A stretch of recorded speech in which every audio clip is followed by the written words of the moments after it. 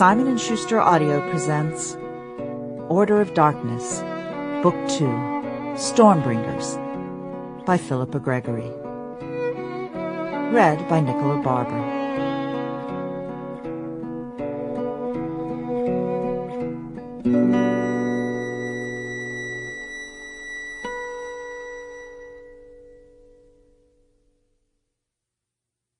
The Road from Rome to Pescara. Italy, November 1453.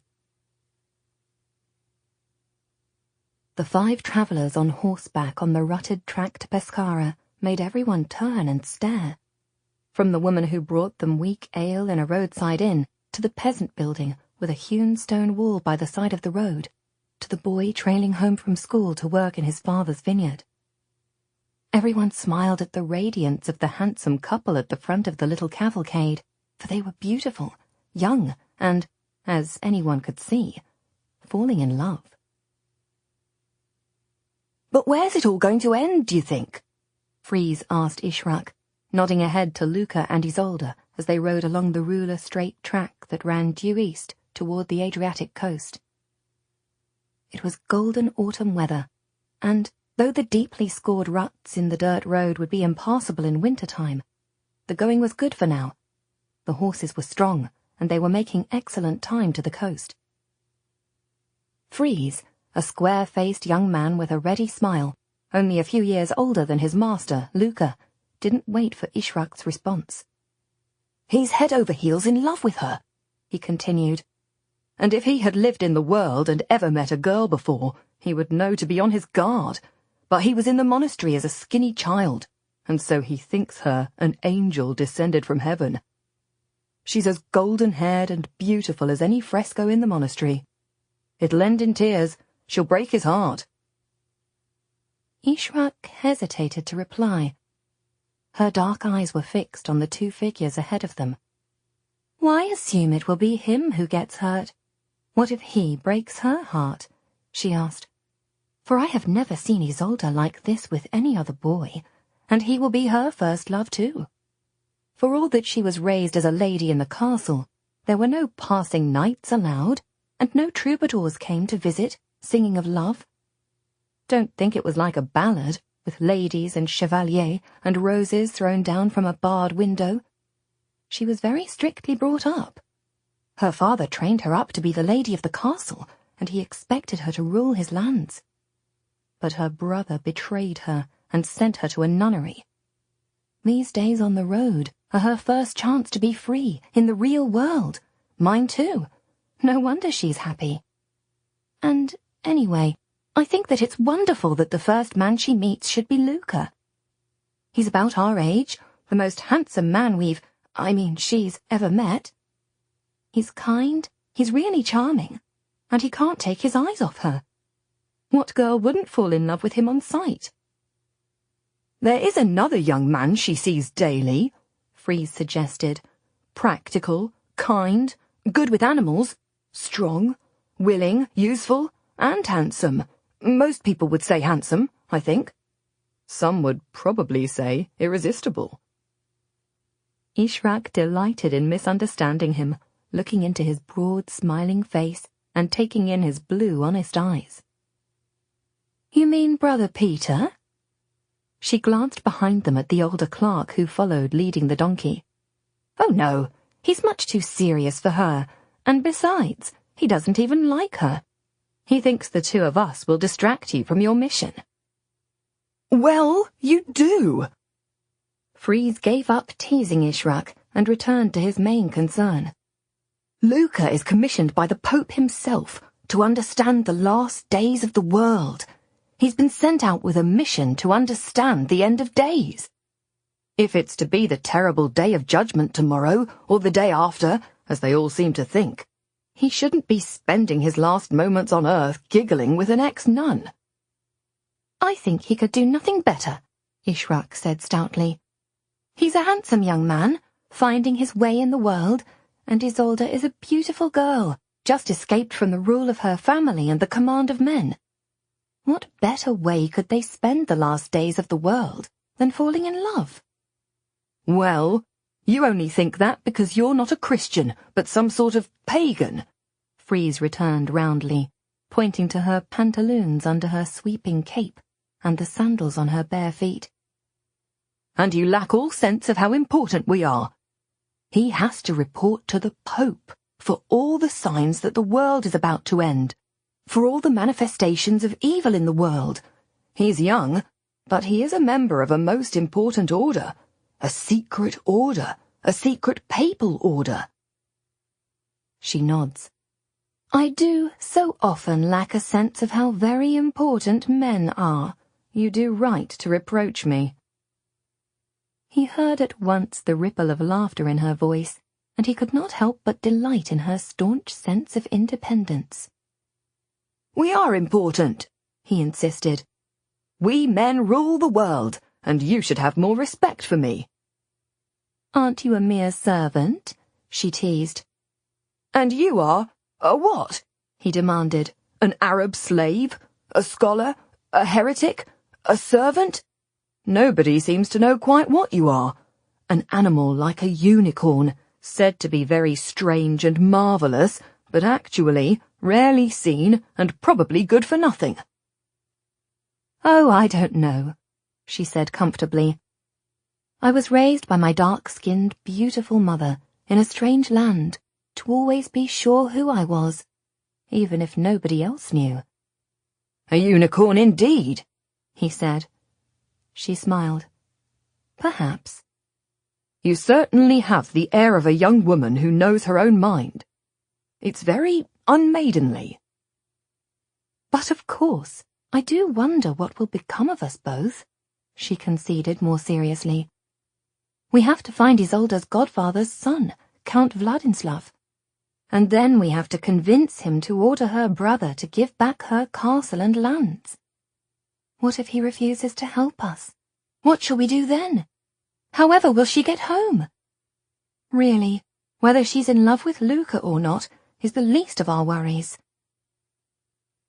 Ahead of them, Isolde threw back her head and laughed aloud at something Luca had whispered to her. Aye, she looks worried sick, Freeze remarked. We are happy, inshallah, she said. She is easier in her mind than she has been in months, ever since the death of her father. And if, as your Pope thinks, the world is going to end, then we might as well be happy today and not worry about the future. The fifth member of their party, Brother Peter, brought his horse up alongside them. We'll be coming into the village of Piccolo as the sun sets, he said. Brother Luca should not be riding with the woman. It looks... He paused, searching for the right reproof. Normal, Ishraq offered impertinently. Happy, Freeze agreed. Improper, Brother Peter corrected them.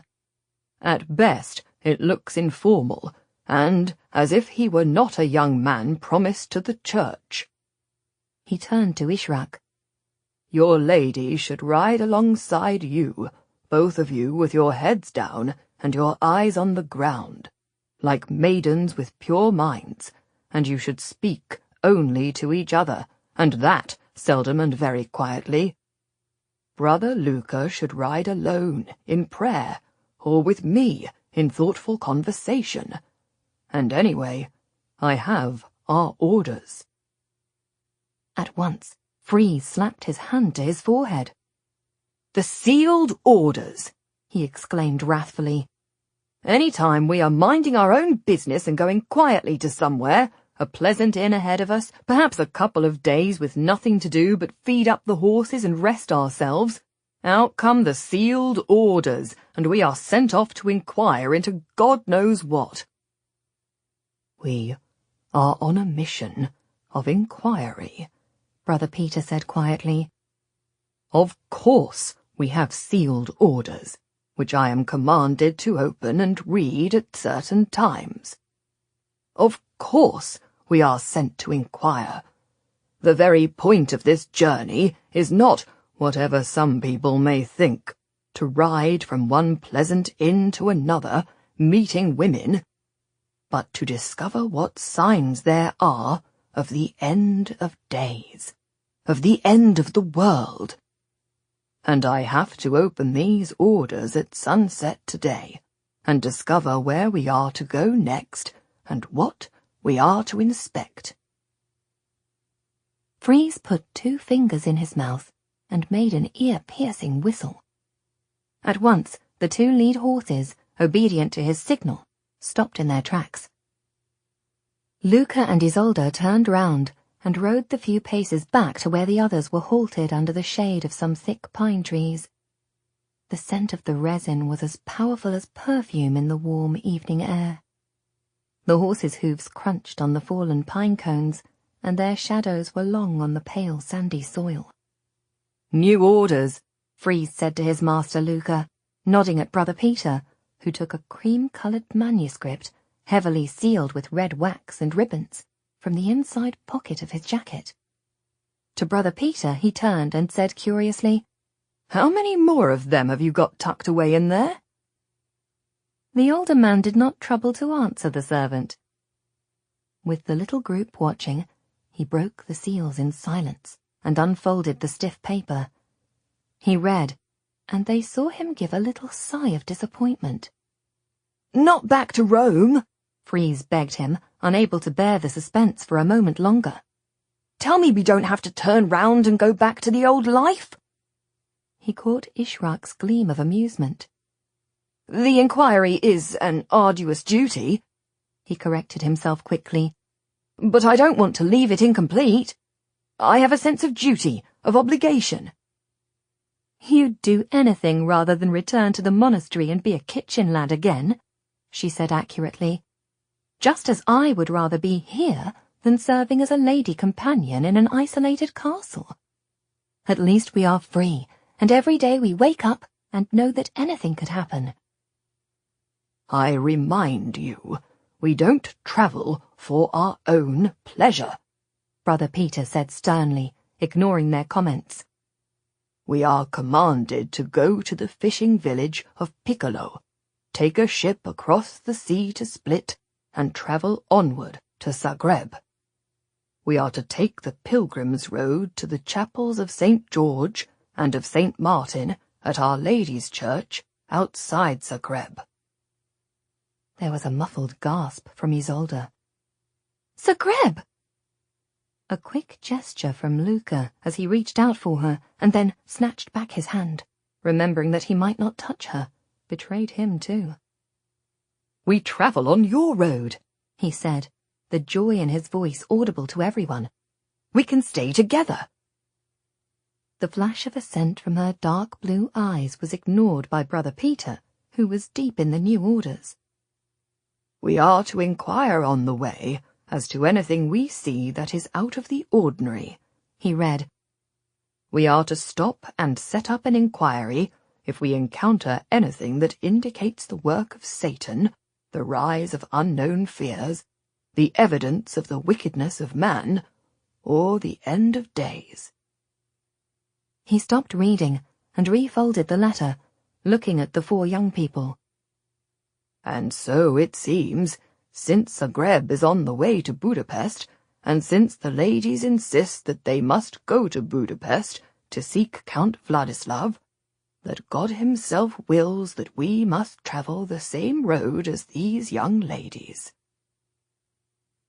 Isolde had herself well under control by the time Brother Peter raised his eyes to her. She kept her gaze down, careful not to look at Luca. "Of course, we would be grateful for your company," she said demurely. "But this is a famous pilgrim's road. There will be other people who will be going the same way. We can join them. We don't need to burden you." The bright look in Luca's face told her that she was no burden. But Brother Peter answered before anyone else could speak. "Certainly, I would advise that as soon as you meet with a party with ladies travelling to Budapest, you should join them. We cannot be guides and guardians for you. We have to serve a great mission, and you are young women. However much you try to behave with modesty, you cannot help but be distracting and misleading." Saved our bacon at Vitorito, Freeze observed quietly. He nodded toward Ishrak. She can fight and shoot an arrow and knows medicine too. Hard to find anyone more useful as a travelling companion. Hard to find a better comrade on a dangerous journey. Clearly distracting, Brother Peter sternly repeated. As they say, they will leave us when they find a suitable party to join, Luca ruled.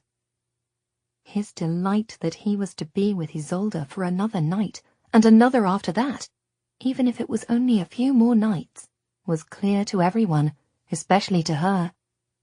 Her dark blue eyes met his hazel ones in a long silent look. You don't even ask what we are to do at the sacred site? Brother Peter demanded reproachfully. At the chapels? You don't even want to know that there are reports of heresy that we are to discover? Yes, of course, Luca said quickly. You must tell me what we are to see. I will study. I will need to think about it. I will create a full inquiry, and you shall write the report and send it to the Lord of our Order for the Pope to see. We shall do our work, as commanded by our Lord, by the Pope, and by God himself. And best of all, we can get a good dinner in Piccolo, Freeze remarked cheerfully, looking at the setting sun. And tomorrow morning will be enough time to worry about hiring a boat to sail across to Croatia.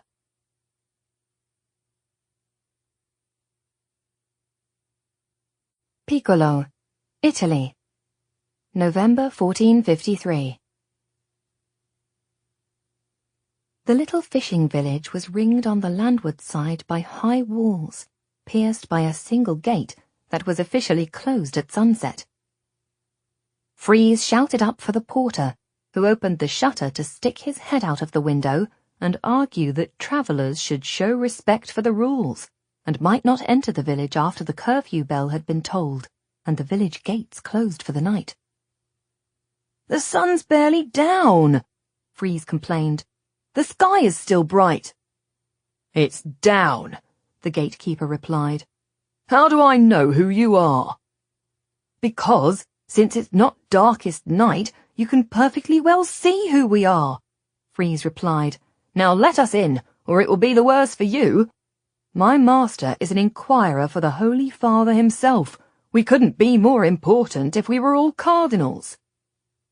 Grumbling, the porter slammed the shutter on his window and came down to the gate. As the travellers waited outside, in the last golden light of the day, they could hear him complaining bitterly as he heaved the creaking gate open, and they clattered in under the arch.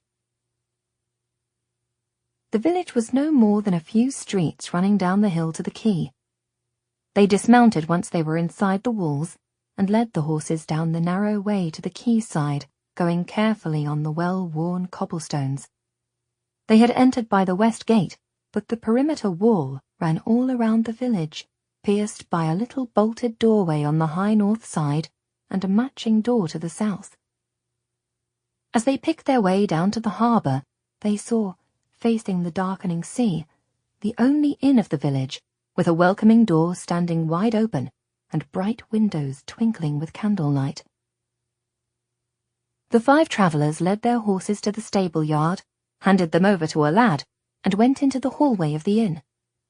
They could hear, through the half-open windows, the slap of the waves against the walls of the quay, and could smell the haunting scent of salt water and the marshy stink of fishing nets. Piccolo was a busy port, with nearly a dozen ships in the little harbour, either bobbing at anchor in the bay or tied up to rings set in the harbour wall. The village was noisy, even though the autumn darkness was falling. The fishermen were making their way home to their cottages, and the last travellers were disembarking from the boats that plied their trade, crossing and recrossing the darkening sea. Croatia was less than 100 miles due east, and people coming into the inn, blowing on their cold fingers, complained of a contrary wind that had prolonged their journey for nearly 2 days and had chilled them to the bone. Soon it would be winter, and too late in the year for sea voyages for all but the most fearless. Ishrak and Isolde took the last private bedroom in the house, a little room under the slanting roof. They could hear the occasional scuffling from mice and probably rats under the tiles, but this did not disturb them. They laid their riding cloaks on the bed and washed their hands and faces in the little earthenware bowl. Freeze, Luca, and Brother Peter would bed down in the attic room opposite, with 6 other men, as was common where there were many travellers on the road and the inn was crowded. Brother Peter and Luca tossed a coin for the last place in the big shared bed, and when Luca lost, he had to make do with a straw mattress on the floor. The landlady of the inn apologized to Luca, whose good looks and good manners earned him attention everywhere they went. But she said that the inn was busy tonight, and tomorrow it would be even worse, as there was a rumour that a mighty pilgrimage was coming into town. "How we'll feed them all, I don't know," she said. "They'll have to take fish soup and bread and like it." "Where are they all going?" Luca asked, ashamed to find that he was hoping that they were not taking the road to Zagreb. He was anxious to be alone with Isolde, and determined that she should not join another party. "Jerusalem, they say," she replied. "What a journey! What a challenge!" he exclaimed. She smiled at him. "Not for me," she said. "It's challenge enough making gallons of soup. What will the ladies want for their dinner?"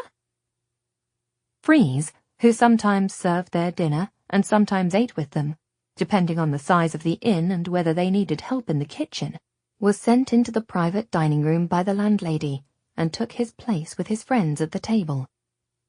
He was greeted with little smiles from both girls. He bowed to Lady Isolde and noticed that her blonde hair was coiled demurely under a plain headdress, and her dark blue eyes were carefully turned away from Luca, who could not stop himself glancing toward her. Brother Peter, ignoring everyone, composed a lengthy grace, and Isolde and Luca prayed with him. Ishrak kept her dark eyes open and sat in quiet thought while the prayer went on. She never prayed the Christian prayers, but, as Freeze noted, peeking through his fingers, she seemed to use the time of grace for her own silent thoughts. She did not seem to pray to her God either, as far as he knew. She carried no prayer mat with her few clothes, and he had never seen her turn to the east. She was in this, as in so much else, a mystery, Freeze thought, and a law to herself. "Amen," he said loudly, as he realized that Brother Peter had finally finished, and that dinner might be served. The innkeeper's wife had excelled herself, and brought 5 dishes to the table, 2 sorts of fish, some stewed mutton, a rather tough roast pheasant, and a local delicacy, pitadine, which was a pancake wrapped around a rich savoury filling. Freeze tried it in a spirit of adventure, and pronounced it truly excellent. She smiled and told him he could have pitadine for breakfast, dinner, and supper if he liked it so much. The filling changed according to the time of day, but the pancake remained the same. There was coarse brown bread, baked hot from the oven with local butter, and some honey cakes for pudding. The travellers dined well, hungry from their long ride, and easy and companionable together. Even Brother Peter was so warmed by good food and the friendliness of the inn that he poured a glass of wine for the 2 young women and wished them salute. After dinner the ladies rose and said good night, and Ishrak went up to the little bedroom while Isolde lingered on the stairs. Luca got up casually from the dining table and, heading for the inn's front door, happened to arrive at the foot of the stairs in time to say good night to her. She was hesitating on the first 2 steps, holding her lit candle, and he laid his hand over hers on the stair rail. "And so, it seems we travel together for a little longer," he said tentatively, looking up at her. She nodded. "Though I will have to keep my word to Brother Peter and go with another party if we meet one," she reminded him. "Only a suitable one," he reminded her. She dimpled. "It would have to be very suitable," she agreed. Promise me you will be very careful who you choose." "I shall be extremely careful," she said, her eyes dancing. And then she lowered her voice and added more seriously, "I shall not readily leave you, Luca Vero." "I can't imagine parting from you," he exclaimed. "I really can't imagine not seeing you first thing in the morning and talking to you through the day. I can't imagine making this journey without you now. I know it's foolish, it's been only a few weeks, but I find you more and more—" He broke off, and she came down one step of the stair, so that her head was only a little higher than his. "More and more?" she whispered. "Essential," he said simply, and he stepped up on the bottom step, so they were level at last. Tantalizingly, they were so close that they could have kissed if he had leaned only a little more, or she had turned her face toward him. Slowly, he leaned a little more. Slowly, she turned. "Shall we plan our journey before we go to bed?" Brother Peter asked dryly from the doorway of the dining room. "Brother Luca, do you not think we should plan our journey so that we can make an early start tomorrow?" Luca turned from Isolde with a quiet exclamation. "Yes," he said, "of course." He stepped back down to Brother Peter. "Yes, we should. Good night, Isolde." "Good night," she said sweetly, and watched him as he went back into the little dining room and shut the door. Only when he was gone did she put her hand to her mouth, as if she had been longing for the kiss that could not happen on this night, and should never happen at all.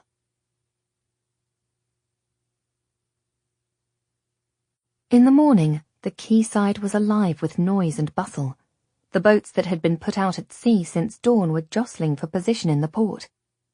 The earliest arrival was tied up alongside the harbour wall, the others tied to it, and the farthest ones throwing ropes at bow and stern, and the fishermen walking on planks laid across one boat to another, with huge round woven baskets of fish dripping on their broad shoulders, till they reached the shore and stacked them in their usual place for the buyers to come and see what they had landed. The air above the boats was filled with seagulls, circling and swooping for offcuts of fish, their cries and screams a constant babble, the flash of their white wings bright in the morning sunshine. A little auction of the catch was taking place at the harbour wall, a man yelling prices to the crowd, who raised their hands or shouted their names when he reached a price that they could meet, with the winner going forward, paying up, and hefting the basket to their cart to take inland, or carrying it up the stone steps into the town, higher up the hill, to the central market. Basket after basket, heaped with shoals of sardines, came ashore, the fish brilliantly shining and stippled black like tarnished silver. And the landlady of the inn came down and bought 2 baskets, and had the lad from the stables carry them home for her. The other women of the town hung back and waited for the buyers to drive down the prices before they approached and offered their money for a single fish. Wives and daughters went to their fathers' boats and took the pick of their catches for a good dinner that night. Individual fishermen had sets of scales on the quayside and leaned from their boats to sling an iridescent scaled fish onto the tray, holding the balance to show the waiting woman, who then hooked the fish and dropped it into the bottom of her basket.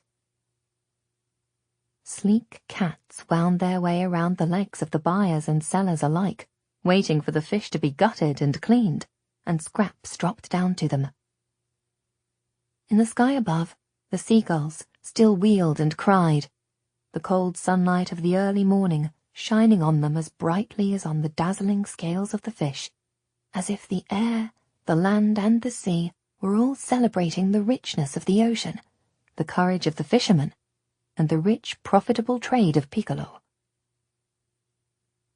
Freeze was strolling through the bustle of the quayside, sniffing the pungent scent of fish, marsh, and salt, pulling off his cap to the prettier of the fishwives, stepping around the boxes of fish and the lobster pots, relishing the noise and the joy and the vitality of the port.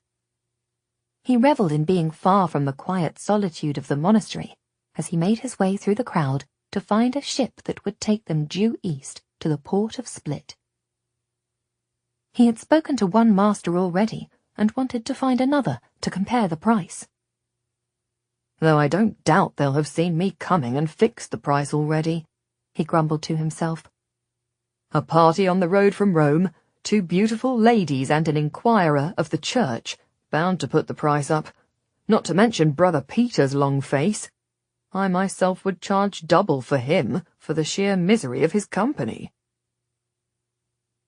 As he paused, looking around him, a ginger kitten came and wound herself around his ankles. Freeze looked down. "Hungry?" he asked. The little face came up. The tiny pink mouth opened in a mew. Without thinking twice, Freeze bent down and lifted the little animal in one hand. He could feel the little ribs through the soft fur. She was so small, her body fitted in his broad palm. She started to purr, her whole body resonating with the deep, happy sound. "Come on, then," Freeze said. "Let's see what we can find for you." In a corner of the harbour, seated on a stone seat and sheltered from the cold morning wind by a roughly built wall, a woman was gutting her fish and throwing the entrails down onto the floor, where they were snatched at once by bigger cats.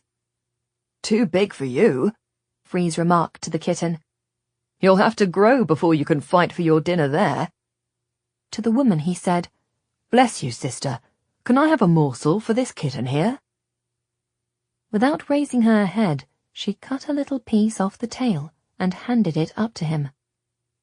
"You'd better have deep pockets if you're going to feed stray cats," she said disapprovingly. "No, for see, you are kind to me, and I am kind to her," Freeze pointed out, and sat beside her, put the little cat on his knee, and let it eat the tail of the fish, working from plump flesh to scaly end with remarkable speed. "Are you planning to sit around all day looking at a kitten? Do you have no work to do?" she asked as the kitten sat on Freeze's knee and started to wash her paws with her little pink tongue. "There I am, forgetting myself." Freeze jumped to his feet, snatching up the kitten. "I have work to do, and important work it is too. So thank you, and God bless you, sister, and I must go." She looked up, her face crisscrossed with deep wrinkles. "And what urgent work do you do that you have the time and the money to stop and feed stray kittens?" He laughed. "I work for the church, sister. I serve a young master who is an inquirer for the Pope himself. A brilliant young man, chosen above all the others from his monastery for his ability to study and understand everything. Unknown things. He is an inquirer, and I am his friend and servant. I am in the service of God." "Not a very jealous God," she said, showing her black teeth in a smile. "Not a God who demands good timekeeping." "A God who would not see a sparrow fall," Freeze said. "Praise him and all the little beings of his creation. Good day." He tucked the kitten into his pocket, where she curled around and put her paws on the top seam, so that her little head was just poking out and she could see her way as they went through the crowd to where the fishermen were spreading out their nets for mending, taking down sails, and coiling ropes on the ships. At last Freeze found a master who was prepared to take them across the sea to the town of Split for a reasonable fee. But he would not go until midday. "I've been fishing half the night. I want my breakfast and dry clothes, and then I'll take you," he said. "Sail at noon. You'll hear the church bells for sext." They shook hands on the agreement, and Freeze went back to the inn, pausing at the stables to order the grooms to have the horses ready for sailing at midday. It seemed to him that the crowds at the quayside had grown busier, even though the market had finished trading. At the inn, there were many young people at the front door, peering into the hallway, and in the stable yard about a dozen children were sitting on the mounting block and the wall of the well. One or two of them had hauled up the dripping bucket from the well, and were drinking from their cupped hands. "What are you doing here?" he asked a group of about 6 boys, none of them more than 12 years old. "Where are your parents?" They did not answer him immediately, but solemnly crossed themselves. "My father is in heaven," one of them said. "Well, God bless you," Freeze said, assuming that they were a party of begging orphans, travelling together for safety. He crossed the yard and went into the inn through the kitchen door, where the landlady was lifting 6 good-sized loaves of rough rye bread from the oven. "Smells good," Freeze said appreciatively. "Get out of the way," she returned. "There is nothing for you until breakfast." He laughed and went on to the small stone hall at the entrance of the inn and found Luca and Brother Peter talking with the innkeeper. Luca turned as he heard Freeze's step. "Oh, there you are. Are there many people outside?" he asked. "It's getting crowded," Freeze replied. "Is it a fair or something?" "It's a crusade," the innkeeper explained, "and we're going to have to feed them somehow and get them on their way." "Is that what it is? Your wife said yesterday that she was expecting some pilgrims." Freeze volunteered. "Pilgrims?" the man exclaimed. "Aye, for that was all that someone told us. But now they are starting to come into town, and they say there are hundreds of them, perhaps thousands. It's no ordinary pilgrimage, for they travel all together as an army will march. It's a crusade." "Where are they going?" Brother Peter asked. The innkeeper shook his head. "I don't know. Their leader walks with them. He must have some idea. I have to go and fetch the priest. He will have to see that they are housed and fed. I'll have to tell the lord of the manor. He'll want to see them moved on. They can't come here, and besides, half of them have no money at all. They're begging their way along the road." "If they are in the service of God, then he will guide them," Brother Peter said devoutly. "I'll come with you to the priest and make sure that he understands that he must offer them hospitality." Luca said to Freeze, "Let's take a look outside. I heard they are going to Jerusalem." The 2 young men stepped out of the front door of the inn and found the quayside now crowded with boys and girls, some of them barefoot, some of them dressed in little more than rags, all of them travel-stained and weary. Most were seated, exhausted, on the cobblestones. Some of them stood looking out to sea. None were older than 16, some as young as 6 or 7, and more of them were coming in through the town gate all the time, as the gatekeeper watched in bewilderment, racking his brains for a reason to close the gate and shut them out. "God save us!" Freeze exclaimed. "What's going on here? They're all children." "There are more coming," Isolde called from the open window above them. She pointed north, over the roofs of the little town where the road wound down the hill. "I can see them on the road. There must be several hundred of them." "Anyone leading them? Any adult in charge?" Luca called up to her, completely distracted by the sight of her tumbled hair and the half-open collar of her shirt. Isolde shaded her eyes with her hand. "I can't see anyone. No one on horseback. Just a lot of children walking slowly." Almost under their feet, a small girl sat down abruptly and started to sob quietly. "I can't walk," she said. "I can't go on. I just can't." Freeze knelt down beside her, saw that her little feet were bleeding from blisters and cuts. "Of course you can't," he said, "and I don't know what your father was doing letting you out. Where do you live?" Her face was illuminated at once, sore feet forgotten. "I live with Johann the Good," she said. Luca bent down. "Johann the Good?" She nodded. "He has led us here. He will lead us to the promised land." The 2 young men exchanged an anxious glance. "This Johann," Luca started. "Where does he come from?" She frowned. "Switzerland, I think." God sent him to lead us. Switzerland? Exclaimed Freeze. And where did he find you? I was working on a farm outside Verona. She reached for her little feet and chafed them as she spoke. At once her hands were stained red with her blood, but she paid no attention.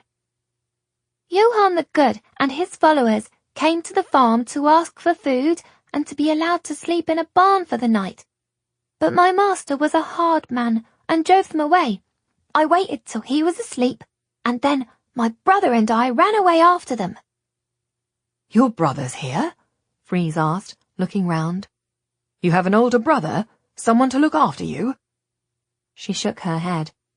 No, for he's dead now. He took a fever, and he died one night, and we had to leave him in a village. They said they would bury him in the churchyard.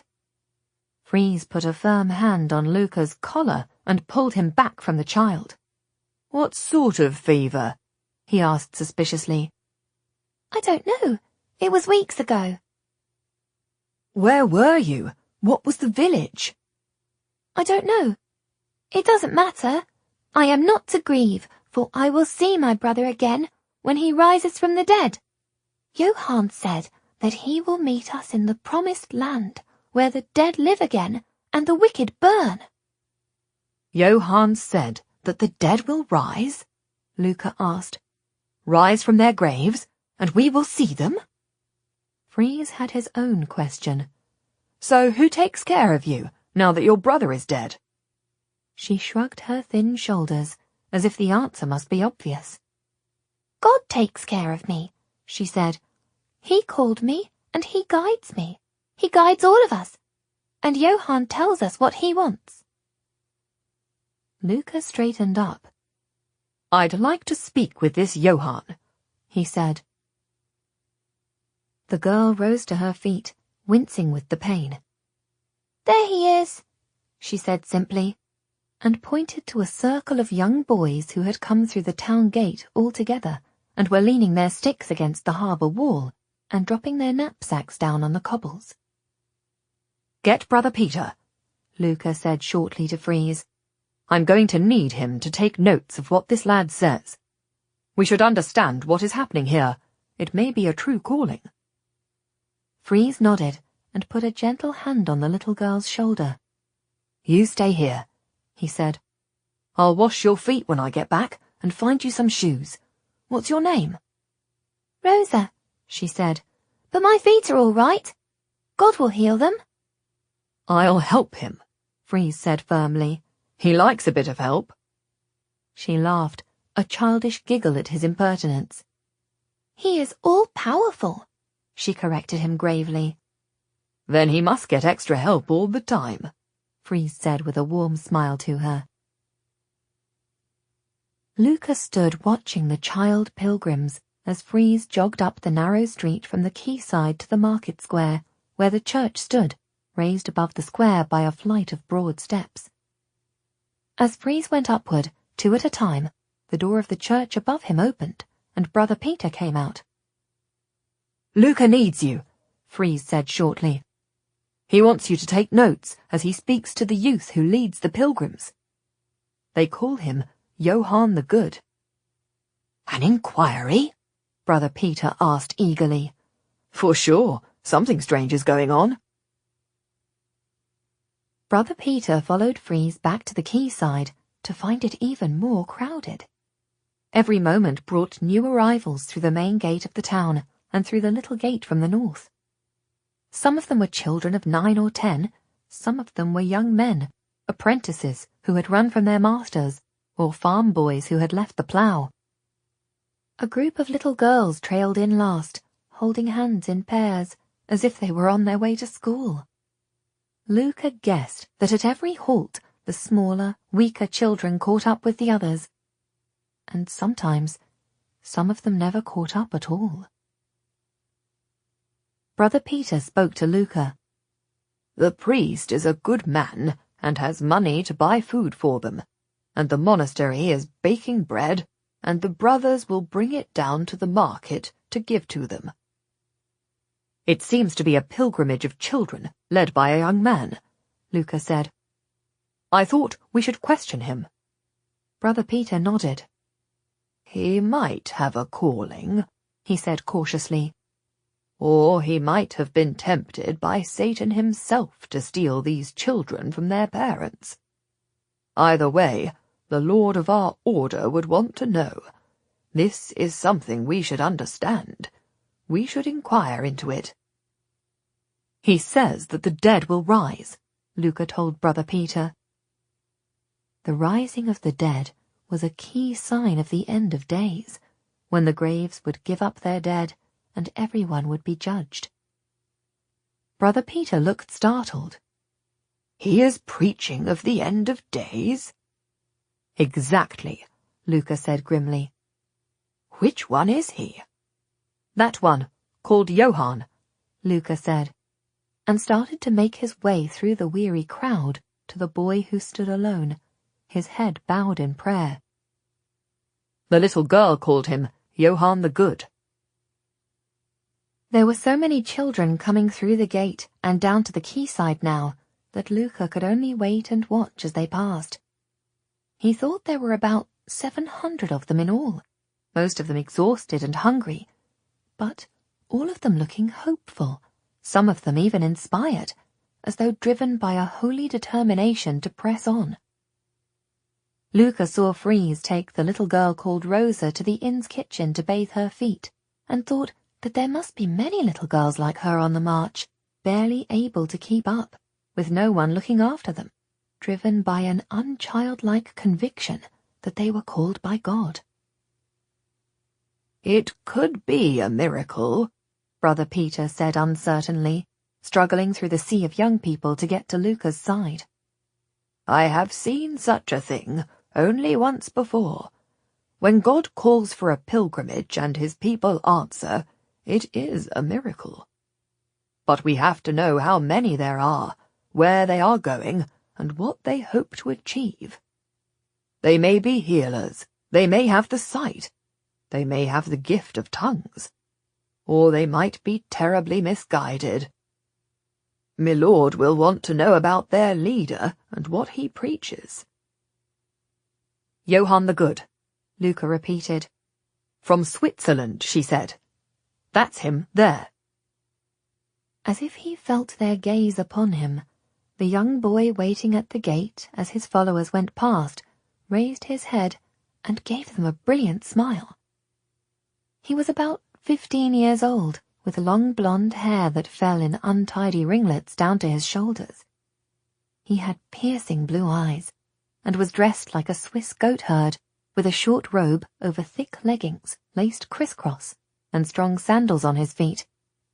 In his hand he had a stick, like a shepherd's crook, carved with a series of crucifixes.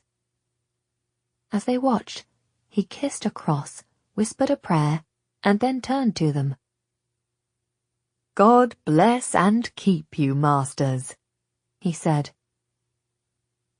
Brother Peter, who was more accustomed to dispensing blessings than receiving them, said stiffly, And God bless you too. What brings you here? God brings me here, the youth answered. And you? Luca choked on a little laugh at Brother Peter's surprise at being questioned by a boy. We too are engaged on the work of God, he said.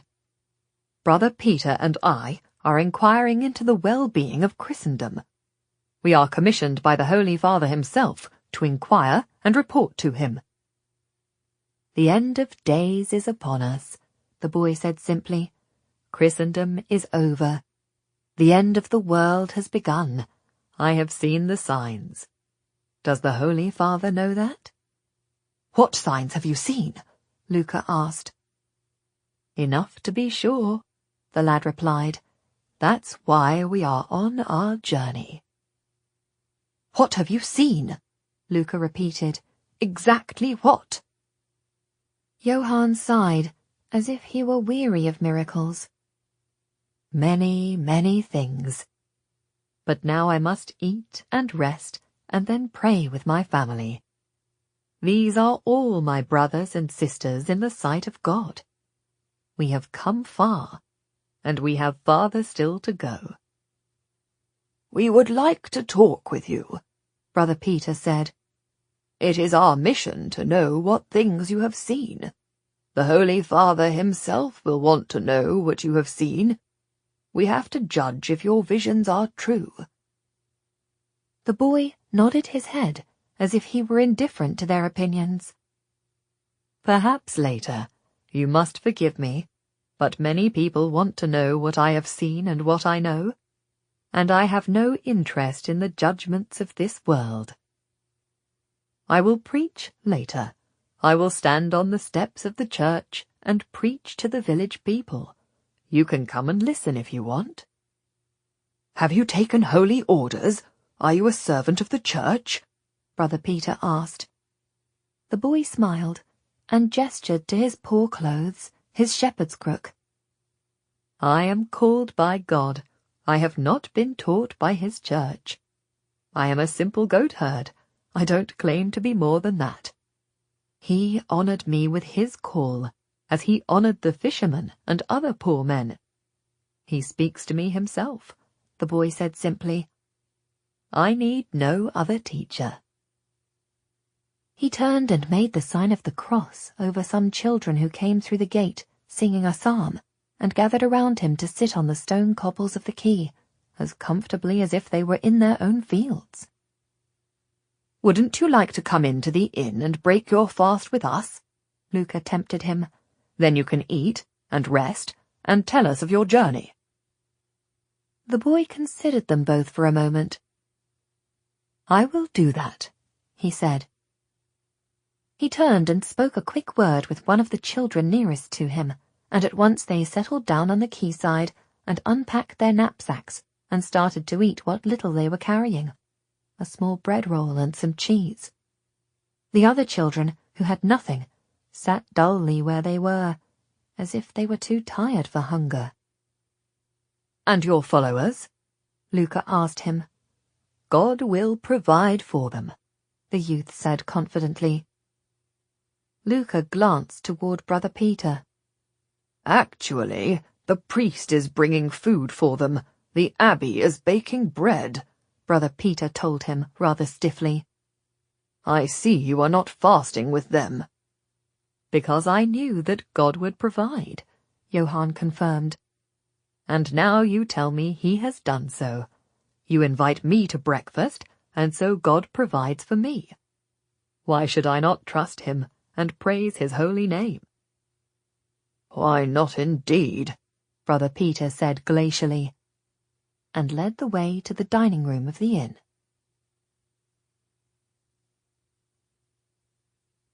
Ishrak and Isolde did not join the men for breakfast. They peeped through the open door to see the boy Johann, and then carried their plates upstairs to their bedroom and ate, sitting at the window, watching the scene on the quayside as children continued to pour into the town, the smallest and the frailest coming last, as if they could hardly keep up. Their ragged clothes showed they were from many different areas. There were children from fishing villages farther north up the coast who wore the rough smocks of the region, and there were children who had come from farms and wore the capes and leggings of shepherds and goatherds. There were many girls, some of them dressed as if they had been in service, in worsted gowns with goatskin aprons. Isolde nudged Ishrak as 3 girls in the robes of novices of a convent came through the gate of the town, their rosaries in their hands, their little veiled heads bowed, and passed under the overhanging window. "They must have run away from the nunnery," she said. "Like us," Ishrak agreed. "But where do they think they're going?" In the dining room, the youth prayed in silence over the food, blessed the bread, and then ate a substantial breakfast that Freeze brought up from the kitchen. After the boy had finished, he gave thanks in a lengthy prayer to God and a short word of appreciation to Luca. Brother Peter took out his papers from his travelling writing box desk and dipped his pen in ink. "I have to report to my lord, who in turn reports to the Holy Father," he explained, as the boy looked at his preparations. "If your journey is blessed by God, then the Holy Father will want to know the proofs. If he thinks you have a calling, he will support you. If not, he will want to know about you." "It is blessed," the boy said. "Do you think we could have come all this way if God had not guided us?" "Why? How far have you come?" Luca asked cautiously. "I was a goat herder in the canton of Zurich when I heard God's voice," the boy said simply. "He told me that a terrible thing had happened in the East, a worse thing than the great flood itself, a greater wrong than the flood that drowned everyone but Noah. He said that the Ottomans had come against Christendom in a mighty wave of men, and had taken Constantinople, our holy city, the heart of the church in the East, and destroyed it.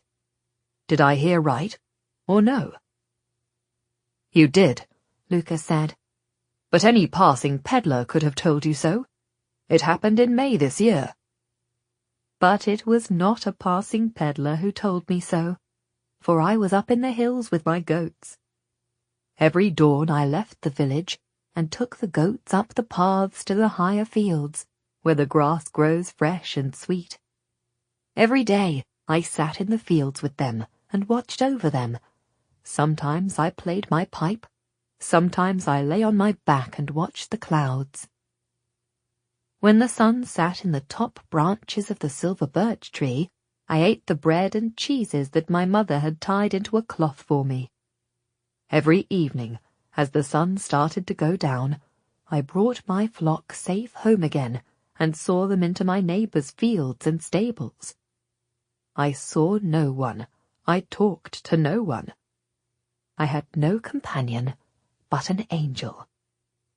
Then one day, God spoke to me, and he told me that the infidel had taken the holy church of Constantinople. He said the sea had risen so high that they had rowed their galleys right over the land, over the harbour wall, and into the harbour. He said that the greatest church in the whole world was once called Hagia Sophia, and that now it is in the hands of the infidel, and they will make it into a mosque, take down the altar, and defile its sacred aisles, and that this is a true sign of the end of days. Did I hear right, or no?" "They took the cathedral," Luca confirmed uneasily. "They took the city." "Did the priests pray at the altar as the infidel came in the door and cut them down?" Johann asked. Luca glanced to Brother Peter. "They served the Mass until the last moment," Brother Peter confirmed. "Did they row their galleys over the land?" "It can't be true," Luca interrupted. "It wasn't exactly true," Brother Peter explained. "It was a trick of war. They mounted the galleys on great rollers and pushed them across the land into the inner harbour. The devil himself guided them to put the rowers to the oars and the drummers to the beat, so they looked as if they were rowing through the air. Everyone said it looked like a fleet of galleys sailing along the road." Luca shook his head in amazement. He had not heard the story before, but the boy nodded, as if he had seen the terrifying sight and then the sacrilege himself. "God told me that the infidel would come and bring terror to every village in the world, and that just as they have come through Greece, they will come on, and nothing can stop them. He said they would come into my own canton. They will come to every village in Switzerland. He said that they are led by a young man, only a little older than me. Is that right?" Luca looked at Brother Peter. "Sultan Mehmet is 19 years old," he confirmed. "God told me that this is a war for young people and for children. The infidel are led by a young man. I heard my calling. I knew that I must leave my home." The two men waited. "I took my crook and my knapsack, and I said farewell to my father and mother. The whole village came out to see me leave. They knew that I was inspired by God himself. Did anyone leave with you? He shook his head and stared out of the window, as if he could see on the dim pieces of the horn panes the poverty of the dirty village street, the dreary lives of the people who scratched a living from the thin mountain soil, who were hungry and cold every winter, and knew, even in the warmth of summer, that the cold and hunger of winter would come again. People who confidently expected that nothing would ever change, that life would go on in the same cycle of hard winters and bright summers, in a remorseless, unchanging round, until the day that they heard that the Turks were coming, and understood that everything had suddenly gotten worse, and would get worse still. Children joined me as I walked, Johann said. They heard my voice. They understood. We all know that the end of days is coming. We all want to be in Jerusalem for Judgment Day. You think you're going to Jerusalem? Freeze demanded incredulously from the doorway. You're leading these children to Jerusalem? The boy smiled at him. God is leading them to Jerusalem, he said patiently. I am only walking with them. I am walking beside them. Then God has chosen an odd route, Freeze said rudely. Why would he send you to the east of Italy? Why not go to Rome and get help? Why not take a ship from there? Why walk these children such a long way? The boy looked a little shaken at Freeze's loud skepticism. I don't lead them. I don't choose the route. I go where God tells me, he said quietly. He looked at Brother Peter. The way is revealed to me as I walk.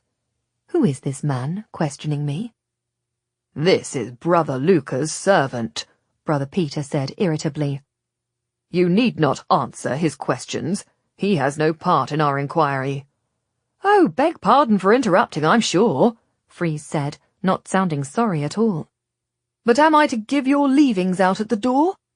Your followers seem to be hungry, and there are broken meats from your breakfast, and the untouched bread. You dined quite well. The boy passed his plate and the bread in the basket without giving it another glance. God provides for us, he said. Give it all to them with my blessing. And see that the food is shared fairly when it comes from the monastery, Brother Peter ordered Freeze, who nodded and went out. They could hear him stamping to the kitchen and the back door. Brother Peter turned his attention back to the boy. And your name is? Johann Johansson. And your age? I think I am almost 16 years old. I don't know for sure. Had you seen any miracles or heard anything before this year? He smiled. I used to hear a singing in the church bells of my village, he confided. When they rang for Mass, I used to hear them calling my name, as if God himself wanted me to come to his table. Then sometimes, when I was with the goats in the high pasture in summer, I would hear voices, beautiful voices, calling my name. It was an angel who used to meet me in the highest meadows. I knew that there would be a task for me, but I did not know it would be this. God told me of the end of days when I was on my own in the high pasture, and I puzzled as to what I should do with this knowledge. I spoke to my priest, and he said perhaps it was a revelation. We would have to wait till we could know more. We could not believe that what I had heard in the pasture about the Church of the East could be true. Nobody could believe that a great city like Constantinople could fall. But then a peddler did, at last, come to the market, and he stood in the village square, and there were tears in his eyes as he told us all that the Rome of the East had fallen, that the city had held out as long as it could, a light in the darkness as the darkness grew darker, but that the Ottoman Turks were too much for it. I knew then that my vision was true, that the voice I had heard was the voice of God, that the end of days was upon us, and that I must go to Jerusalem. You knew of the fall of Constantinople before the peddler came and told everyone? Brother Peter made a note. You had reported your vision to your priest? I did, the boy said with certainty. You are certain that you told your priest of the end of days before the peddler came? The boy nodded, not troubling to repeat himself. And how do you plan to get to Jerusalem from here? Luca asked. God has told me that the sea will dry up before us, the boy said simply. As it did before the children of Israel. We will walk to the southernmost point of Italy, and then I know that the waves will part, and we will walk to the Holy Land. Luca and Brother Peter exchanged a wondering look at his confidence. It's a long, long way, Luca suggested gently. Do you know the way? Do you know how far? It doesn't matter to me what the road is called, nor how far it is, the boy said confidently. God guides me, not signposts or worldly maps. I walk in faith. I am not the toy of men who draw maps and try to measure the world. I don't follow their vision, but my own. And what will you do when you get there? Brother Peter asked. This is not a crusade of weapons, the boy replied. It is a children's crusade. When we get there, the children of Israel will come to us. The Turk children will come to us. Ottoman children will come. Arab children will come to us, and we will all serve the one God. If there are any Christian children left alive in those tragic lands, then they will come to us too. They will all explain to their fathers and their mothers, and there will be peace. The children of all the enemies will bring peace to the world. It is a children's crusade, and every child will answer the call. Then Jesus will come to Jerusalem, and the world will end. You have seen all this in a vision? Brother Peter confirmed. You are certain? His face shining with conviction, the boy nodded. It is a certainty, he said. How else would all these children have joined me already? They come from the villages and from the little farms. They come from dirty workshops and the back streets of evil cities. They come with their brothers and sisters. They come with their friends. They come from different countries. They come even if they cannot understand my language, for God speaks to them. The Arab children, the Jewish children will come too. He wiped his mouth on his sleeve, like the simple peasant boy he was. I see you are amazed, my masters, but this is how it is. It is a children's crusade, and it is going to change the world. And now I must pray with my brothers and sisters, he said. You may join us if you want. He rose up, picked up his crook, and went to the doorway. How will the waters part? Luca asked him curiously. Johann made a gesture with his hands, pushing the air away before him. As it did before, he said. For Moses, however that was, the waves will part on one side and the other. We will see the seabed beneath our feet. We will see the wrecks of ships that lie on the bed of the sea, and we can pick up their treasures as we walk. We can gather pearls as if they were flowers. We will go dry-shod all the way to Palestine. He paused. Angels will sing, he said, pleased. He went from the room, leaving Luca and Brother Peter alone. What an extraordinary boy! Luca exclaimed, pushing back his chair from the table. He has a gift, it can't be denied. He brushed his forearm and ran his hand up the nape of his neck. My hairs are standing on end. I believe him. I am truly persuaded. I wish I could follow him. If I had heard him when I was a child, I would have left a plough in the field and gone after him. A charismatic leader, Brother Peter decided. But whether he is a dreamer, or whether he is a prophet, or even a false prophet, I can't tell. We must hear him preach, and perhaps question him some more. I'll have to get news of this to my lord at once. This is urgent. He will want to know of such a boy? Of such a boy and of such a crusade. This could be another sign of the end of days. He will want to know everything. Why, if they get to Palestine and do half of what they promise, then the Ottoman Empire will struggle to deal with them. For them, it will be their worst nightmare knocking at their front door. With such a large band of children, they'll either have to guard them or arrest them, attack them or let them enter into the holiest places. Either way, these children could upset everything. This may turn out to be the greatest weapon we could have devised against our enemies. We would never have thought of such a device, but they could be far more powerful than any Christian army of grown men. If Johann can appeal to Ottoman children and Turk children, and if they join him in a Christian crusade, then the world would be turned upside down. Do you really think they can get all that way to Jerusalem? Who would have thought they could have got here? And yet they have, in their thousands. Certainly hundreds, Luca said cautiously. There are hundreds of children following that boy already. How many more can he recruit as he marches south? You can't think that the sea will part before them? Luca asked. How could such a thing happen?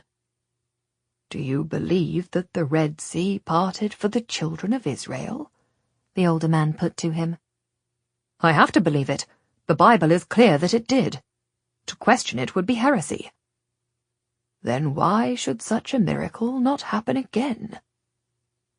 Luca shook his head. I suppose it could. He broke off. I just can't understand how such a thing could be. How it could happen. Don't question my faith. I believe the Bible as I am bound to do. I am not denying one word of it. But the sea rushing back from the seabed, and the children walking dry-shod to Palestine? Can such a thing be possible? We have to see if it can be done. But if the sea does not part for them, it may be that my lord will get them ships. Why would he take the trouble? Luca hesitated, taking in the excitement in the older man's face. Is our inquiry about the end of days, or is the order more interested in defeating the Ottomans? Are we seeking the truth, or forging a weapon? Both, of course, both, Brother Peter replied roundly. Both, always. It is one and the same thing. The world will end when the Ottomans enter the gates of Rome, and at that moment the dead will rise from their graves for judgment. You and I have to travel throughout Christendom to watch for the signs of the dead rising, of Satan emerging, and the Ottoman armies coming ever closer. The infidel in Jerusalem and Jesus descending from heaven is one and the same thing, both signs of the end. What we have to know is when it takes place. These children may be a sign. I really believe that they are a sign. We must write to my lord, and we have to know more.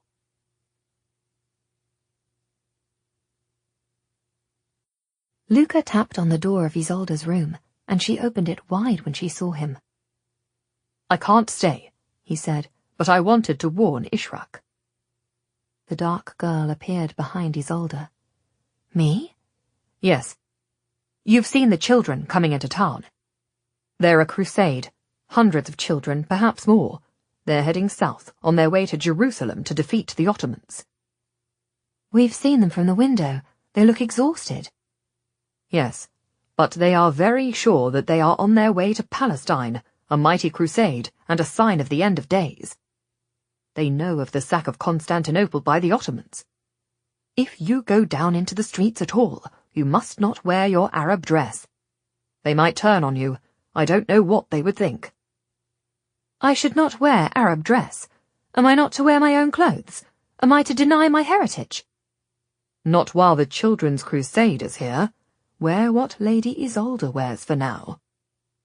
Ishraq gave him a steady look from her dark eyes. And what shall I do about my Arab skin? Luca flushed. You are a beautiful colour. God knows there are few women to match your looks. The colour of heather honey, and eyes as dark as midnight, he said fervently. But you cannot wear your pantaloons and your robe and veil until the crusade leaves the town, or until we get the ship out of here. You must dress like Isolde, like a Christian woman, for your own Isolde safety. ruled, cutting short the argument. It makes no difference to you, Ishrak. You wear my gowns just as often as you wear your pantaloons. You prove nothing by wearing your Arab clothes. She turned to Luca. Will we still sail at noon? No, we have to speak more with these children, and we have to send a report to Rome. Brother Peter believes they are inspired by God, but certainly if they can get to Jerusalem with or without his guidance, they will pose a huge challenge to the Ottomans. Are they walking onward? I expect they'll go on this afternoon. People are giving them food and money to send them on their way. The church here is feeding them. And they are determined to go on. It's a remarkable pilgrimage. I am glad to have seen it. When you talk with the boy, Johann, it's inspiring. You know, I would go too if I were free. Do you think they can possibly get to Jerusalem? Ishrak wondered. Who would have thought they could come this far? Children led by a youth who doesn't even know where Jerusalem is? Brother Peter thinks they are part of the signs that we have been sent out to observe. I'm not sure, but I have to see that it is a sort of miracle. He is an ignorant country lad from Switzerland, and here he is in Italy, on his way to Jerusalem. I have to think it is almost a miracle. But you're not sure? Ishrak observed. He shrugged. He says the waters will part for them. I can't imagine how. It would be a miracle in this place and time, and I can't see how it would happen. But perhaps they will be able to walk to Messina, and someone will give them ships. There are many ways that they could get to Jerusalem dry-shod. There are other miracles as great as parting the waters. You believe that this boy can find his way to Messina? Ishrak asked him skeptically. Luca frowned.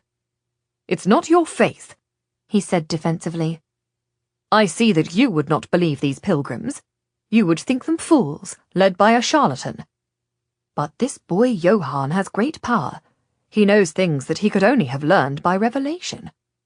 He claims that God speaks to him, and I have to believe that he does. And he has already come so far. Can we come and listen to him? Isolde asked. Luca nodded. He is preaching this afternoon. If you cover your heads and wear your capes, you can join us. I should think half the village will be there to listen to him. Isolde and Ishrak, wearing their grey gowns with the brown cloaks, came out of the front door of the inn and walked along the stone quayside.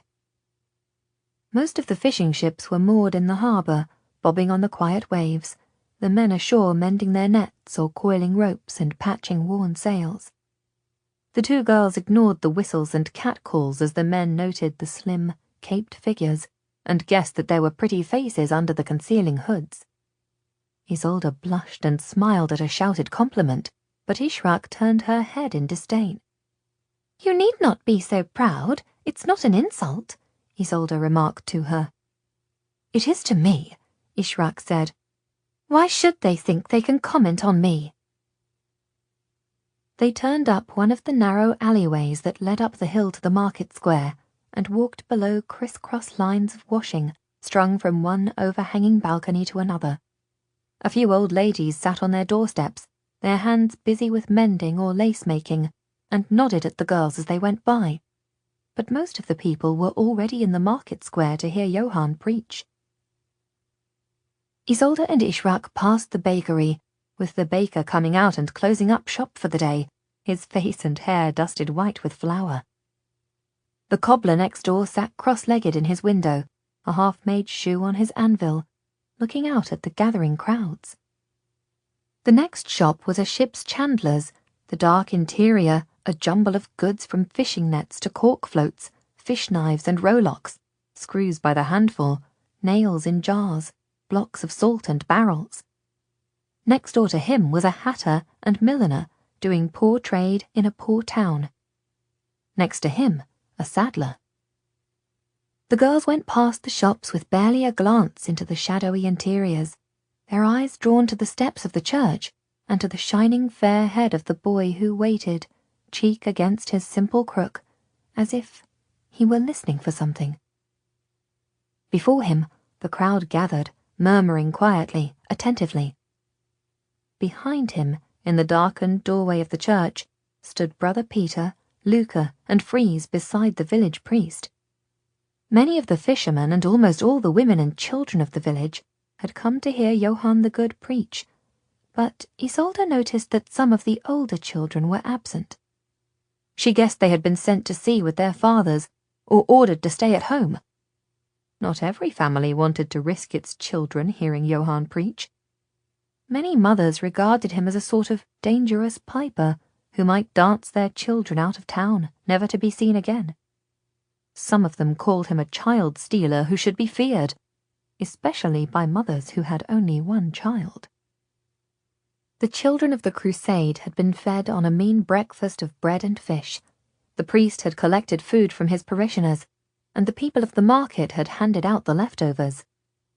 The monks in the abbey had sent down baskets of fresh-baked bread and honey scones.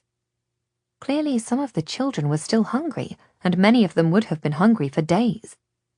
But they still showed the same bright faces as when they had first walked into the village of Piccolo. Ishrak, always sensitive to the mood of a crowd, could almost feel the passionate conviction of the young crusaders. The children wanted to believe that Johann had been called by God, and had convinced themselves that he was leading them to Jerusalem. "This is not faith," she whispered to Isolde. "This is longing, a very different thing."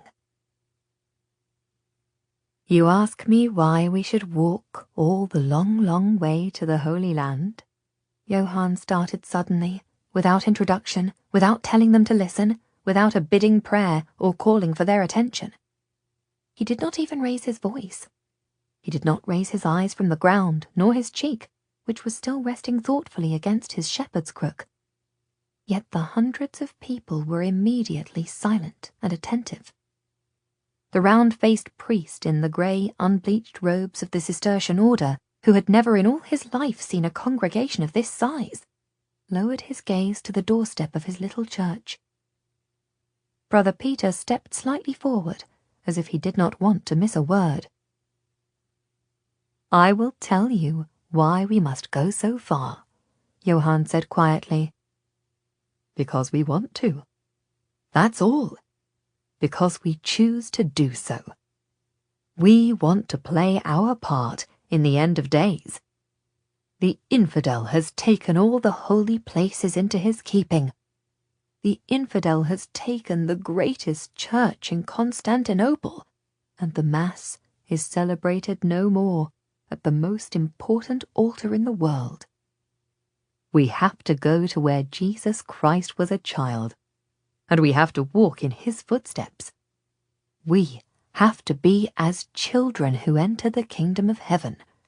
He promised that those who come to him as little children will not be forbidden.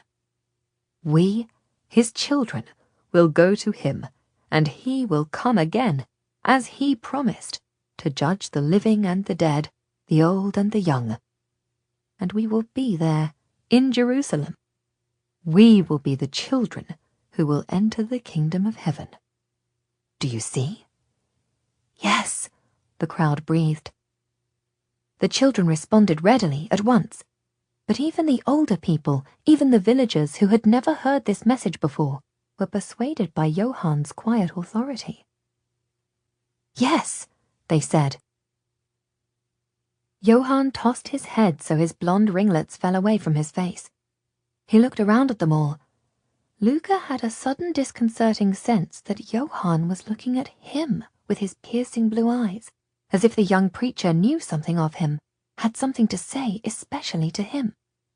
"You are missing your father," the boy said simply to the crowd. Luca, whose father had disappeared after an Ottoman raid on his village when Luca was only 14, gave a sudden start and looked over the heads of the children to Isolde, whose father had died only 5 months ago. She was pale, looking intently at Johann. "I can feel your sorrow," he said tenderly. Again his blue gaze swept across Luca and then rested on Isolde. "He did not say goodbye to you," Johann observed gently. Isolde bit her lip at that deep, essential sorrow, and there was a soft moan from the crowd from the many people who had lost fathers, at sea or to illness, or in the many accidents of daily life. Ishrak, standing beside Isolde, took her hand and found that she was trembling. "I can see a lord laid cold and pale in his chapel, and his son stealing his place," Johann said. Isolde's face blanched white as he told her story to the world.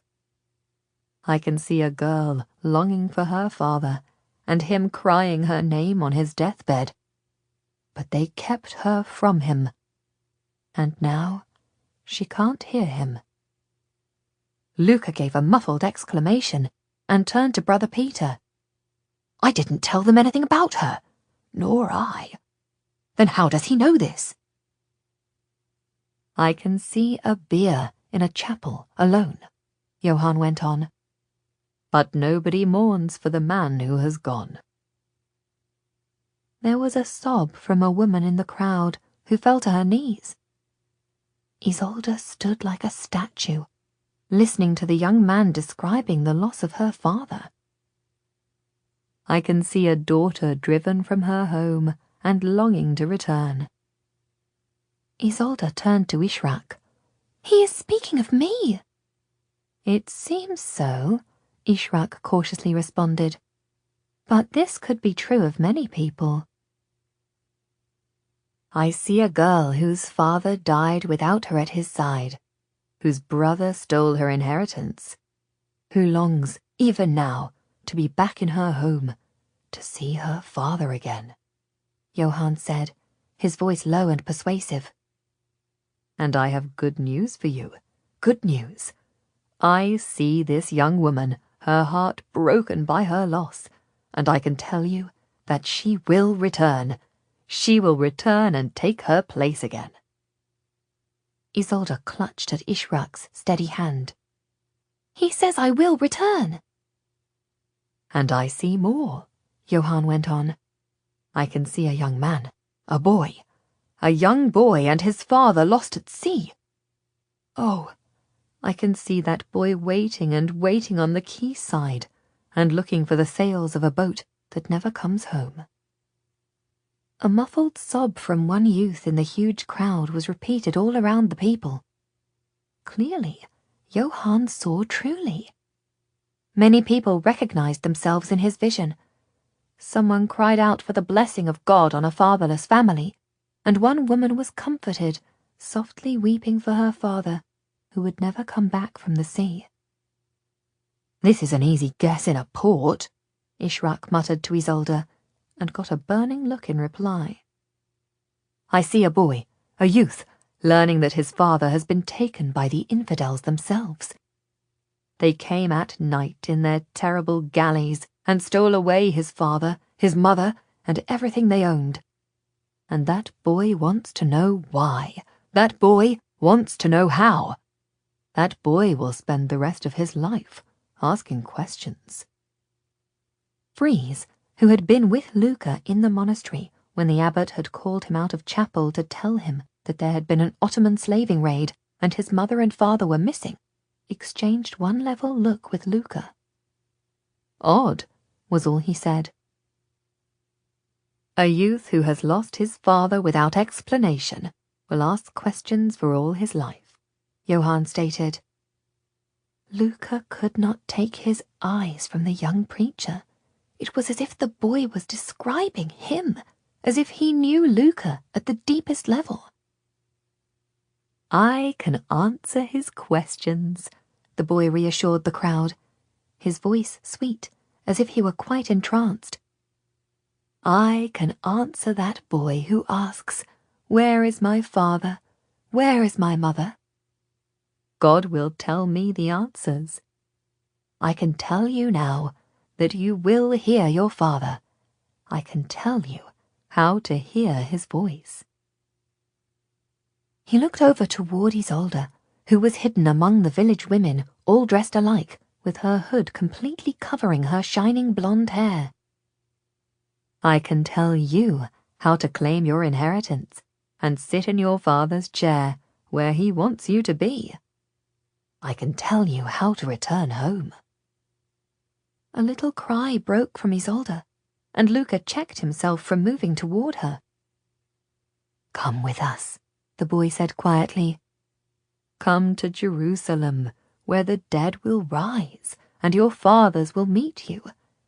Come with me, come with all of us, and we will go to Jerusalem, and the world will have no end, and your father will put his hand on your head with a blessing once more, and you will feel his love, and know you are his child." Isolde was openly weeping, as was half the crowd. Luca gulped down his emotion. Even Freeze knuckled his eyes. Johann turned to the priest. "Now we will pray," he said. "Father Benito will hear confession and pray with us. May I confess, Father?" The priest, deeply moved, nodded and led the way into the darkness of the church. Most of the crowd knelt where they stood and closed their eyes in prayer. Isolde dropped to her knees on the dirty cobblestones of the market, and Ishraq stood beside her, almost as if she would guard her from this revelation, from grief itself. Freeze, looking over, met Ishraq's steady dark gaze, and knew himself to be shaken and puzzled by what they had heard. "He knows things that we didn't tell him," Luca said in a rapid undertone to Brother Peter. "He knows things that are impossible that he should know, other than by revelation. He spoke of me and of my childhood, and I had said nothing of either to him. He spoke of the Lady Isolde, and he hasn't even seen her. Nobody in this village knows anything about any of us." "Would Freeze?" Brother Peter asked doubtfully. Freeze shook his head. "I'm not the one who gives breakfast to boys begging on the harbour wall," he said loftily. "And I don't gossip. I haven't said one word to him that you have not heard. If you ask me, he made a few lucky guesses and saw the response he got." "You wept," Luca said bluntly. "He said things that would make a stone weep," Freeze returned. "Just because it makes you cry doesn't mean that it's true." "To speak of an Ottoman raid to me?" Luca challenged him. "That's not a guess. To speak of Isolde driven from her castle? That's no wild guess. There is no way that he would think of it, no way that he could know such things. He knew nothing of her. She kept out of his way. And yet he spoke of her father, laid on a cold bier, and her brother stealing her inheritance." "I believe he is inspired," Brother Peter agreed, overruling Freeze's skepticism. "But I shall ask the priest for his opinion. I shall ask him what Johann tells him." He glanced into the shadowy interior of the church where the priest was kneeling on one side of a carved wooden screen, and Johann was kneeling on the other side, reverently whispering his confession, with his fair head bowed. "Johann's confession must be secret," Luca remarked, "between him, the priest, and God."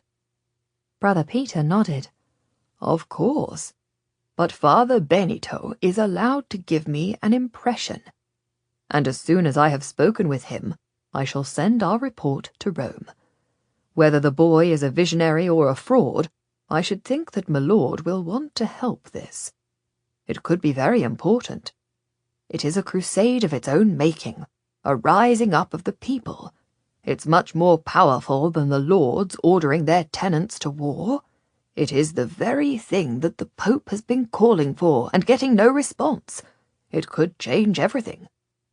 As Johann goes through Italy, he could gather thousands. Now that I have seen him preach, I understand what he might do. He might make an army of faith, unstoppable. My lord will want to see that they are fed and shipped to the Holy Land. He will want to see that they are guarded and have arms. And he spoke of fathers, Luca went on, indifferent to Brother Peter's plan for a new great crusade. He spoke of me and my father. He spoke of Isolde and her father. It was not general, it was not ordinary preaching. He spoke of Isolde, he spoke of me. He knew things he could not know, except by a genuine revelation. He is inspiring, Brother Peter conceded. Perhaps a visionary indeed. Certainly he has the gift of tongues. Did you see how they listened to him? Luca made his way through the praying crowd to Isolde, and found her on her knees with Ishrak standing over her. When she crossed herself and looked up, he gave her his hand and helped her to her feet. I thought he was speaking of me, he said tersely, and of the loss of my father. I am sure he was speaking of me, she agreed. Speaking to me. He said things that only one who had been at the castle or who had been advised by God could know. He was inspired. You believe him? She nodded. I do. I have to believe him. He could not have guessed at the things he said. He was too specific. It was too vivid a vision. He offered her his arm, and she put her hand in the crook of his elbow, and they walked together down the narrow steps to the quayside inn. Freeze and Ishrak followed them in sceptical silence. The little ginger kitten skipped along behind them, following Freeze. I don't see you weeping, Freeze remarked to the young woman at his side. I don't cry easily, she said. I cry like a baby, Freeze confessed. He was inspiring, but I don't know what to think. He could have said that stuff anywhere, Ishrak said roundly. Every port on coast will have women who have lost a father. Most villages will have people cheated of their inheritance. You don't believe he is inspired by God? She gave a short laugh and risked the confession. I'm not even sure about God. He smiled. Are you a pagan indeed? I was raised by my mother as a Muslim, but I have lived all my life in a Christian household, she explained. I was educated by Isolde's father, the Lord of Lucretilli, to be a scholar and to question everything. I don't know what I believe for sure. Ahead of them, Luca and Isolde were talking quietly together. I have missed my father more than I would have believed, Luca confided. And my mother. He broke off. It was not knowing that has been so dreadful. I didn't know what happened when they were kidnapped, and I still don't know if they are alive or dead. They sent you to the monastery? She asked. They were convinced that I was a boy of extraordinary abilities, and that I had to be given a chance to be something more than a farmer. They had their own farm, and it gave us a good living. But if I had inherited it after them and stayed there, then I would have known nothing more than the hills around my home and the weather. I would have done nothing but keep the farm after their death and handed it on to my son. They wanted me to be able to study. They wanted me to rise in the church. My mother was convinced that I was gifted by God. My father just saw that I could understand numbers quicker than the merchants, speak languages almost at the first hearing. He said that I must be educated. He said that they owed it to themselves to give me a chance. But could you see them again, after they put you into your novitiate? Yes, bless them. They came to the Abbey Church most mornings, twice on Sundays. I would see them standing at the back and looking for me when I was a choir boy too small to see over the choir stall. I had to stand on a kneeler so that I could see them in the congregation. My mother came to visit me every month and always brought me something from home, a sprig of lavender or a couple of eggs. I know how much she missed me. I was her only child. God himself only knows how much I missed her. Did she not want to keep you at home, despite your father's ambition? Isolde asked, thinking of the delightful boy that Luca must have been. He hesitated. There was something else, he admitted. Another reason for them to send me away. You see, they were quite old when they had me. They had prayed for a son for years, and God had not given them a child, so there were many people in the village who were surprised when I was born. Surprised? She queried. The cobblestones were slippery. She skidded for a moment and he caught her up. The two of them paused, as if struck by the other's touch. Then they walked together, in step, their long stride matching easily together. To tell you the truth, it was worse than that, Luca said honestly. I don't like to speak of it. It was an awful time. The village said that I was a changeling, a child given to my parents, not made by them. People said that they had found me on their doorstep, or perhaps in the woods.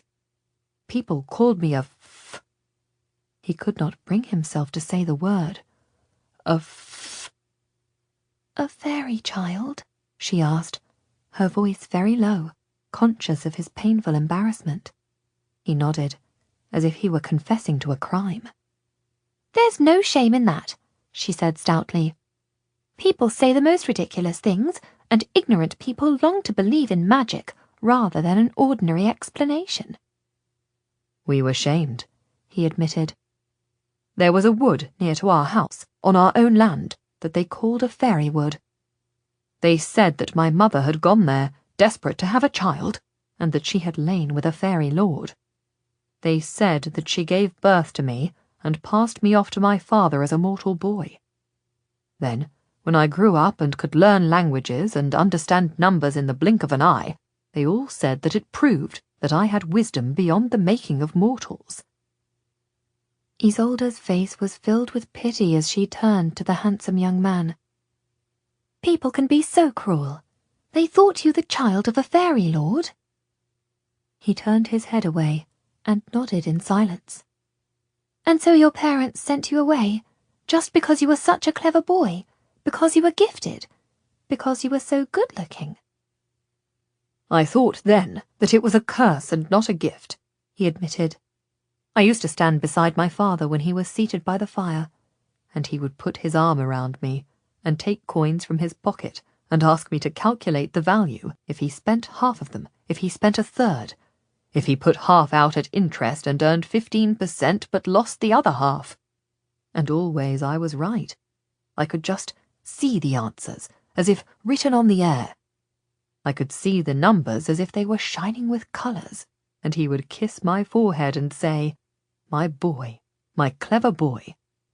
And my mother would say, "He is your boy," as if it should be repeated, and he should be reassured.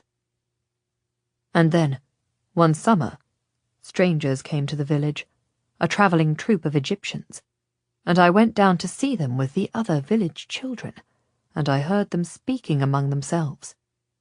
The children laughed at them, and someone threw a stone, but one of the gypsies saw me watching them, and said something aside to me, and I answered him.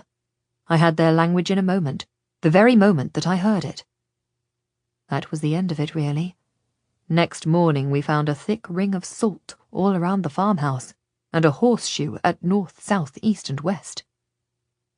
Salt? A fairy can't cross iron and salt. They thought that they would imprison me. That decided it. My parents were afraid that they would trap me inside the house and then burn the house down. He shrugged. It happens. People are afraid of what they cannot understand. It was not that they did not respect my father, but I did not have playmates among the village children. I was never quite like them. I could never talk easily with them. I could not fit with them. I was different, and we couldn't deny it any more. My mother and father agreed that it was too dangerous for me to be in the outside world, and they sent me to the monastery for safety. Did you fit there? She asked, thinking of her own experience in the nunnery, where she had been isolated and alone but for Ishraq, another outsider. He shook his head. Freeze took a liking to me. He smiled. He was the only one. He was the kitchen boy, and he used to steal food to feed me up. And as soon as they taught me to read and calculate, I started to ask questions. Questions? He shrugged. I couldn't help it, but it turned out that most questions are heresies. And then the Ottoman slaving galleys took your mother and father? Isolde prompted him quietly. Luca sighed, as if he still could not bear to think of it. You know, it's been 4 years now, but I think of them every day. I have to know if they survived the raid. If they are alive, I should save them. They did everything for me. I want to see them again. And if I am too late and they are dead, then I should honor their deaths and see them properly buried. If Johann is right and they will rise again in Jerusalem, then I feel as if I have to go with him. It's like a calling, a sacred duty. Isolde flushed a warm rose colour. You're not thinking of going to Jerusalem? Reluctantly, Luca nodded. Part of me feels that I should go on with my quest. I have been commanded by my lord and licensed by the Pope. I have only just started. But if I can get permission from the Lord of our order, I feel that I should go. I feel as if Johann spoke to me and promised me that I would meet my parents in Jerusalem. What calling could be greater than to see them again before the end of all the world, at the end of the world? They arrived at the quayside and turned toward the inn, dawdling to prolong their time together. I'm going to go too, Isolde said fervently. I won't go to Hungary, not now that I have heard this. I carry the death of my father like a wound. It is terrible to me. Every day I wake up and I think I am in my old bedroom at Lucretilli, and he is alive, and every day I have to remember that he is dead, and I have lost my home, and I am half lost myself. If I could only see him again, just once, I would go anywhere for that chance. You really think you will see him again in Jerusalem? You believe Johann? While he was speaking, I was certain of it, but now, when you ask me like that, of course I'm not so sure. She paused, and they stood with her hand on his arm, the seagulls crying over their heads, and the boats beside them, bobbing at anchor. A pale moon started to lift in the twilight of the winter afternoon, and lay a silver path across the sea. I know it sounds so incredible, and yet you are here, commanded by the Pope, because he believes that the end of days is coming. The Pope himself thinks it could be any day now. We all know that the dead will rise on Judgment Day. She puzzled over it, then put her hand to the neck of the plain gown, as if to feel the pace of her heart. It was as if the steady beat reassured her. Why should it not be true? I believe Johann has a vision. This must be a sign. It has to be a sign. I'm going to Jerusalem, and I pray that I will meet my father there, among the risen dead, and that he will forgive me for failing him. And he will tell me how I can win back my home. Moved by her grief, Luca reached out his hand and touched her shoulder, and then, more daringly, put the back of his hand against the smooth line of her chin. As soon as she felt his gentle touch on her skin, she stood quite still, and he felt her tremble as a young filly will shiver at the first touch of a man. Why do you say that you failed him? He asked very quietly. When my father was dying, my brother told me that he didn't want me to see him in pain and despair. I believed him, and I prayed in the chapel while my father died, alone. When I discovered that my brother had lied to me and stolen my inheritance, I feared that he had lied to my father about me too. What if my father died asking for me, but my brother told him that I would not come? I cannot bear to think of that.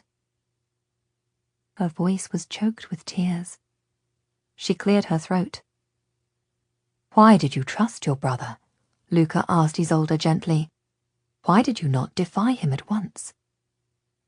Her beautiful mouth twisted. I was raised to be a lady, she said bitterly. A lady should be above lies and deceit. She is honourable and trustworthy. A lady plays her part in the world with honour and trusts a man to play his. I believed my brother to be an honourable man, the son of a great lord, raised to be as good a man as my father. It has taken me a long, long time to see him as a thief. It took me long enough to understand that I had to choose my own life, find my own road. I could not trust to his honour. I could not wait to be rescued. They resumed their slow walk toward the inn, Isolde's hand tucked in the crook of Luca's arm, their steps matched. "Do you really think your father will rise from the grave?" he asked her curiously. I don't know how such a thing could be, but now I can't help but think it.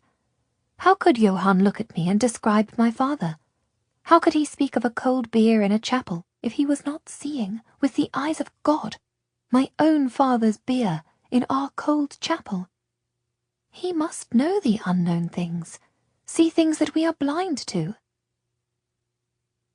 They paused before the open door of the inn, unable to prolong their walk any longer, and Luca took both of her hands in his. "Odd that we should both be orphans," he said. Isolde looked up at him, her face warm. It makes me want to comfort you, she whispered. He took a breath. "And I, you." They stood, hand-clasped. Ishrak and Freeze hesitated on the quayside behind them, watching the young couple. "Would you think of me as your friend?" Luca said very quietly to Isolde. She did not hesitate for a moment.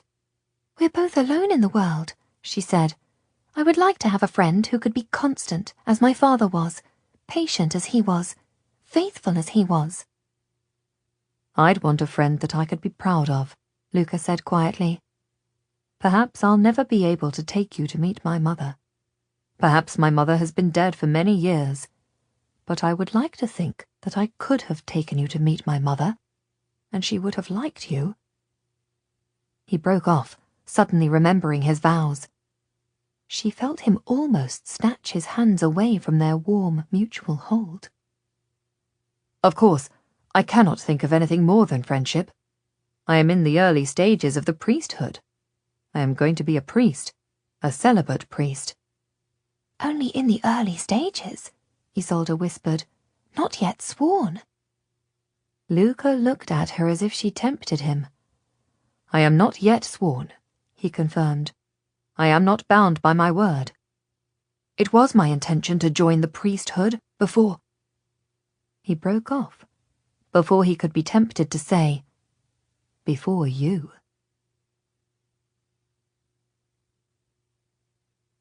While the crowd before the church slowly dispersed, wondering at what they had heard and what it might mean, Brother Peter waited patiently for Johann to leave his whispered confession to Father Benito.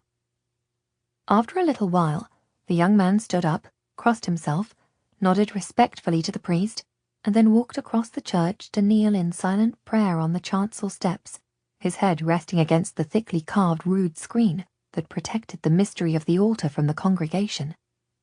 No one but an ordained priest could get close. Behind him, in the silent church, Brother Peter glanced around, and seeing that he was unobserved, crossed the church to kneel in confession. On the other side of the screen, the parish priest waited in silence. "Father Benito, I need your advice on this matter," Brother Peter confided, folding his hands together, but clearly not preparing to confess his sins. The priest was bowed over his rosary, saying his prayers. His hands were shaking. He hardly lifted his head. "I can tell you nothing. This could not be more important." "I agree. This is the most important thing. I have never known anything of greater importance in this world." "I have to ask." The priest collected himself and sat back. "Ah, you will want to know if he has a true vision," he guessed. "I have to know." This is not a matter of curiosity about a herd boy with a following of 6. This is becoming a mighty crusade. If they get to the Holy Land, it could change everything. I have to advise my lord, who advises the Holy Father, whether this is a true crusade. If this young man is a charlatan, I have to know at once. We have to be prepared. If he is a saint, it is even more important. We need to know all about him. He just confessed to you. Your opinion is most important. The parish priest looked through the carved wooden screen at the great man from Rome. My son, truly, I cannot help you. It is a matter of the good of the Church itself. I command you to speak. Again the priest refused. I cannot help you. Father Benito, I don't need details. You need not break the seal of the confessional. Just give me an idea. Just tell me. Does he sin like a mortal boy? For if he confesses like a foolish, ill-educated boy who has the knack of talking to a crowd but nothing else, then he is a fraudster on a great mission, and we can treat him as such. We have dozens like him popping up every year, and we manage them for the good of the Church and the glory of God. Help me to know what we must do with this lad. The priest thought for a moment. No, you misunderstand me. I am not refusing to help you. I mean that I cannot tell you anything. He confessed nothing. He refused to confess? Brother Peter was surprised at the defiance. No, no, he confessed nothing. The priest looked up and met Brother Peter's amazed face. Exactly. I am breaking no confessional secrets, for there was no confession. I have nothing to hint at, nothing that I have to hold in silence as a sinful secret. Johann came to me and made a full confession, and there was nothing. He lives a life without major sin. I set him no penance, for he had no sins to atone. No man is without sin, Brother Peter said flatly. The priest shrugged. I questioned him, and there was nothing. Pride, Brother Peter said, thinking of Johann's sermon and the hundreds of people listening, and how he himself would feel if he could preach like that and call people out of their homes to walk across Christendom. He sees himself as a vehicle of God, he said, thinking that would be how the boy felt. He takes no pride in himself, replied the priest. I tested him, and this is true. He takes no credit for himself. He has no pride, though he is a leader of hundreds. He says God leads them, and he walks alongside. Greed. Brother Peter thought of the young man who ate a good breakfast. He fasts or eats as God commands him. It depends on whether God sends some food or not. Frequently he fasts because he believes that God wants him to hunger as the poor. Mostly he just goes hungry because there is little food to be had, and all that there is they share. I am not surprised if he ate well at your table. He would believe that God had brought the food to him, and it was his duty to eat. Did he say grace? Yes. Did he thank you for your hospitality? He did, Brother Peter grudgingly allowed. Then what more do you ask of him? Brother Peter shrugged. If God commands him to eat, he does so. If God commands him to thirst, he does so. Then God releases him, and he is free to do his work.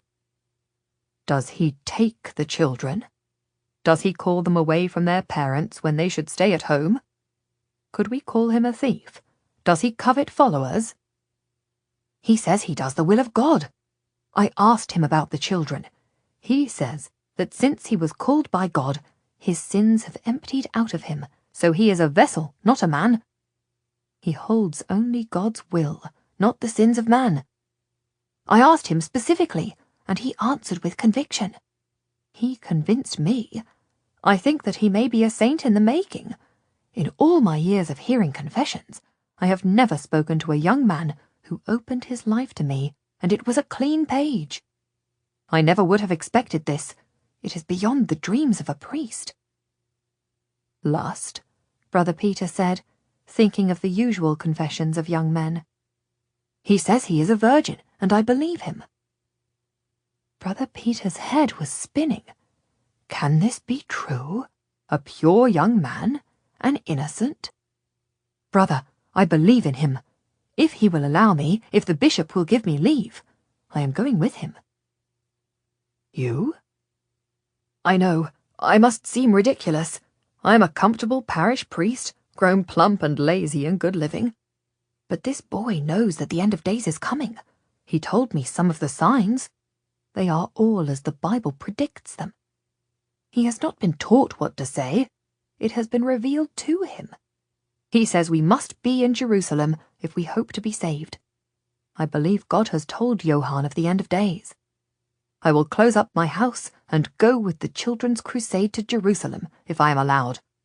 I want to go more than anything in this world." Brother Peter rose to his feet, his head whirling.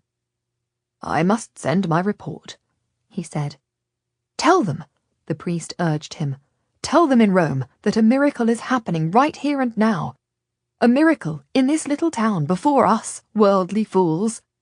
God be praised that I am here to see it. God be praised that into this sinful house should come Johann the Good to lead me to Jerusalem."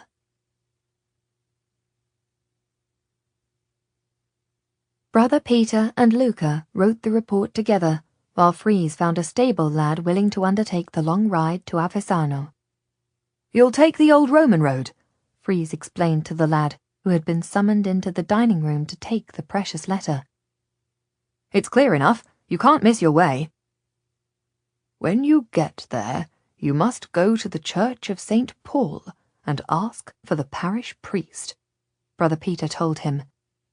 "He will tell you his name is Father Joseph. You can give him this letter.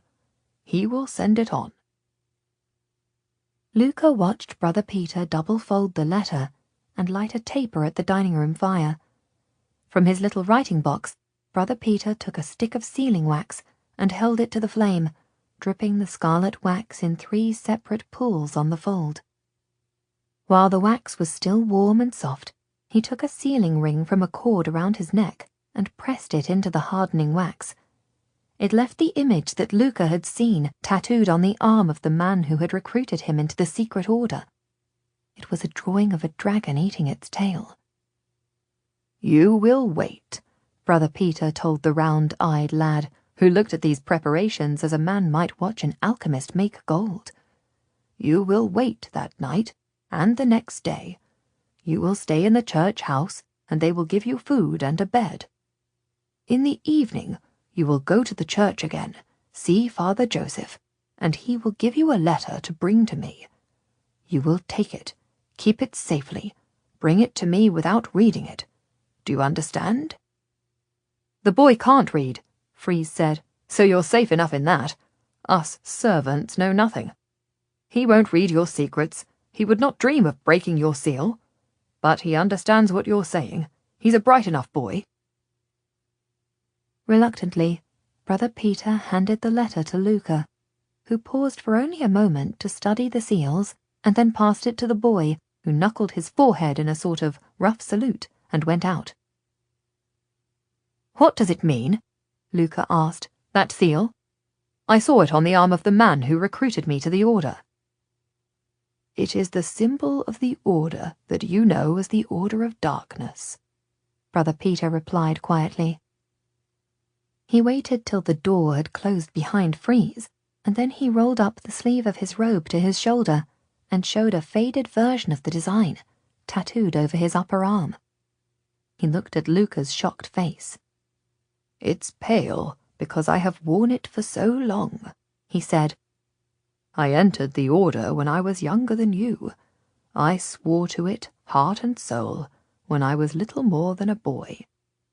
"No one has asked me to take the symbol on my body," Luca said uneasily.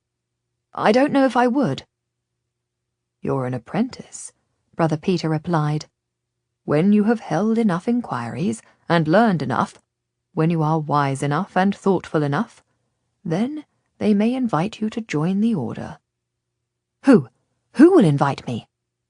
Brother Peter smiled. It's a secret order. Not even I know who serves in it. I report to my lord, and he reports to the Holy Father. I know you. I know 2 other inquirers that I have served with. I know no more than them. We look for the signs of God and Satan in the world, and we warn of the end of days. And do we only defend? Luca asked shrewdly. Or do we also attack? We do as we are commanded, Brother Peter said smoothly. In defense or attack, we are obedient to the order. And the one who you call my lord, it was him who took me from my monastery to Castle Sant'Angelo, who spoke to me, who gave me this mission and sent me to be trained. Yes. Is he the commander of the order? Yes. Do you know his name? In reply, Brother Peter showed Luca the blank reports in his writing box that were already addressed, ready for dispatch. They read only, urgent. No name? No name. He has no name, but your letter will get to him. Just that? Just the seal of the dragon? It needs no name nor direction. It will get to him if the boy gets it to Father Joseph in Avezzano. This Father Joseph, the parish priest of the Church of St. Paul, Avezzano, he is of our order? He's not called Joseph, and he's not the parish priest of Avezzano. But yes, if the boy gets the letter to him, he will open it, see the sign of the order, and he will get it to my lord, without fail. None of us would fail to pass on a report. We never know how important a report might be. It could be news of the end itself. So, if there is a man in a small town like Avezzano, whose name is not Joseph, who knows the seal, and knows where to take the letter, there may be many men, other men, serving like him, all over Italy? Yes, Brother Peter admitted. There are. All over France? All over Spain? All over Christendom? I don't know how many, Brother Peter said cautiously. I know of those I need to know, to get my reports to my lord, and to receive my orders from him. Every time I leave Rome on a new inquiry, he tells me who I can rely on, in any direction. He tells me who to ask for at each church along the way. There was a tap on the door, and Freeze put his head inside. He's gone. I have sent him on my horse, Rufino, which is a good horse, and he has promised to ride, take your letter, and wait for a reply, and then come back. It wasn't easy to persuade him to go. Half the town swears that they will go on this crusade, and he wanted to go too. Brother Peter rose. He is sure of the church, and who to ask for. Yes, and he will wait there for the reply from Rome. You have told him he must not fail. He's a good lad, he'll do his best, and Rufino is a good horse, and can be trusted to find the way. Very well, you can go. Brother Peter released him. But Freeze leaned on the door to look in at Luca. In deep, was all he observed. In very deep. And then he picked up the kitten and went from the room.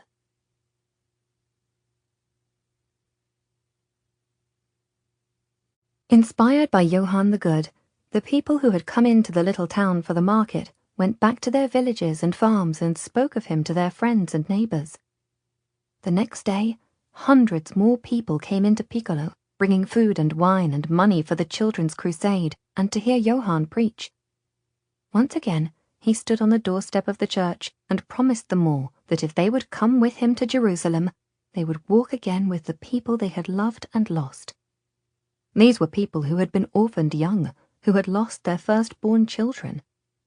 When Johann spoke to them of the rising of the dead, they wept as if for the first time. Isolde and Ishraq went to hear him preach, standing in the hot sun of the market square with the common people. Luca and Brother Peter stood inside the shadow of the door of the church with the priest and listened intently. "Come home," Johann said surprisingly to the crowd, who were all born and bred within about 10 miles, and whose homes were mostly unwelcoming hovels. Come home to your real home. Come home to Jerusalem. Come home to Bethlehem.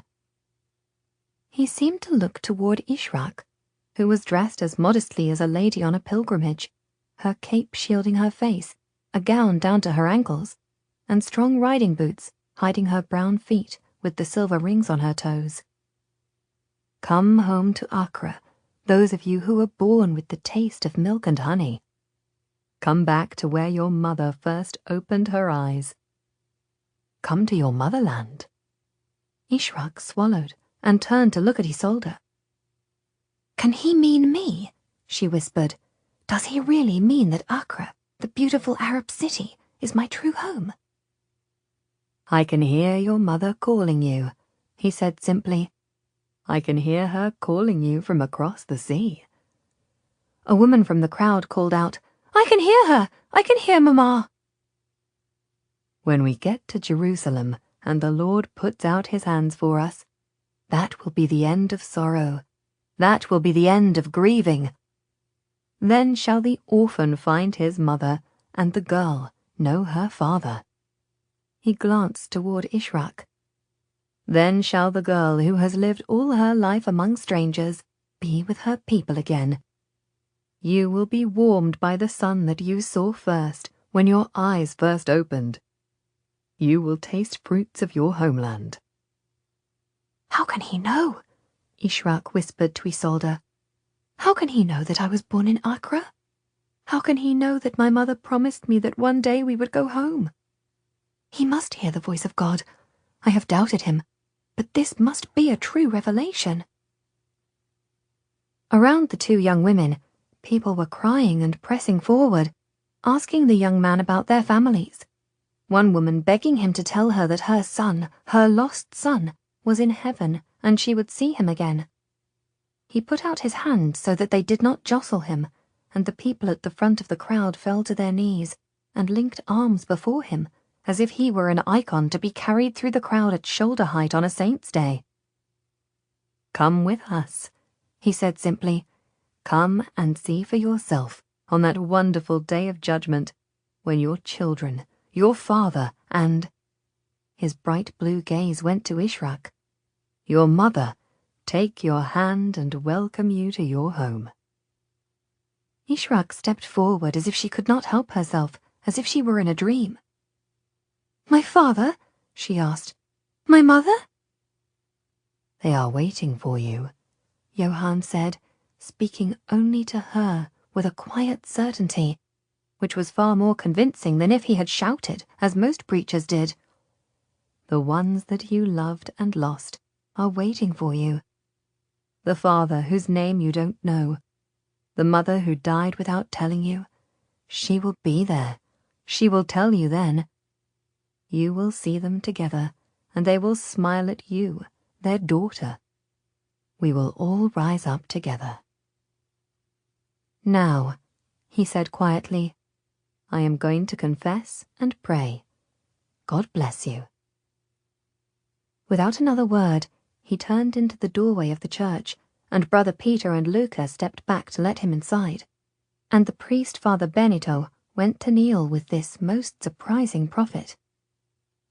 The priest unlocked the rood screen and took him inside, up the very steps of the altar, where only those ordained by God might go, and they knelt down side by side, the village priest and the boy that he thought was a saint. The girls found their way to Luca, who was in the private dining room talking with Brother Peter. We've decided, for sure, Isolde told him. Ishraq is as convinced as I am. The prophet Johann has spoken to her too. We're not going to Croatia. We're not going to Hungary. Luca was not even surprised. You're going to Jerusalem? You're certain? Both of you? You want to go with Johann? He looked at Ishraq. You, of all people, want to join a Christian crusade? I have to, she said, almost unwillingly. I am convinced. At first I thought it was some kind of trick. I thought he might talk to people to work out what to say to convince them. Take a bit of gossip and twist it into a prediction so that it sounds like a foretelling. I've seen fortune tellers and palmists and all sorts of saltimbancos work a crowd like that. It's easy enough to do. You make a guess, and when you strike lucky and someone cries, then you know that you're onto something and you say more. But this is something different.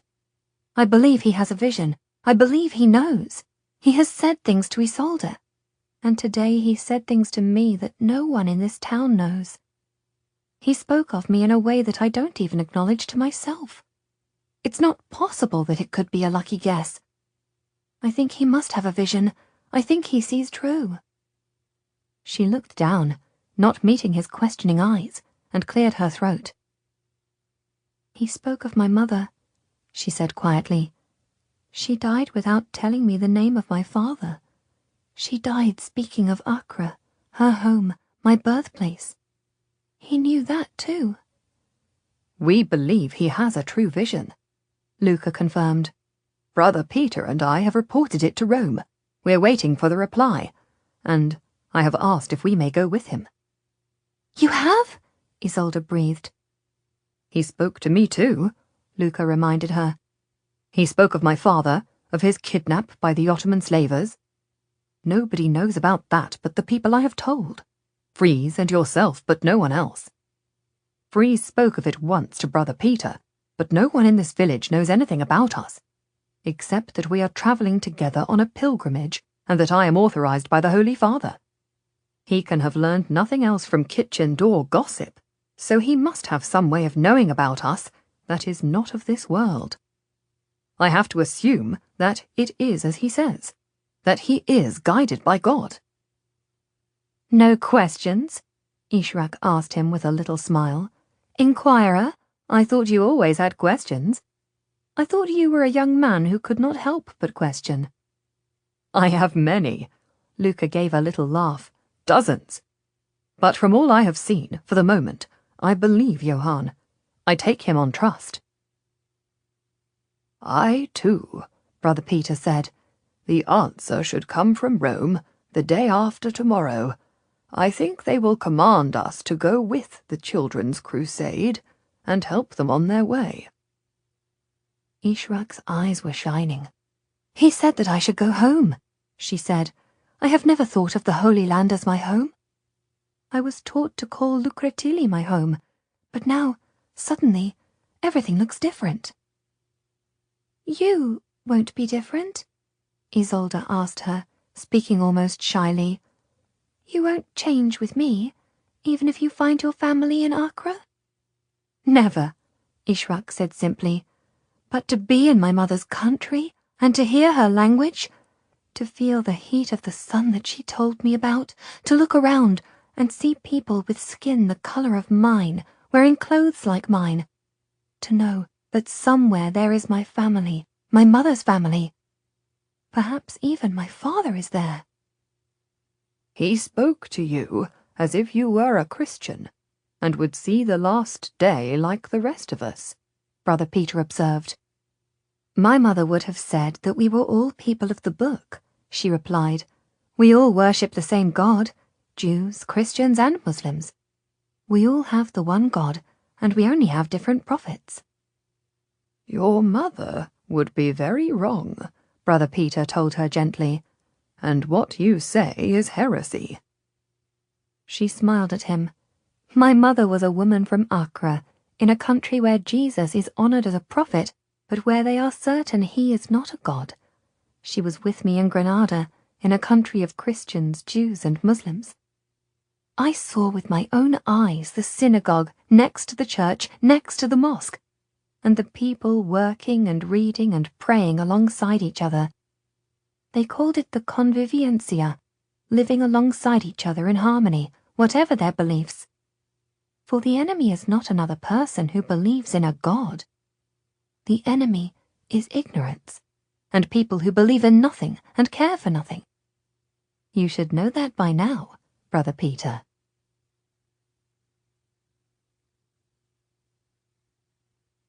3 days after they had sent the message to Rome, Freeze, waiting outside the little church, saw his horse Rufino coming down the hill and through the main town gates.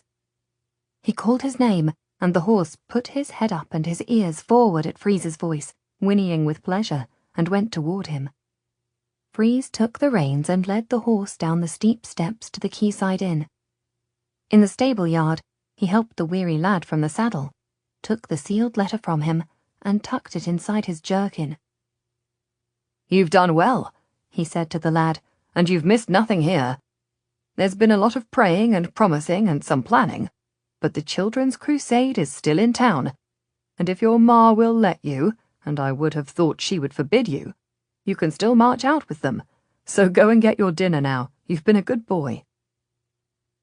He dismissed the lad and turned to the horse.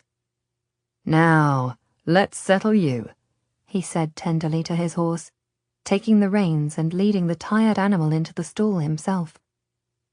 He took off the saddle and the bridle and rubbed the horse all over with a handful of straw, talking to him all the time, congratulating him on a long journey and promising a good rest. Gently, he slapped the horse's tired muscles and then brushed the patterned white, black and brown coat till it shone.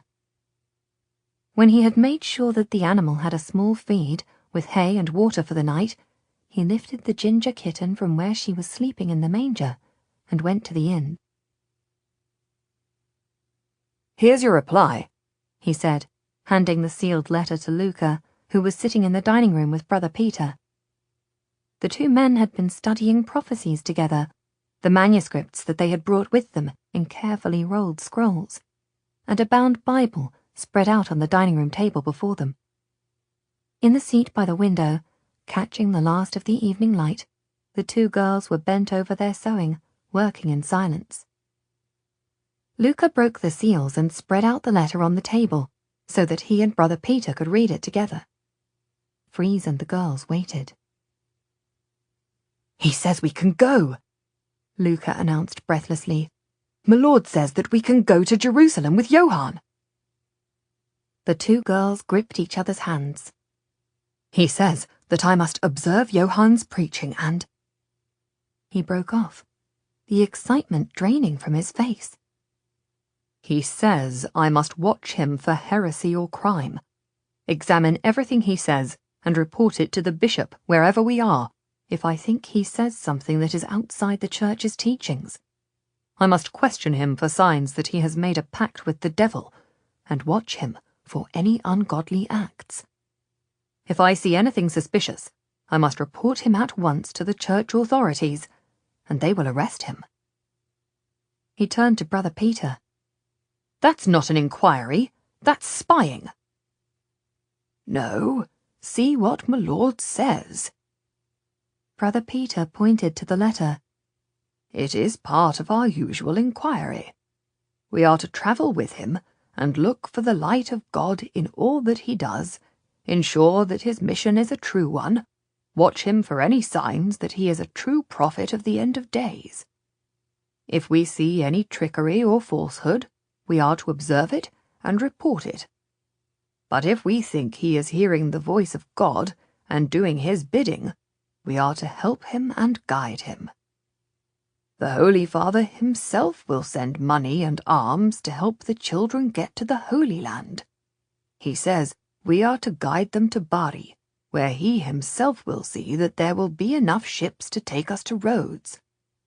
The Hospitallers will guide and guard us from there. It is their duty to guide pilgrims to the Holy Land. The Holy Father will warn them that greater numbers than they have ever seen are coming, and then who knows what the Hospitallers will do to guard this army of children." "Does your Lord not expect the sea to part for the children?" Freeze asked. "Surely that's the plan. Why would you need ships? Why would you need the Hospitallers? Isn't God going to part the oceans?" Brother Peter looked up, irritated by the interruption and by Freeze's sarcastic tone. "God is providing for the children," he said.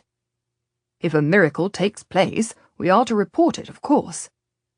"I won't spy on him, and I won't entrap him," Luca stipulated. Brother Peter shrugged. You are to inquire, he said simply. Look for God, look for Satan. What else have you been appointed to do? It was true that Luca had agreed to inquire into anything and everything. Very well, he said. We will look clear-sighted at whatever happens. I won't entrap him, but I will watch him closely. I'll tell Johann we will travel with him and pay for the ships. Does your lord send money for feeding the children? Freeze asked dulcetly. A letter for the priest and for other religious houses along the way, Brother Peter answered, showing him the messages. To tell them to prepare food and distribute it. His Holiness will see that they are reimbursed. I'll take that to the church then, Freeze said. That's probably more important than the protection of the Hospitallers, who are, if I hear truly, an odd bunch of men. They are knights devoted to the service of God and the guarding of pilgrims on their way to Jerusalem, Brother Peter said firmly. Whatever they do it for the great cause of Christian victory in the Holy Land. Murderers who have found a good excuse to wage war in the name of God, Freeze said quietly as he went out and closed the door on his own insubordination.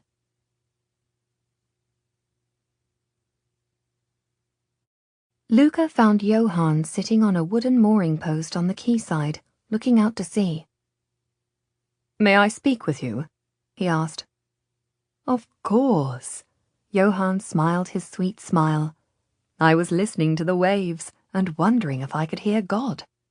But he will speak to me in his own time, not mine. I have written of you to my lord, the commander of our order, and he has spoken of you to the Holy Father. Johann nodded, but did not seem particularly excited by the attention of the great men. The Holy Father says that I am to guide you to Bari, farther down the coast, where he will arrange for ships to take you and the children to Rhodes. From there, the Hospitallers will help you to Jerusalem. The Hospitallers? Who are they? Luca smiled at the boy's ignorance. Perhaps you won't have heard of them in Switzerland? They're an order of knights who help pilgrims to and from the Holy Land. They nurse people who fall sick and support people on their way. They are soldiers, too. They guard pilgrims against attack from the infidel. They are a powerful and mighty order. And if you are under their protection, you will be safe. They can protect you from attack, and can help you with food and medicine if it is needed. The Holy Land has been conquered by the infidel, and sometimes they attack pilgrims. You will need a friend on the way. The Hospitallers will be your guardians. The boy took in the information, but did not seem very impressed. God will provide for us, he said. He always has done.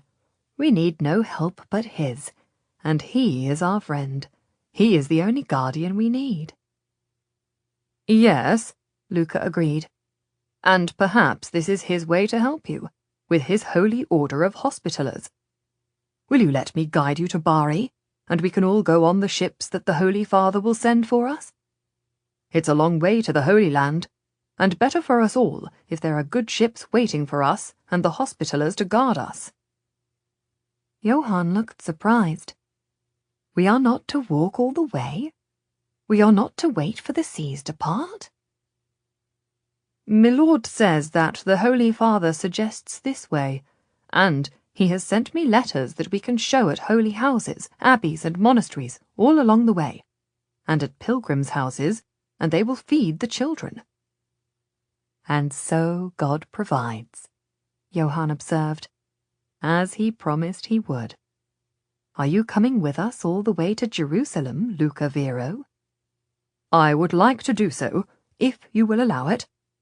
I am travelling with a lady and her servant, and they would like to come too. I will bring my servant, Freeze, and my clerk, Brother Peter. Of course you can all come, Johann said. If God has called you, you have to obey. Do you think he has called you, or are you following the commands of man? I felt sure that you were speaking of me when you spoke of a fatherless boy," Luca said. He was shy, telling this youth of his deepest sorrow. "I am a man who lost both his father and mother when he was only a boy, and I have never known where they are, nor even if they are alive or dead. I believed you when you said that I should see them in Jerusalem. Do you really think it is so?" "I know it is so," the boy said with quiet conviction.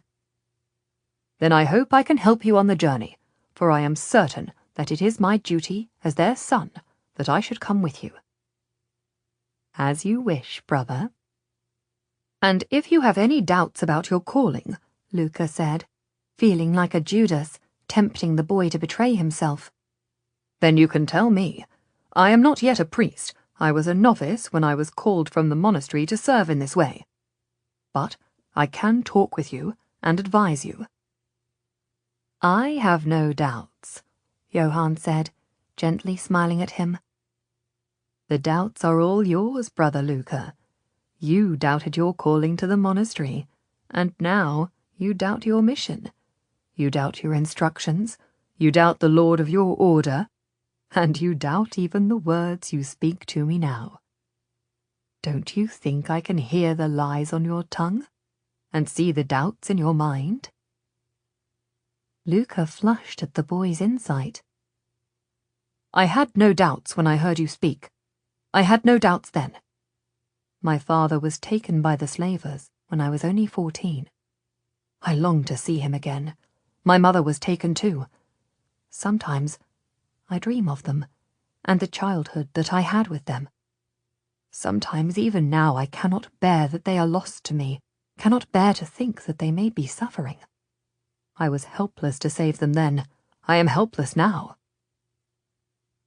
Johann was silent for a moment, his brilliant blue eyes searching Luca's face. "You will see them," he said gently. "You will see them again. I know it." Luca put his hand on his heart, as if to hold down his grief. "I pray for it," he said. "And I will pray for you," Johann said. "And tomorrow morning at dawn we will walk on." "To Bari?" Luca confirmed. "You will allow me to guide you and help you to Bari?" "As God wills," Johann said cheerfully. In the top bedroom of the inn, Ishrak and Isolde were packing their few clothes in a saddlebag for the journey on the next day. Isolde twisted back her plait of fair hair. "Do you think the landlady would send up a bath and hot water?" Ishrak shook her head. "I already asked. She is boiling our linen in her wash-day copper, and she was displeased at having to get that out for us. She washes her own things once a month. They bathe only once a year, and that on Good Friday. She was scandalized when I said we wanted more than a jug of water for washing." Isolde laughed out loud. "No! So what are we to do?" "There's a little lake in the woods outside the west gate. The stable boy told me that the lads go there to swim in summer. Could you bear to wash in cold water?" "Better than nothing," Isolde agreed. "Shall we go now?" "Before the sun goes down," Ishrak agreed with a shiver. "And whether she likes it or not, I shall have some linen towels from the landlady to dry us off, and our clean clothes to wear." Discreetly, the two girls watched Luca talking to Johann on the quayside, checked that Fries was helping in the kitchen, and Brother Peter studying in the dining room, and then went up the cobbled steps to the market square and out through the west gate. The porter watched them go. "Gate closes at dusk," he shouted. "We'll be back before then," Ishrak called back. "We're just going for a walk." He shook his head at the peculiarities of ladies and let them go, distracted by the stable boy from the inn. "Shouldn't you be at work?" the gatekeeper demanded. "Afternoon off," the lad replied. "Well, the gate closes." "At sunset," the boy finished cheekily. "I know, we all know." The swimming lake was as circular as a fountain, tucked in the deep green of the forest, completely secluded, with a guarding circle of trees, grass down to the soft sand's edge, and clean, clear water down to 20 feet. "It's beautiful," Isolde said. "It'll be cold," Ishrak predicted, looking at the darker depths. "Better jump in then." Isolde laughed and shed her gown and her linen petticoat, and, wearing only a little linen chemise, took a bare-legged run and a great joyful leap into the water. She screamed as she went under and then came up laughing, her golden hair floating around her shoulders. Come on, it's lovely." Ishrak was naked in a moment and waded into the water, shivering and hugging herself. Isolde swam up to her and then turned on her back and kicked a little spray into Ishrak's protesting face. "Oh, cold, cold." "It's fine when you're in," Isolde insisted. "Come on."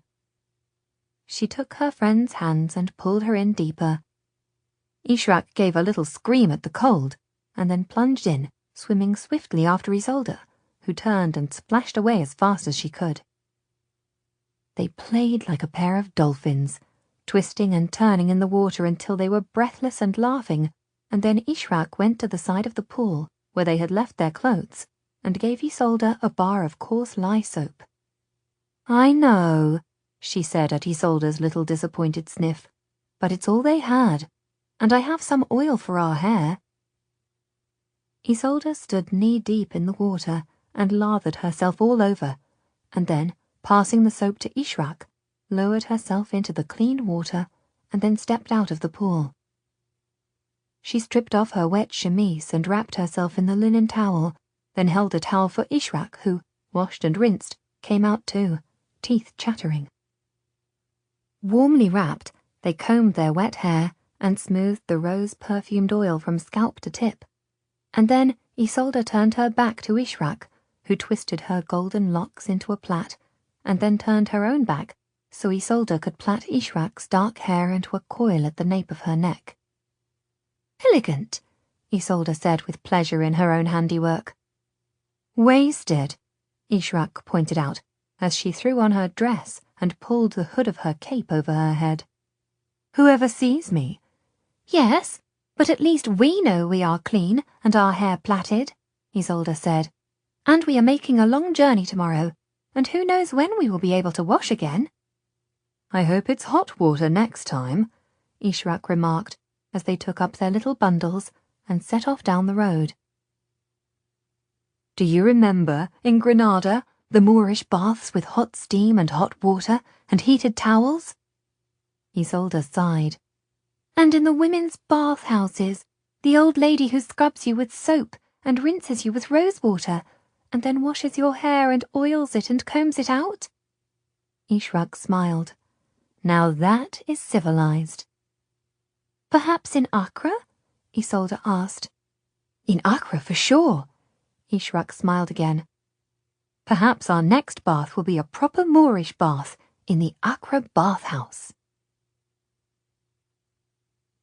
The girls got back to the inn unnoticed and were on time for dinner that evening, ready to plan for their departure with the pilgrimage on the next day.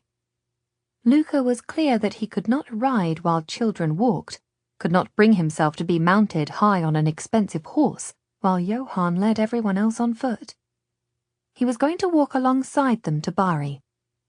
Ishrak and Isolde said that he was right, and they would walk also. Brother Peter agreed.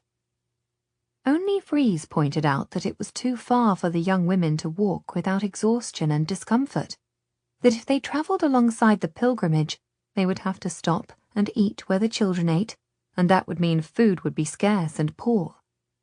Were they to eat nothing but rye bread and drink water from streams? Were the ladies to sleep in barns and in fields? He demanded irritably. And how were they to carry the tools of the inquirer's trade? Brother Peter's little writing desk, the manuscripts for reference, the Bible, the money bag, the silver cup for the holy wine, the silver plate for the host? How were they to carry their luggage, the ladies' clothes and shoes, their combs, their hand mirrors, their little pots of scented oils? Would it satisfy their desire to appear more humble if they walked like poor people? But Freeze followed behind them, riding one horse, leading 4 others, and the donkey with the baggage tied at the end of the string. Would they not be play-acting a pilgrimage and pretending to poverty? And how was that more holy? Surely we can walk with them during the day and stay in pilgrim houses or inns for the night? Isolde asked. Walk away and leave them sleeping in a bare field? Freeze suggested. Join them in the morning after you've had a good sleep and a hearty breakfast? And then there's illness. One of you is almost certain to take a fever, and then either you'll be left behind or we'll all have to stay with you and nobody going anywhere. He's right. This is ridiculous, and you can't walk all that way, Luca said to Isolde. I could not allow it, Freeze said pompously. I can walk, Isolde said indignantly. I can walk with the children. I'm not afraid of discomfort. You'll get head lice, Freeze warned her, and fleas. It's not a beautiful mortification of the flesh that you'll look back on with secret pride. It's dirt and bites and rats and disease. And long, tedious days of trudging along while your boots rub your feet raw and you hobble like an old lady with aching bones. Freeze, she said. I am determined to go to the Holy Land. You'll get corns on your feet, he warned her, and you'll never be able to wear a pretty shoe again. It was inarguable, and he knew it. Despite her serious intentions, she was silenced. You'll smell, he said, closing the argument. And you'll get spots. Freeze, she said. This is not a whim, it is a vision. I am sure that my father would want me to go. Ishrak is determined to go. We are going. Nothing will stop us. What about a nice boat to Bari? Freeze suggested. What? Go by boat, Freeze repeated. We can ship the horses and the baggage and the ladies by boat. We 3 men can walk with the children and help as we are required to do. The ladies can get there without walking, get there before us, find themselves an inn, and wait in comfort till we arrive. He looked at Isolde's mutinous face. My lady, dearest lady, you will have to travel in heat and dirt when you get to the Holy Land. Don't think you are taking the easy way. Discomfort will come. If you want to trudge along in burning heat and miserable dirt, attacked half the time by madmen in turbans, scratching yourself raw with flea bites, sleeping in sand with cobras under your pillow, your ambition will be satisfied. But do it when you get to the Holy Land.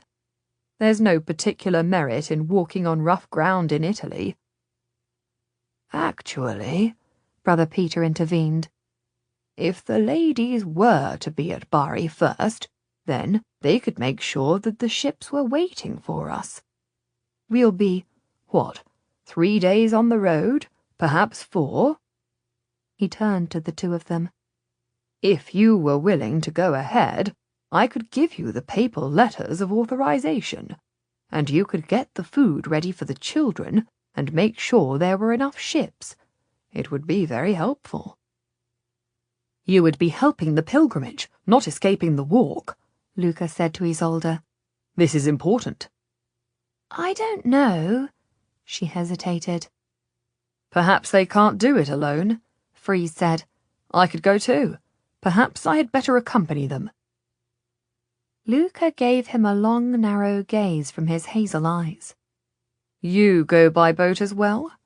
Just to help, Freeze said, and guard them. And so, you go by comfort in the ship and escape a long and uncomfortable walk, Luca accused. Why not? Freeze asked him. If my faithless heart is not in it? If I would only blunt your resolve with my sinful doubts? Better keep me out of it. Better by far that only those who have the vision should take the walk. Oh, very well, Luca ruled. Isolde, you and Ishrak and Freeze will go by boat to Bari, take all the horses, and we will join you there within 3 days.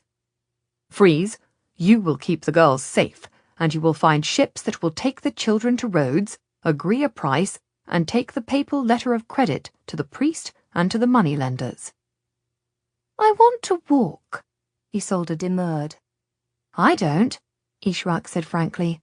"Freeze is right. We'll walk enough when we get there." "So we are agreed," Brother Peter said. He opened his little writing desk and took out the papal letters. "These will draw on credit with the goldsmiths of Bari," he said. "They will no doubt be Jews, but they will recognize the authority. Do the best you can to get a good price. They are a wicked people. They have a guilt of blood on their heads, and will have forever." Ishrak took the papers and tucked them in her sleeve. "And yet you are depending on their honesty and their trustworthiness," she observed tartly.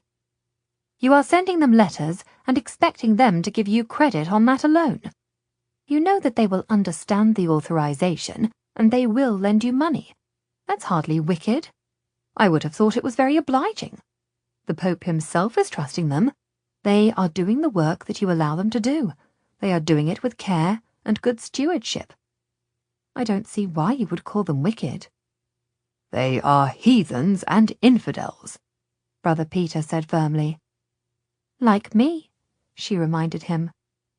"You are in service to a Christian lady," Brother Peter avoided her challenge. "And anyway, I have seen that you are a good and loyal companion."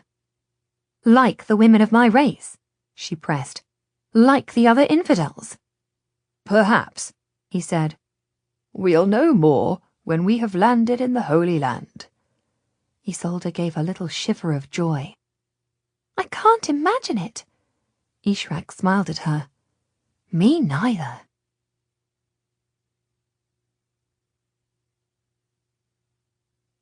In the morning, after breakfast, the two girls, with the hoods of their capes pulled forward for modesty, came out of the inn door and walked along the quayside, where Freeze was loading the horses onto the ship, which would take them south down the coast to Bari. Luca and Brother Peter went with them, Brother Peter carrying the precious manuscripts stitched into packages of oiled sheepskin to protect against the damp, his writing box strapped on his back. On the quayside, amid the fishing ships returning from their dawn fishing voyages, Freeze was loading the donkey and the 5 horses. The gangplank was wide and strong from the quayside to the deck of the boat, and the horses went easily across the little bridge and into their stalls for the journey. Ishrak watched as the last horse, Brother Peter's mount, jibbed at the gangplank and tried to back away. Freeze put a hand on his neck and whispered to him a few quiet words, and then unclipped the halter so the horse was quite free. Brother Peter exclaimed and looked around, ready to summon help to catch a loose horse. But Luca shook his head. "Wait," he said. "He knows what he's doing." For a moment, the horse stood still, realizing that he had been loosed. And then Freeze touched his neck once more and turned his back on him, walking across the gangplank on his own. The horse pricked his ears forward as he watched him, and then delicately followed, his hooves echoing on the wooden bridge.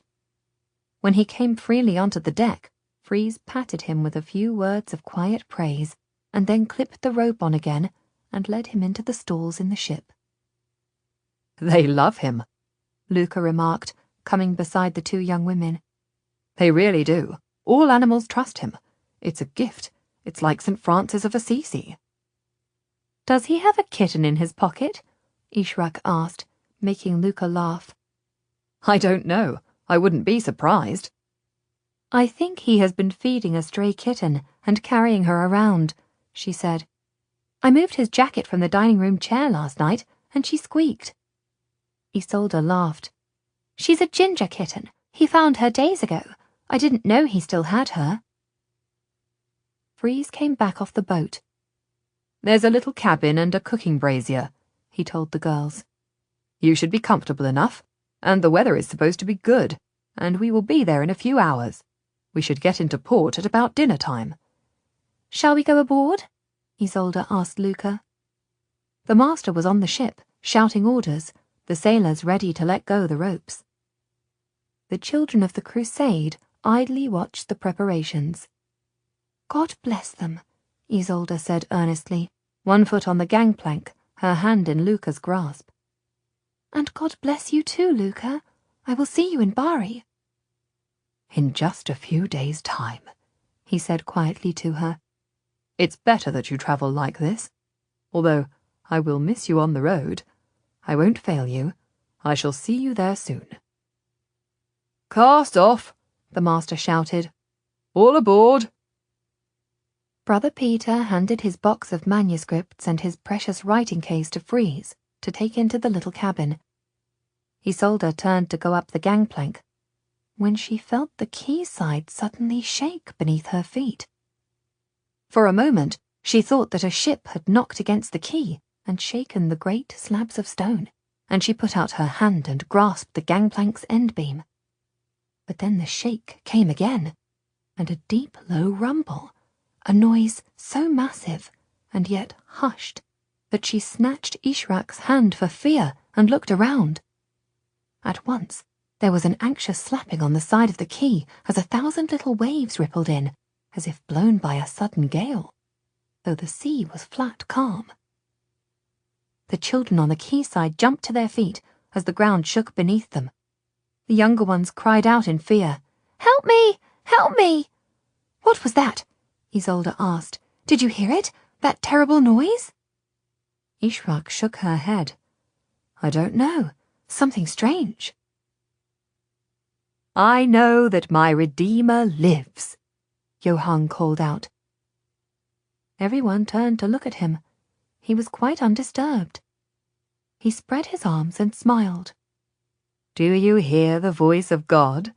Do you feel the touch of his holy hand? Luca stepped forward to the girls.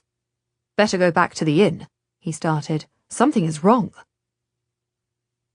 The great noise came again, like a groan, so deep and so close that they looked up at the clear sky, though there were no thunderclouds, and down again to the sea, which was stirred with quick little waves. God is speaking to us, Johann called to his followers, his voice clear over their questions. Can you hear him? Can you hear him speaking through earthquake, wind, and fire? Blessed be his name. He is calling us to his service. I can hear him. I can hear him. Hear him, the children repeated, the volume of their voices swelling like a chorus. Hear him! Earthquake? Isolde asked. He said earthquake, wind, and fire? We'd better wait at the inn, Ishrak said uneasily. We'd better not get on the boat. We'd better get under cover. If a storm is coming. Isolde turned with her to go to the inn when one of the children shouted, Look! Look at that! Everyone looked to where the child was pointing, to the steps of the quay, where the water was splashing over the lower steps in an anxious, rapid rhythm. As they watched, they saw an extraordinary thing. The tide was going out, ebbing at extraordinary speed, rushing like a river in spate, faster than any tide can go. The wet step dried in the bright sunshine as the next step was laid bare. Then, as the water receded, the green weed of the step beneath came into view, and the step below that, all the way down to the floor of the harbour. Water was pouring off the steps like a sudden waterfall. Steps that no one had seen since they were built in ancient times were now suddenly dry and in the open air. And at the harbour bed, the sea was flowing backward, running away from the land, falling away from the walls, so that the depths were revealing all the secrets and becoming dry land once more. It was a strange and hypnotic sight. Brother Peter joined the others as they crowded to the edge of the quay and gazed down as the water seeped away. The sea revealed more and more land as it crept farther and farther out. The horses on the deck neighed in terror as their boat grounded heavily on the harbour floor. Other boats nearby hung on their ropes at the quayside wall, or, farther out, in what had been deeper water, dropped and then rolled sideways as the sea fled away from them, leaving them abandoned and their anchors helplessly exposed, thrust naked into the silt, huge and heavy and useless. And Moses stretched out his hand over the sea, and the Lord caused the sea to go back by a strong east wind all that night, and made the sea dry land, and the waters were divided. Johann cried from the back of the crowd. There were screams of joy, and children crying with fear, as he walked through them all, to stand on the brink of the quayside and look down into the harbour, where crabs were scuttling across the silt of the harbour floor, and fish were slapping their tails in trapped pools of water. And Moses stretched out his hand over the sea, and the Lord caused the sea to go back by a strong east wind all that night, and made the sea dry land, and the waters were divided. He said again, See, God has made the sea into dry land, just for us. This is the way to Jerusalem. Isolde's cold hand crept into Luca's. I'm afraid. Luca was breathless with excitement. I've never seen anything like it. I didn't dream it could happen. He said it would happen, but I couldn't believe it. Ishrak exchanged one frightened glance with Isolde. Is this a miracle of your God? She demanded. Is he doing it, right now? On board the grounded ship, the tethered horses were rearing against their ropes. Freeze walked among them, trying to calm them down as they pulled their heads away from their halters, their hooves clattering against the wooden stalls. The wooden gangplank had sunk down at one end with the ship. Now it splintered and broke, falling down into the silt of the harbour. Hush, my lovelies, be calm, Freeze called to the horses. We're all settled here now, high and dry, nothing to fear, I am sure. Be calm, and in a moment I'll have you out of here. Follow me, Johann cried, and started down the stone steps of the quay. This is the way to Jerusalem. This is the way made straight. The children followed him at once, filled with excitement at the adventure. At the back, someone started to sing the canticle of Simeon. Lord, now lettest thou thy servant depart in peace according to thy word. For mine eyes have seen thy salvation, which thou hast prepared before the face of all people. God shows us the way, Johann cried out. God leads us to the promised land. He makes the wet places dry, and we shall walk to the Holy Land. Should we go with him? Isolde asked Luca, trembling with hope and fear. Is this truly a miracle? Luca's face was alight. I can't believe it, but it must be. Johann said that there would be dry land to Jerusalem, and here is the sea pouring away from the land. The children were singing like 1,000-strong choir, spilling down the steps of the harbour, some of them jumping off the wet steps and laughing as they went ankle-deep into the silt, picking their way through the thick wet weeds where the shells crunched under their feet, walking hand in hand, scores of them side by side, winding their way around the grounded ships and old wrecks to the mouth of the harbour, where the sea still retreated before them, farther and farther out toward the horizon, far quicker than they could walk, as it built a bridge of land for them, just for them, all the way to Palestine. I think we should go, Luca decided, his heart racing. Go with them, now. I think it's a true miracle. Johann said that the sea would part for us, and it has done so. Luca went to the head of the harbour steps, Brother Peter beside him. Do you think this is true? Luca shouted, his brown eyes bright with excitement. A miracle, the older man confirmed. A miracle, and that I should see it. Praise be to God. What are you doing? Ishrak demanded, alarmed. What do you think you're doing?" "I have to see." Luca spoke over his shoulder, his eyes fixed on the disappearing sea. "I have to see the new land. Johann is leading the children to Jerusalem. I have to see this." Freeze, on the grounded boat, trying to steady the horses, suddenly let out a sharp yelp of pain. The pocket of his jacket was jumping and squirming. His fingers were bloody from where he had reached inside. He tried again and pulled out the small ginger kitten. She was a little ball of spitting terror, her fur on end, her eyes madly green. She struggled wildly in his grip.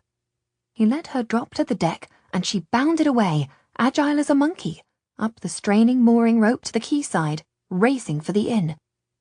But she didn't go in the open door. She swarmed up the vine that grew by the door and scrambled onto the tiled roof. She did not stop there, but went higher, up to the very smoke vent, and balanced on top of the highest point on the quayside, her claws scrabbling on the terracotta tiles as she clung to the roof, yowling with terror. "No!" Freeze suddenly shouted, his voice loud and frightened over the singing of the children. He vaulted over the side of the boat, dropping heavily into the sludge of the harbour floor. He struggled round the grounded boat to the lowest of the wet harbour steps, slipping on the seaweed, and grabbing a mooring ring to stop himself from falling. He crawled, his feet slipping and sliding, to the top of the steps, where Luca, almost in a trance, was starting to walk down, his face radiant.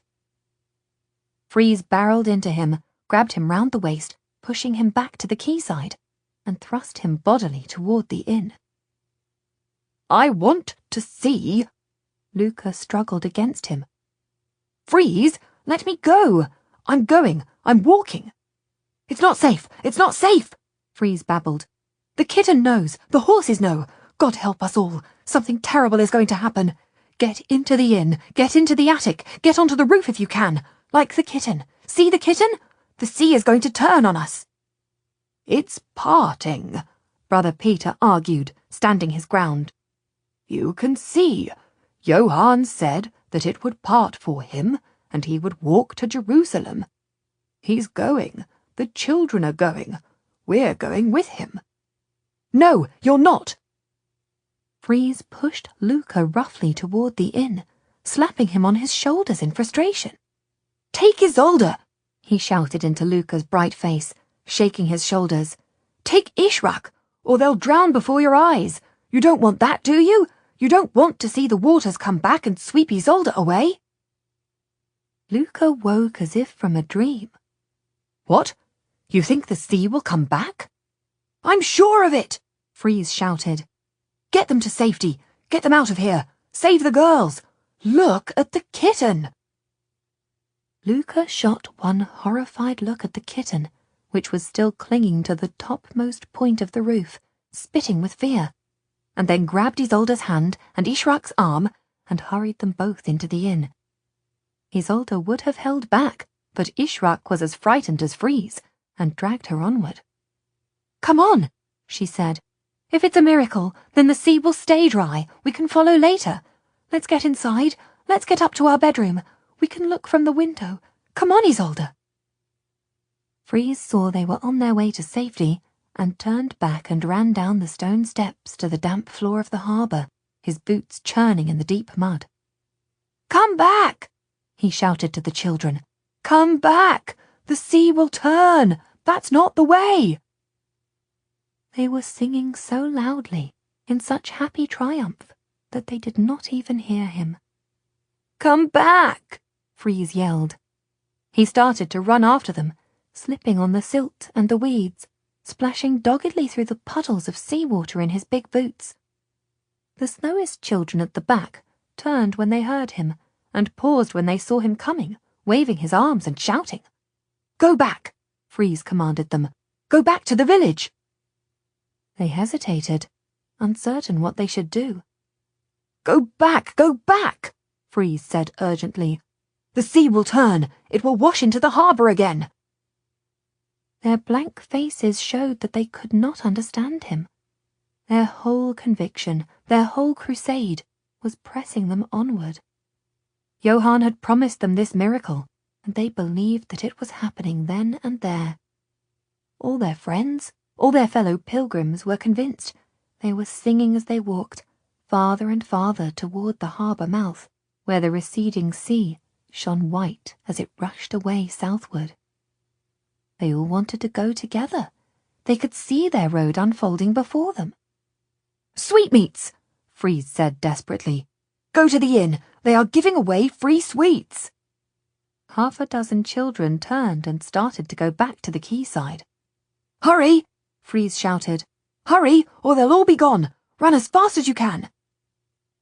He caught another half-dozen children and told them the same thing. They turned to go back, and so did their friends who were a little before them. Freeze battled his way, pushing through the children to the front of the crowd. "Johann!" he shouted. "You are mistaken!" The boy's face was bright with conviction, his eyes fixed on the sea that still receded steadily, invitingly before him. The harbour mouth was dry, and yet still the sea drained away, and the tawny mud unrolled before them like a Berber rug, like a dry, smooth road, all the way to his destination. "God has made the way dry for me," he said simply. "You can walk with me. Tomorrow morning we will walk into Palestine and dine on milk and honey. I see it, though you do not see it yet. I am walking dry-shod, as I said we would." "Please," Freeze shouted. "Walk tomorrow, when it has had time to dry out properly. Don't go now. I'm afraid the waters will come." "You are afraid," Johann said gently. "You doubted from the beginning, and now you are afraid, as you will always be afraid. You go back. I shall go on." Freeze looked back to the quayside. A scuffle caught his eye. The little girl he had first met with the bleeding feet was trying to get back to the quayside. 2 boys had hold of her and were dragging her onward, trying to catch up with Johann. "You let her go," Freeze called to them. They held her tightly, pulling her onward. Freeze turned and ran back for her, burst through the 2 of them, pulled them off her. "I want to go back to shore," she gasped. "I'm frightened of the sea." "I'll take you," he said. Mutely, she lifted up her arms to him. Freeze bent down, swung her up onto his shoulders, and turned to run clumsily back to the quayside, ploughing through the mud, which sucked wetly at his feet, calling to the children to follow him as he ran. He could hear the church bell of Piccolo starting to toll loudly as the villagers poured out of their homes, down to the quayside, the fishermen aghast at the state of the harbour and the loss of their ships. People were staring in wonderment at the anchors and chains lying alongside the beached craft, at the lobsters dry in their pots, at the sudden extraordinary revelation of the floor of the harbour, which was usually 60 feet under water. Freeze flung the little girl up the green steps and shouted at the people gathered there, starting to come down the steps to see the floor of the sea. "Go back! Go to your homes! Go to the hills! Get as high as you can! The waters will come back! There's going to be a flood!" Freeze ploughed his way across the harbour mud to the grounded ship where the horses were rearing and kicking in the stalls on the boat. "Be still, my dears," he called breathlessly. "I'm coming for you." A few people, remembering stories of inexplicable great waves in fairy tales and folk stories, felt the chill of old fears at their backs and turned and started to run. Their panic was infectious, and in moments the quayside was empty, people banging into their houses and bolting the doors, climbing to the upper windows to look out toward the sea. Other people running past them, up the steep streets to the highest point of the village, to the walls around the landward side of the town, some taking shelter in the church and climbing up the stone steps of the bell tower to look out to sea. A few women ran against the terrified crowd, down to the quayside, shading their eyes against the dazzle of bright sunshine on wet mud, calling their children's names, begging them to come away from the crusade, to come home. What they saw made them moan with horror. On the dry bed of the harbour, advancing in a ragged half-circle, as if going to dance hand in hand, were the children, singing as they went, certain of salvation. And, beyond them, far away toward the horizon, but coming closer with incredible speed, was the white crest of a great wave, higher than a tree, higher than a house, as high as the church tower itself, coming at the speed of a galloping horse. The children, looking to Johann, or with their eyes on heaven, did not see it, did not see anything. They only understood their danger when they started to feel it. The water, which had been sucking away from under their feet so they were triumphantly dry-shod on the seabed, started to gurgle and flow forward again. The smaller children were knee-deep in moments. They looked down and cried out, but their voices were drowned in the singing. They pulled on the hands of the bigger children beside them, trying to get their attention. But the children swung hands gladly and went on. Then they all heard it. Over the sound of their own canticle, they heard the deep, terrible roar of the sea. When they looked up, they saw the wave coming toward them, heard its full-throated rage, knew that the water that had flowed away so quickly, emptying the harbour in mere moments, had turned on them, and was coming back as one wave, as one great surge. At once, some of them cried out and spun around, broke the line and tried to run, thigh-deep in water, as if they dreamed that they could outrun the sea. But most of them stood stock-still, holding each other's little hands, and watching, open-mouthed, as the wall of the wave powered up to them, and then fell down upon them, and buried them in full fathoms in a second. Moments later, it hit the town. Boats that had been beached on the floor of the harbour were now thrown roof-high, tossed up and dropped down again. The first wave hit the quayside wall and crashed upward like an eruption, and then, terrifyingly, beyond reason, flowed on, out of its bounds, rushing past houses, up alleyways, toward the market square, where no sea had ever been. The quayside disappeared at once under water, the panes of the windows of the inn smashing in a fusillade as the waves breached the walls and poured inside the inn and into all the quayside houses. In Ishrak and Isolde's bedroom, the two girls flinched back as the windows popped like paper and the water poured in. They were waist-deep in seconds, and yet the waves still came on, the water still rose. "This way!" Luca yelled beside them. He kicked out the frame of the window. Wood and the remaining horn panes of the window whirled away as the sea thrust him backward. Soon the water in the room was up to their shoulders, Ishrak and Isolde off their feet and flailing in the icy sea water as they gripped each other's hands, bobbing in the turbulence as the waves crashed into the little room and washed out again. Luca swam toward Isolde, the current pushing them deeper into the room and away from the safety of the open window. "Take a breath," he shouted, and with his arm around her shoulders, he dragged her under the water as if he would drown her. She slipped from his grip and went like an eel through the broken aperture to the raging water outside. He bobbed up and saw Brother Peter supporting Ishrak, both of them with faces raised to the ceiling of the room, mouths upturned, snatching at the last inches of air. "We have to get out of the window!" Luca shouted. He gulped air, grabbed at Ishrak, and thrust her deep down into the water of the room. He felt her struggle and then turned toward him, and he pushed her, clumsily, toward the open window and swam behind her, forcing her on. A hand on his foot told him that Brother Peter was following them. Luca had his eyes open underwater, though all he could see was a swirl of grey, and all he could hear was the terrible roar of the wave as it reclaimed the land. But then he saw that the faint square of the window was blocked, and he realized that Ishrak was not through. She was caught. Her gown had snagged on one of the broken spars of the window. She was trapped inside the broken window frame deep below the water. Luca shot up for the ceiling of the room again, snatched a breath, and dived down. He could see air pouring from her mouth in a stream of silver as her hands struggled with the gown. Luca swam toward her, grabbed hold of her shoulders, and when she turned her face to him, pressed his mouth to hers, desperately giving her air from his mouth to hers.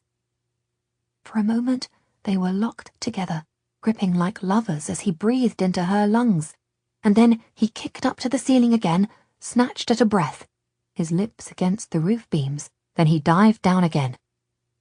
He was afraid she was still caught.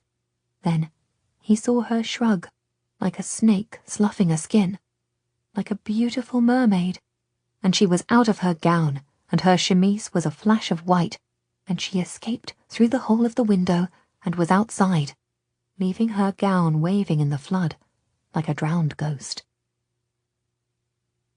Ishrak, Luca, and Brother Peter burst, choking and desperately heaving for air, into a terrifying open sea, an ocean where the village had been, with nothing around them but little islands of roofs and chimneys, the current snatching them at once and dragging them inland.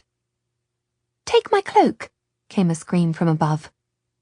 Ishrak looked up, choking, fighting against the rush of water, which was peeling her away from the roof of the inn and rushing her inland, and saw Isolde clinging to the chimney of the inn with one hand and reaching down with the other. She was holding out her cloak, twisted like a rope, toward them. Ishrak grabbed it and pulled herself toward the roof, fighting the current that threatened to tear her away. She could feel the overlapping tiles like slippery steps under her scrabbling feet and hands. Clinging like a monkey, Ishrak gripped the twisted cape and swarmed up the steep slope of the roof, buffeted by the waves, crawling through the rough water, getting higher and higher until she made it into the dry on the very apex of the roof, followed by Brother Peter and then Luca. All four of them sat astride the roof as if they were riding it, while the crash of the water below made the building sway, and the terrifying swiftness of the surge flung loose ships at the height of chimneys toward them. They clung together in the boil and terrible noise of the flood and prayed to their own gods. "If the building goes," Brother Peter shouted in Luca's ear. "We should rope together," Luca said. He took their capes and knotted them in a line. The girls wrapped their arms around the middle section. They all knew that they were preparing for little more than drowning together. "See if we can catch some driftwood," Luca shouted at Brother Peter. Brother Peter said no more. They watched in horror as lumber and wreckage, uprooted trees, and an overturned market stall thudded into the wall of the inn and the roof below them. They heard the roof shed its tiles into the water and the roof beams shift. An old wooden chest bobbed up from out of the attic below them, and Luca reached out and grabbed hold of it, struggling against the current. "If you fall in the water, you must hang on to this," he shouted at the two girls, who were clinging to each other as they realized that if the building collapsed, the old chest would not save them. They would go down, tumbled among roof beams and tiles, almost certain to drown. Isolde leaned down and put her face against the ridge tiles of the inn, closing her eyes against the terror of the boiling flood around her, whispering her prayers over and over by rote, the words of her childhood, though she was too frightened to think. Ishrak stared wide-eyed as the sea boiled around them, watched the waters thrust and break on the roof as they rose steadily higher.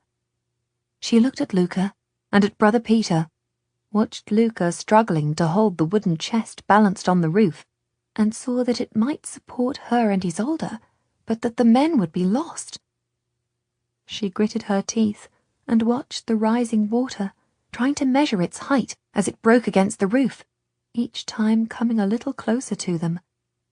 A sudden eddy would make a high wave break over her feet, and she could see Isolde flinch as the cold water snatched at her foot. But then the dip between the waves would make it seem as if it was ebbing. Ishrak held her foot very still and counted the unsteady roof tiles between her foot and the water.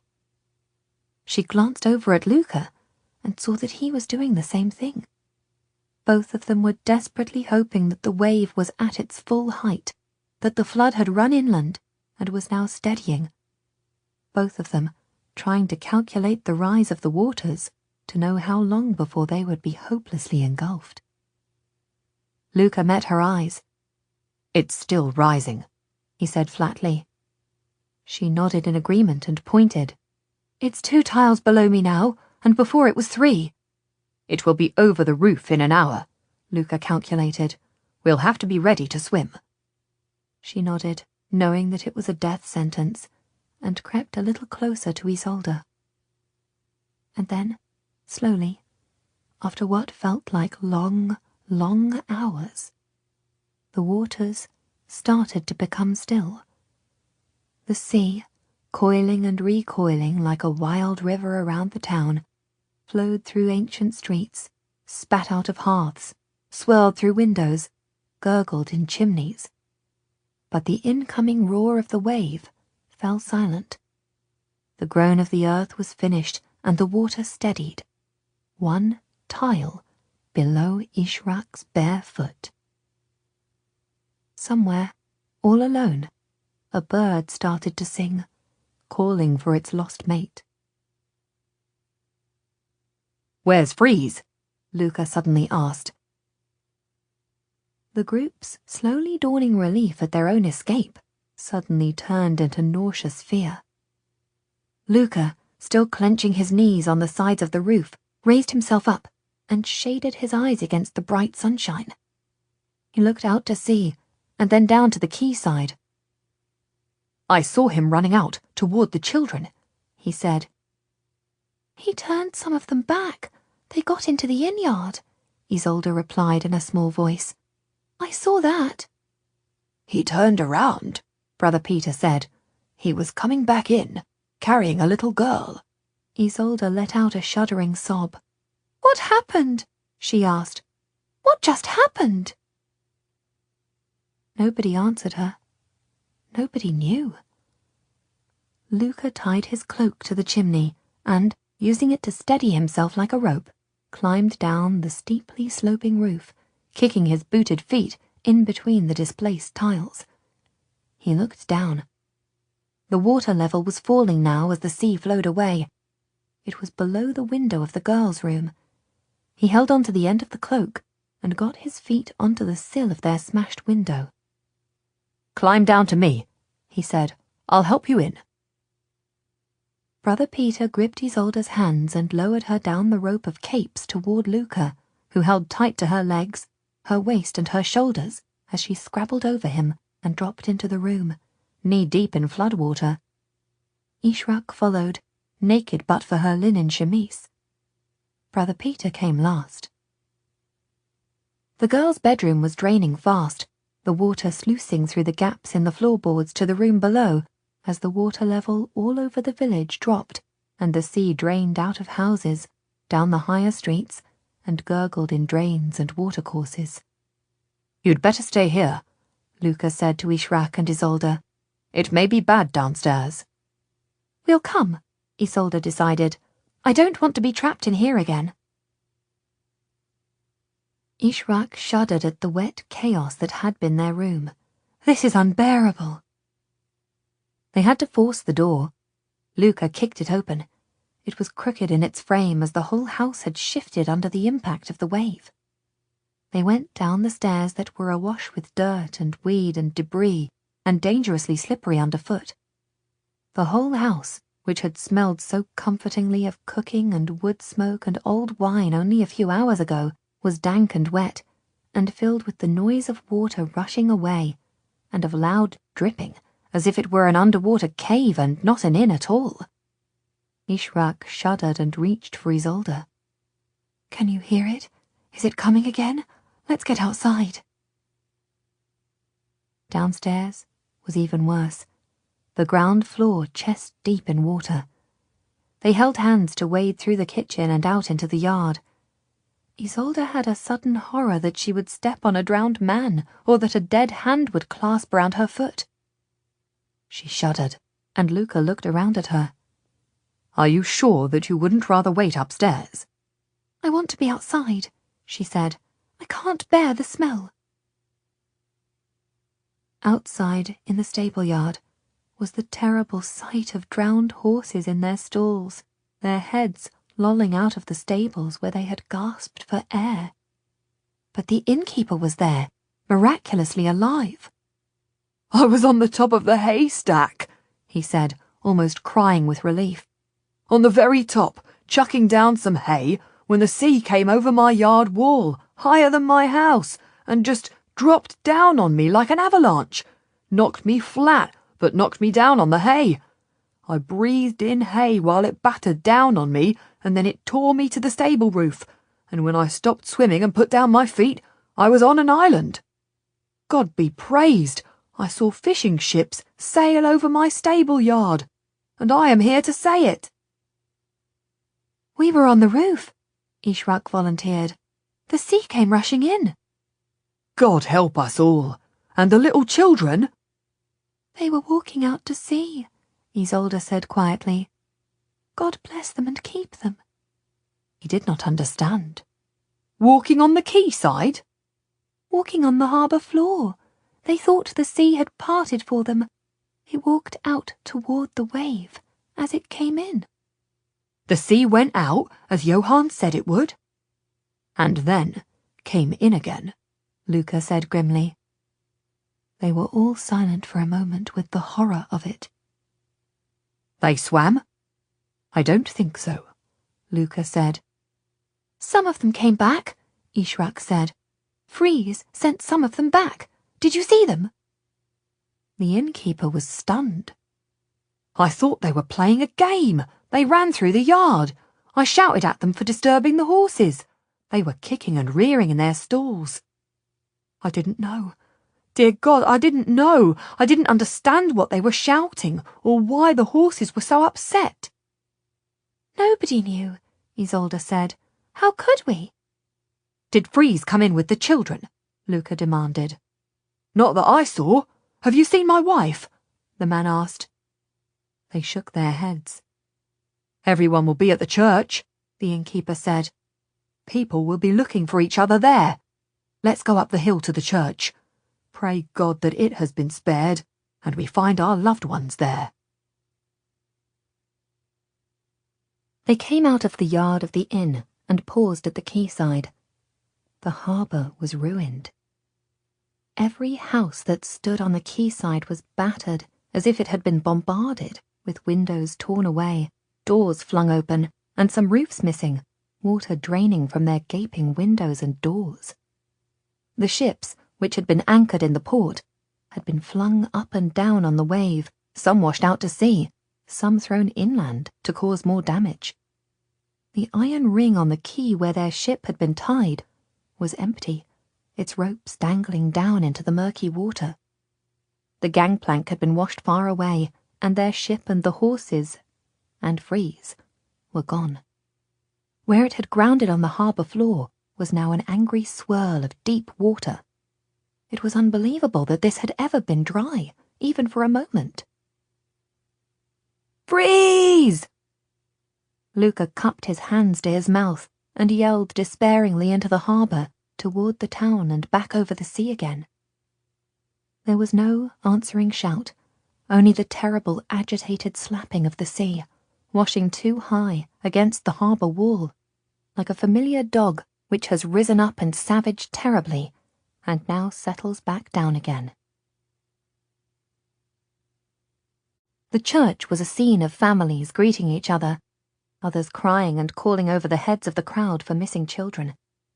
Some of the fishing ships had been at sea when the wave had risen, and some people thought that they might have been able to ride out the storm. The older men, who had heard stories of a monster wave, shook their heads and said that such a wall of water was too steep for a little boat to climb. Many people were sitting silently on the benches, which ran all round the side of the church, their heads bowed over their hands in fervent prayer, while their clothes streamed water onto the stone floor. When the wave had hit the town, some people had gotten to the higher ground in time. The church was safe. The water had rushed through it at knee height, and anything west and north of the market square was untouched by the flood. Many people had clung to something and had the wave wash over them, half drown them but rush on, leaving them choking and terrified, but safe. Some had been torn away by the force of the water, turning over and over in the flood that took them, as if they were twigs in a river in spate, and their families put wet candles in the drenched candle stands for them. Nobody could light candles. The candle, which had burned on the altar to show the presence of God, had blown out in the blast of air that came before the wave.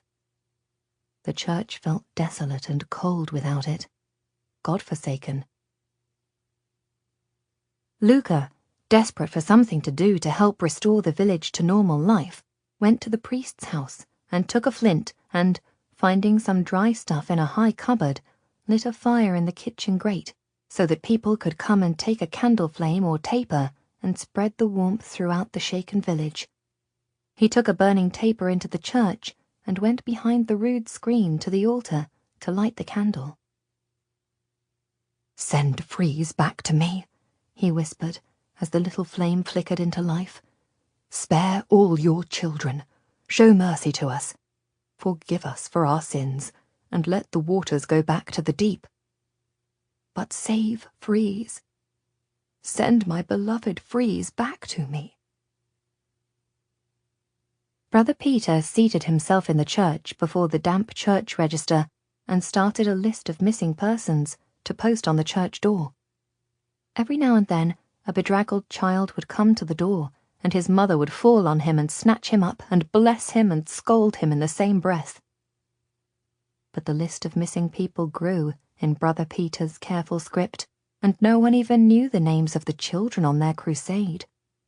No one knew how many of them had walked dry-shod in the harbour. No one knew how many had turned back, nor how many of them were missing, nor even where their homes had been. Ishrak borrowed a cape from the priest's housekeeper, and then the 5 of them, Isolde and Ishrak, Luca, Brother Peter, and the innkeeper, went back to the inn, looking out to sea, as if Freeze might be swimming home. "I can't believe it," Luca said. "I can't believe he didn't come with us." "He went out in the harbour to try to get the children to come back to land," Ishrak said. "It was the bravest thing I'll ever see in my life. He pushed us toward the inn, and then he went out toward the sea." "But he always comes with me. He's always just behind me." "He made sure we were safe," Isolde said. "As soon as we were running for the inn, he went back for the children in the harbour."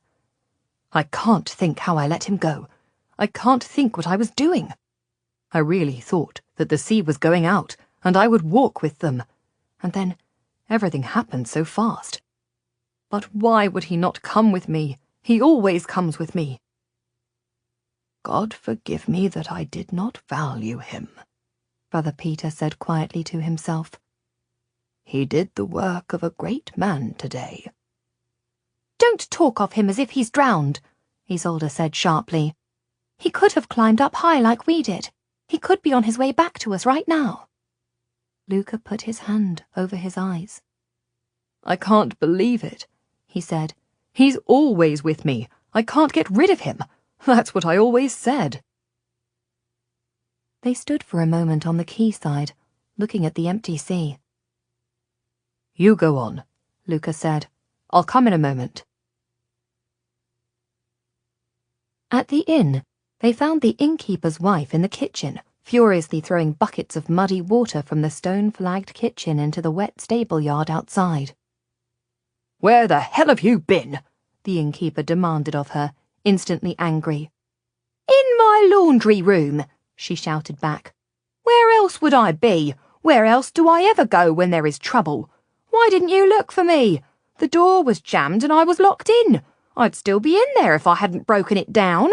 And anyway, I come out here, and the yard is empty and the kitchen filled with water. Where have you been, jaunting off when I could have been drowned?" Her husband shouted with laughter and clasped her round her broad waist. "Her laundry room!" he exclaimed to the girls. "I should have looked there first. It's a room without windows, backs onto the chimney breast. Whenever there is trouble or a quarrel, she goes there and tidies the sheets. But what woman would go to a laundry room when the greatest wave that has ever been seen in the world is rushing toward her house?" "A woman who wants to die with her sheets tidy," his wife answered him crossly. "If it was the last thing in the world, I'd want to be sure that my sheets were tidy. I heard the most terrible groaning noise, and I thought straight away that the best place I could be was in my laundry room. I was tucked in there, heart beating pit-a-pat, when I heard the water banging into the house. I sorted my linen, and I felt the cold water seeping under the door like an enemy. But I just kept arranging the linen and sang a little song. Is it very bad in the village?" "As bad as a plague year, but come all at once," the innkeeper said. "Your friend Isabella is missing, and her little girl. Like a plague year, a terrible year, but all the deaths done in an afternoon, in a moment, in a cruel wave." The woman glanced out into the yard, where the horses were drowned in their stalls, and the dog, limp and wet, like a black rag at the end of his chain. And then she turned her face from the window, as if she did not want to see. "Hard times," she said. "Terrible times. What do they think it means, the sea rushing onto the land like this? Did Father Benito say anything?" Everyone turned to Brother Peter. He shook his head. "I don't know what it means," he said.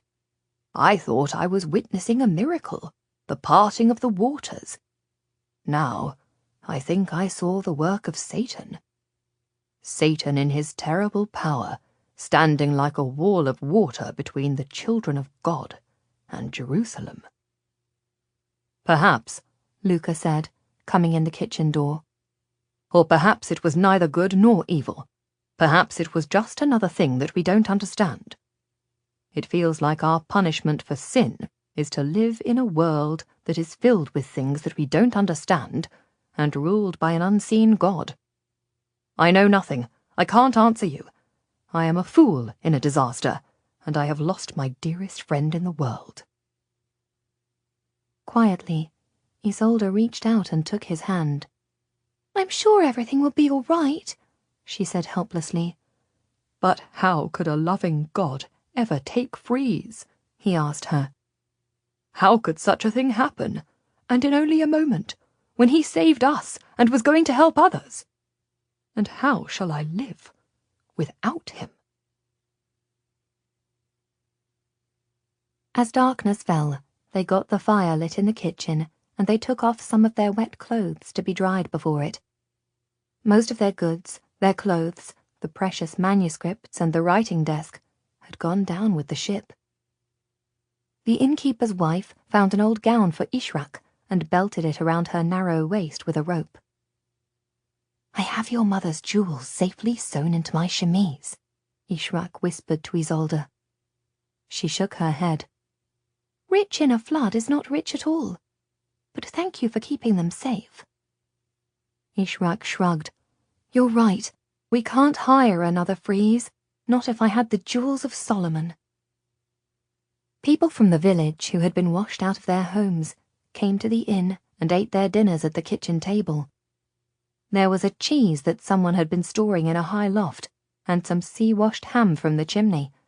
Someone had brought some bread from the only baker in the village whose shop stood higher up the hill, beyond the market square, and whose oven was still lit. They drank some wine from bottles, which were bobbing around the cellar. And then the villagers went back to their comfortless homes, and Brother Peter, Luca, Isolde and Ishrak wrapped themselves up in their damp clothes and slept on the kitchen floor, with the innkeeper and his wife, while the rest of the house dripped mournfully all around them. Luca listened to the water falling from the timbers to the puddles on the stone floor all night, and woke at dawn to go out and look for Freeze in the calm waters of the grey sea.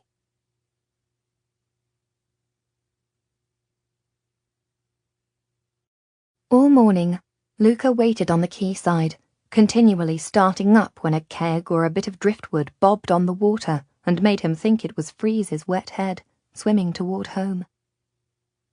Now and then someone asked him for a hand with heaving some lumber or pushing open a locked door, but mostly people left him alone, and Luca realized that there were others alongside him, walking up and down the quayside, looking out to sea as if they too hoped that a friend or a husband or a lover might miraculously come home. Even now, swimming through the sea that now lapped so quietly at the harbour steps that it was impossible to believe it had ever raged through the town. Brother Peter came down to see him at noon as the church bells rang for sext, the midday prayers, carrying some paper in his hand. "I have written my report, but I can't explain the cause of the wave," he said. "I don't know if you want to add anything. I have said that Johann was following his calling, that the sea had parted as he said it would, when he was swallowed up by a flood. I don't attempt to explain what it means. I don't even comment on whether it was the work of God to try us, or the work of the devil to defeat Johann." Luca shook his head. "Me neither. I don't know. I don't know anything. Would you want to add anything?" Again, wearily, Luca shook his head. "It might just be something of nature," he suggested. "Like rain." The older man looked toward the sea, where the great wave had come from nowhere and then lain flat again. "Like rain?" he repeated incredulously. "There are many, many things that happen in this world, and we don't really know how," Luca said wearily. "We don't even understand why it rains somewhere and not elsewhere. We don't understand where clouds come from. You and I are scratching about like hens in the dirt, trying to understand the nature of grit. Not seeing the mountains that overhang us, not knowing the wind that ruffles our stupid feathers. We don't understand the wave, we don't understand a rainbow. We don't know why the winds blow, nor why the tides rise. We know nothing. We can't blame ourselves for not understanding the wave. Nobody has seen anything like this in their lifetime." "But they have. It has happened before," Luca suggested. "Last night, the fishermen around the fire had all heard of great waves. Someone said they thought that the pestilence, the Great Plague, was first started by a wave 100 years ago. What I am saying is that it might be caused by something other than the will of God, something that works in a way we don't yet understand, but that we might come to know. If we had known more, we might have known that it would happen. When the water went out, we would have known it was gathering itself to return. We could have guarded the children, and freeze. And freeze." He broke off. The older man nodded, seeing that Luca was close to breaking down. "I'll send this off, as it is," he said, "and we'll go on looking for him." "You think it's hopeless," Luca said. Brother Peter crossed himself. "I'll pray for him," he said. "Nothing is hopeless if God will hear our prayers." "He didn't hear the children singing hymns," Luca said flatly, and turned and stared out to sea. "Why should he hear us?" At dinner-time, Isolde came down to the quayside to find Luca wrapped in his cloak, looking at the darkening horizon. "Will you come in for dinner?" she asked. "They have dried out the dining room and stewed a chicken." He looked at her without seeing her heart-shaped face and grave eyes. "I'll come in a moment," he said indifferently. "Start without me." She put a hand on his arm. "Come now, Luca," she whispered. "In a moment." She took a few steps back and waited for him to turn around. He did not move. She hesitated. Luca, come with me to dinner, she commanded sweetly. You can't stay here. You do no good mourning alone. Come and have something to eat, and we'll come out together afterward. He did not even hear her. She waited for a little longer, and then understood that he was deaf to her and could hardly see her. He was looking for his friend, and he could see nothing else. She went back to the inn, alone. The darkness of early autumn found Luca still seated on the quayside, still looking out at the darkening sea. A few of the mothers whose children had been lost on the crusade had come down and thrown a flower or a cross made from tied twigs into the gently washing water of the harbour, but they too were gone by nightfall. Only Luca stood waiting, looking out to the paler line of the horizon, as if the act of staring would make Freeze visible. As if he gazed for long enough, he would be bound to see the wet head of Freeze and his indomitable beaming face swimming for home.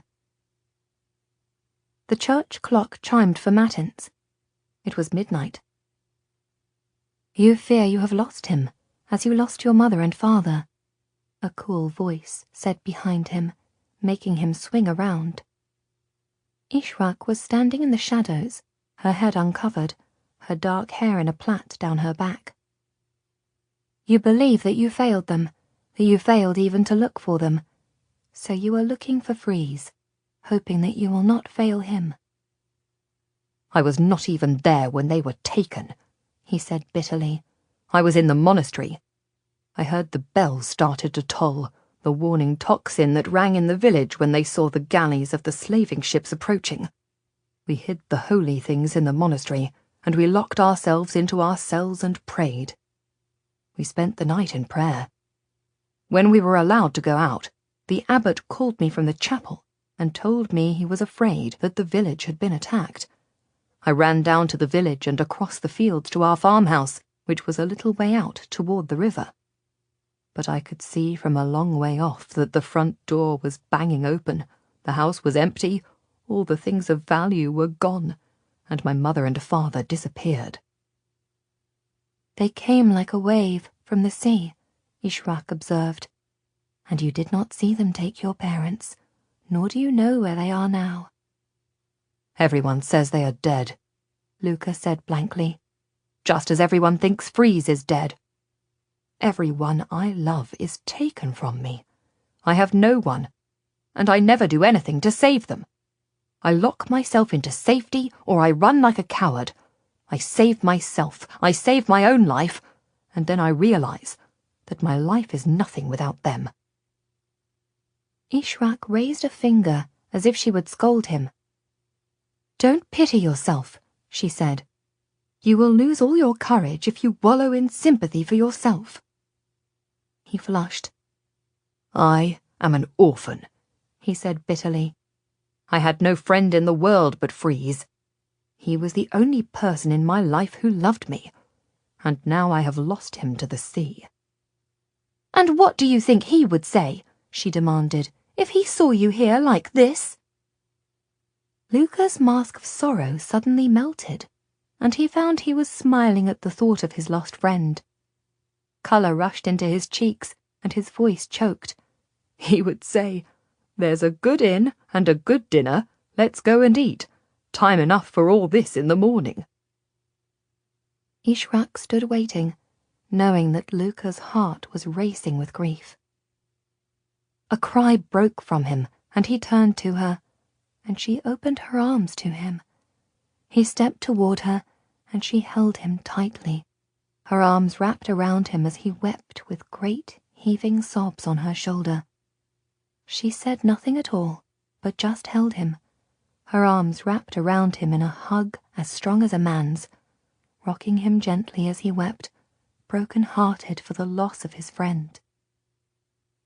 I never told him, he finally gasped, as the truth was wrenched out of him. I never told him that I loved him, as if he were my own brother. Oh, he knew, she assured him, quietly and steadily in his ear. His love for you was one of his greatest joys. His pride in you, his admiration for you, his pleasure in your company was well known to him and to us all. You did not need to speak of it. You both knew, we all knew. He loved you, and he knew you loved him. The storm of his weeping subsided, and he pulled back from her, wiped his face roughly on his damp cloak. "You will think me a fool," he said. "A woman weeping, as soft as a girl." She let him go at once and stepped back to perch on one of the capstans, the mooring posts where they tied up the ships, as if she were settling down to talk all night. She shook her head. "No, I don't think you a fool to mourn for one you love." "You will think me a weakling?" "Only when you were writing your life into a ballad of self-pity. I thought that you were too strong in your grief.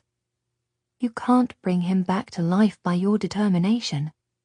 Alas, if he is lost to us, then you cannot bring him back again by wishing. You have to know that there are things you cannot do.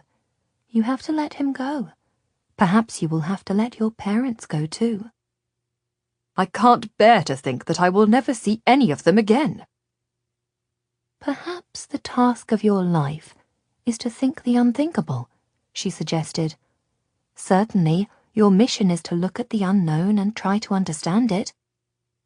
Perhaps you are called to understand things that most people never consider. Perhaps you have to find the courage to think terrible things. The disappearance of your parents, like the loss of Freeze, is a mystery. Perhaps you have to let yourself know that the very worst thing that could have happened has indeed taken place. Your task is to start to think about it, to ask why such things happen. Perhaps this is why you are an inquirer." "You think my grief prepares me for my work?" She nodded. "I am certain of it. You will have to look at the worst things in the world. How can you do that if you have not faced them in your own life already?" He was quiet, turning over her words in his mind. "You're a very wise woman," he said, as if seeing her for the first time. "It was good of you to come down here for me." "Of course I would come for you," she replied. He was thinking of something else. "Did Isolde come earlier?" "Yes, she came to fetch you for dinner, but you were deaf and blind to her." "That was some time ago?" "Hours." "It's very late now, isn't it?" "Past midnight," she said.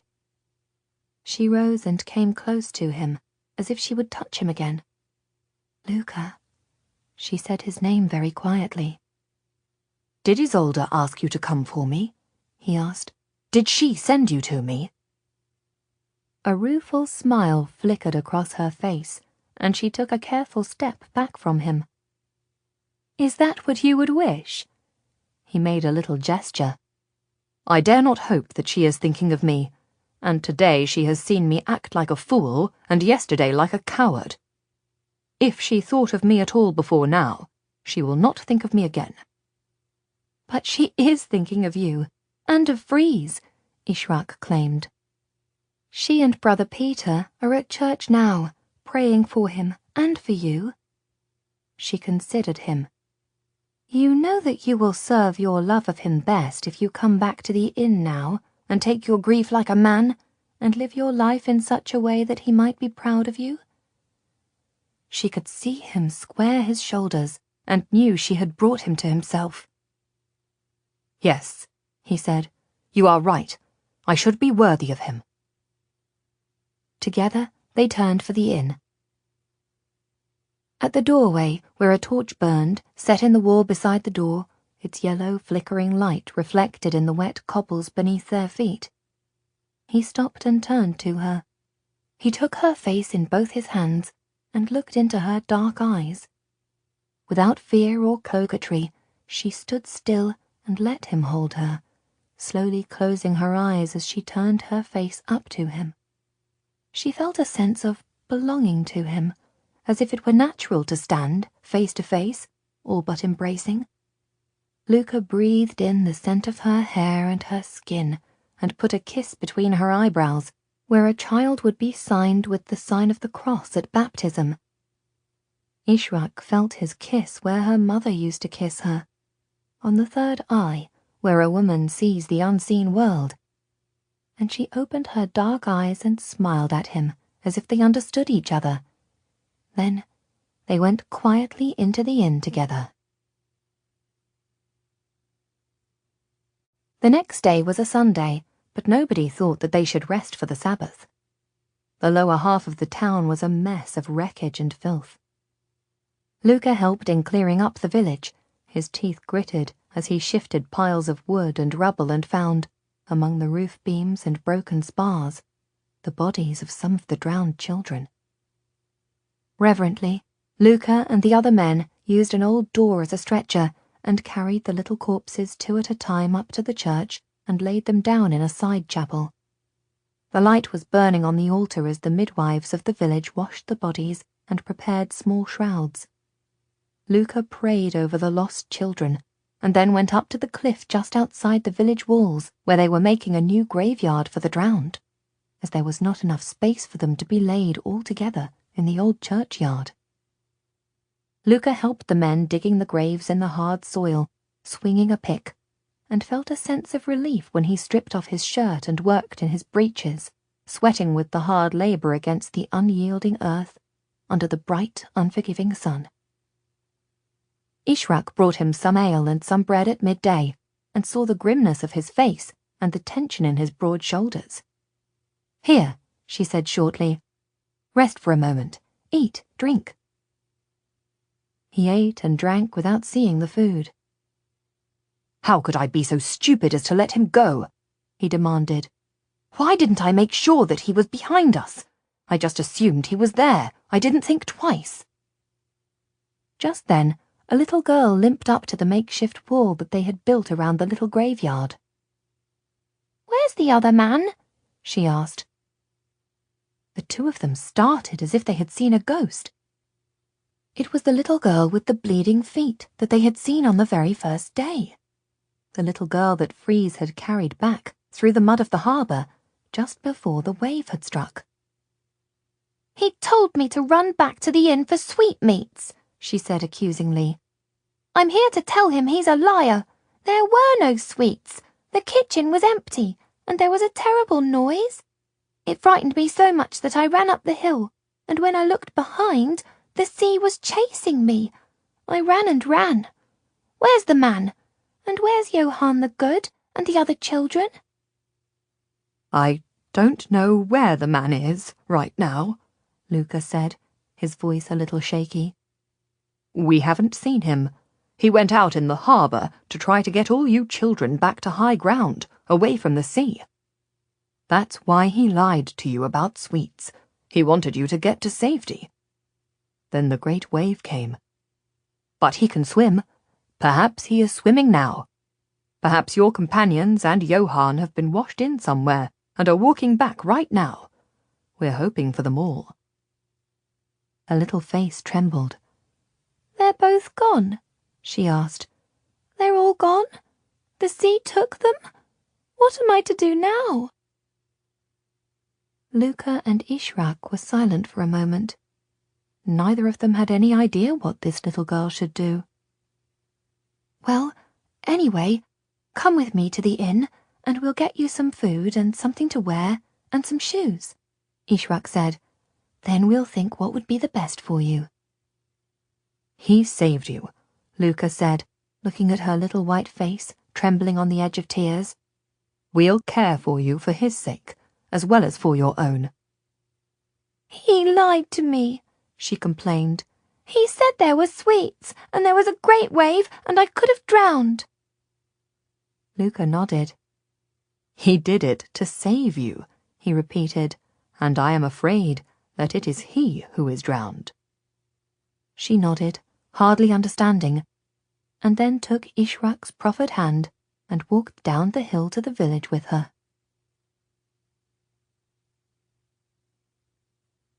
Luca's day had started at dawn on the quayside, looking out to sea, and dusk found him there too. But when it grew dark, he came in and ate his dinner as a man who has set himself a dreary task to do. After dinner he prayed with Brother Peter, and the little party listened as Brother Peter read the parable of Noah, of men and women and the animals saved from the flood. The little girl, whose name was Rosa but who answered to the name of Ree, had never heard the story before, and went to bed with her head full of the rainbow at the end of the story. The rooms had been dried out, and the landlady had borrowed dry bedding. She offered Ree a truckle bed in the warm kitchen.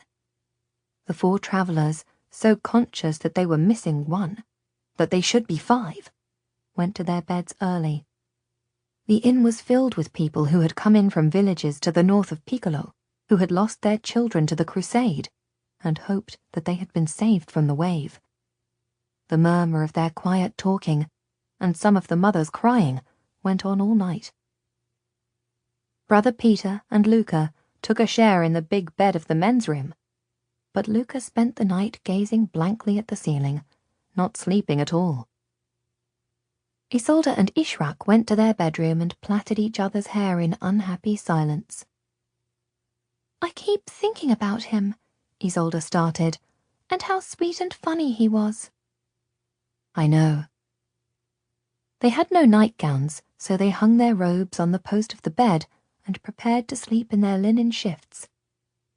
Isolde knelt in prayer and mentioned Freeze by name. When she rose up, Ishrak saw that her eyes were red. "He ran back for the horses," Ishrak said.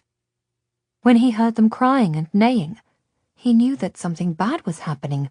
He wouldn't leave them on board. He called the children to shore. He saw that we were safe, and then he went to the horses." Isolde climbed into the bed. "I've never met a man more steady," she said. "He was always cheerful, and he was always brave." "I was unkind to him," Ishrak confessed. "He asked me for a kiss, and I threw him down in the stable yard at Vitorito. I regret it now. I regret it so much." "I know he said that he was offended at the time, but I think he found it funny," Isolde volunteered. "I think he liked you for your pride. He spoke of it and laughed, as if he were offended and admiring, both at once." "Right now I wish I had given him a kiss," she said. "I liked him more than I told him. Now I wish I had been kinder." "Of course you could not kiss him," Isolde said sorrowfully. "But it was so like him to ask. I wish we had all been kinder to him. We never tell people that we love them, for we think, like fools, that they are going to be with us forever. We all act as if we are going to live forever. But we should act as if we would die tomorrow, and tell each other the best things." Ishrak nodded. She got into bed beside her friend. "I love you," she said sadly.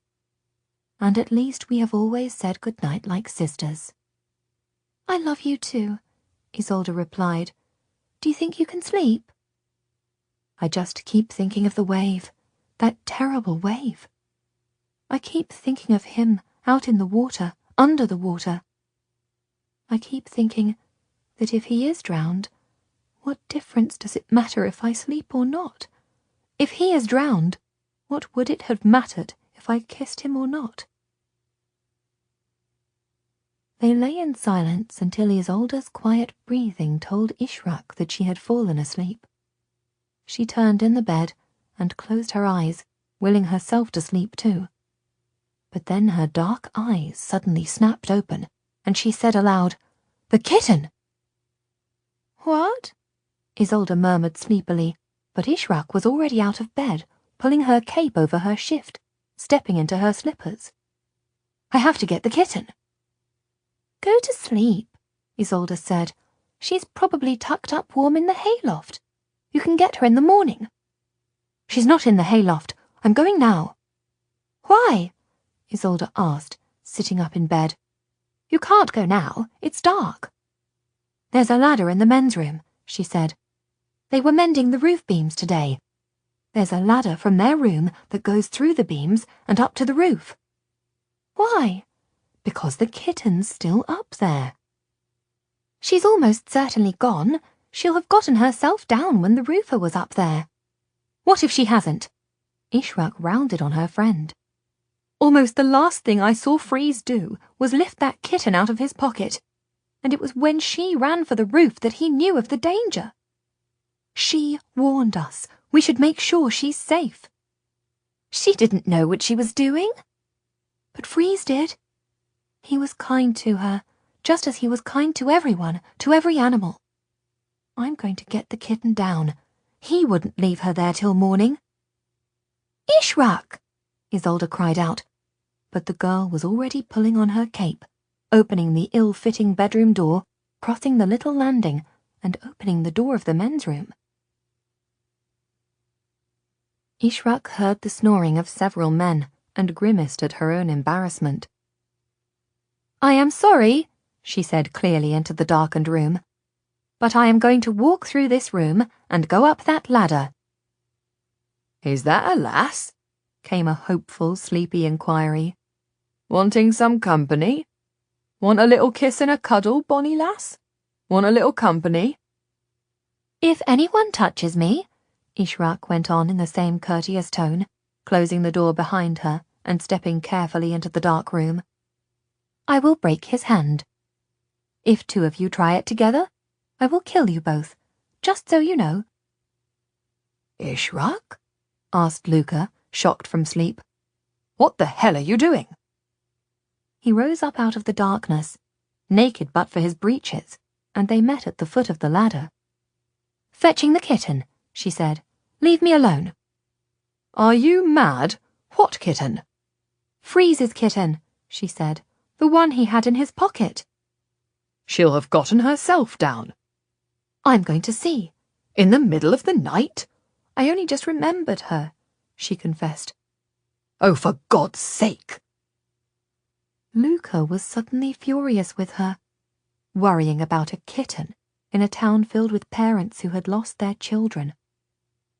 "What does a kitten matter, in the middle of all this, in the middle of the night, when half these people have cried themselves to sleep, and everyone is missing someone?" Ishrak did not answer him, but turned and put her foot on the first rung of the ladder. "It's pitch black," Luca cautioned. "You'll fall and break your neck." He made a gesture to stop her, but she slapped his hand away and went up the little ladder to the roof. A ridged plank, a scrambling board, stretched up to the apex of the roof, and she went up it like a cat herself, on her hands and bare feet. She could see nothing but the darkness of the roof against the greyer skyline. She got to the very top and sat astride, gripped the tiles with her knees, feeling them sharp through the thin linen of her shift. She heard her harsh breathing and knew that she was afraid. She raised her head and looked at the chimney. Of course there was no kitten there. She bit her lip as she realized that now she would have to make her way down again, that she had taken a grave risk and for nothing. "Kitten?" she said to the empty roofs of Piccolo, seeing the streets below them, torn by the sea and cluttered with driftwood, the doors banging empty on wet rooms. "Kitten?" A tiny little yowl came from the base of the chimney, where the tiles were warmed by the escaping smoke. Tentatively, the little animal rose up and stalked toward her, along the narrow tip of the roof. "Kitten?" Ishrak said again, utterly amazed. The kitten came toward her outstretched hand, and Ishrak picked her up, as a mother cat would, by the scruff of her skinny little neck, and she tucked her under her arm, holding her tightly against her.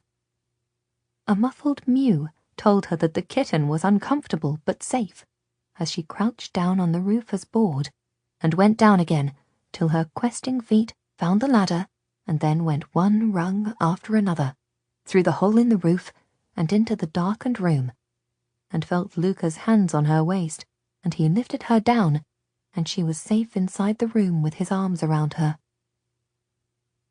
"I've got her," she said. For the first time in long days, she heard a chuckle in his voice. "You're mad," he said. "That was the most ridiculous thing to do, the stupidest thing I have ever seen." But he did not let her go, and for a moment she leaned against his naked chest, feeling his warm skin and the prickle of soft hair. "I was terribly afraid," she admitted. She felt his cheek against her hair and the warmth of his body against her own, and she paused. For a moment she thought that anything might happen, and she did not draw back. It was Luca who steadied her on her feet, then stepped away, releasing her and saying, "Are you going to let her go?" "I'll take her to the kitchen and get her some milk," she said. "I'll keep her for tonight. If we had not seen her run, we would not have known we were in danger. We owe our lives to her." He took her hand and guided her through the room full of sleeping men and closed the door behind them. "It's an odd thing," he said. "Odd that she knew to get up high." The kitten struggled in Ishrak's grip, and she put her gently down on the floor. The tiny creature shook her head, as if complaining at being held so tightly, and sat on her fluffy rump, washed her back paws, and then found a warm corner in the log basket by the fire and settled down for sleep. "There's a writer," Ishrak said, trying to remember her studies. "Oh, I can't remember his name. Elianas or something like that. He says that frogs and snakes know when there is going to be an earthquake. They get out of their holes in time." "How do they know?" Luca demanded. "What do they know?" "He doesn't say," she said. "I read him in the Arab library in Spain. I can't remember more than that." They walked up the stairs together to the doorway of her room. "Why was it so important to you that you should save her?" he asked her in a whisper, conscious of the many sleepers in the quiet house, Isolde just on the other side of the door. "Why did the kitten matter when so much else had been lost? You're not sentimental about animals, yet you risked your life." "I suppose, for that very reason, that so much has been lost," she said. "We failed to save the children. We failed to save half the town. We came with all our learning and your mission to understand, and yet we knew nothing. And when something so terrible happened, we could do nothing. We were useless. We did not even save ourselves. We lost Freeze, though he was the only one who knew what was happening. But I could at least save Freeze's kitten." He took her hand and held it for a moment. "Good night," he said quietly. "God bless you for that. God bless you for thinking of him." And then he turned and brought her hand, palm up, to his mouth, and gently put a kiss in the middle, then closed her fingers over it. Ishrak closed her eyes at the touch of his mouth on her hand. "Good night," she whispered, and held her fingers tight where his lips had touched her palm.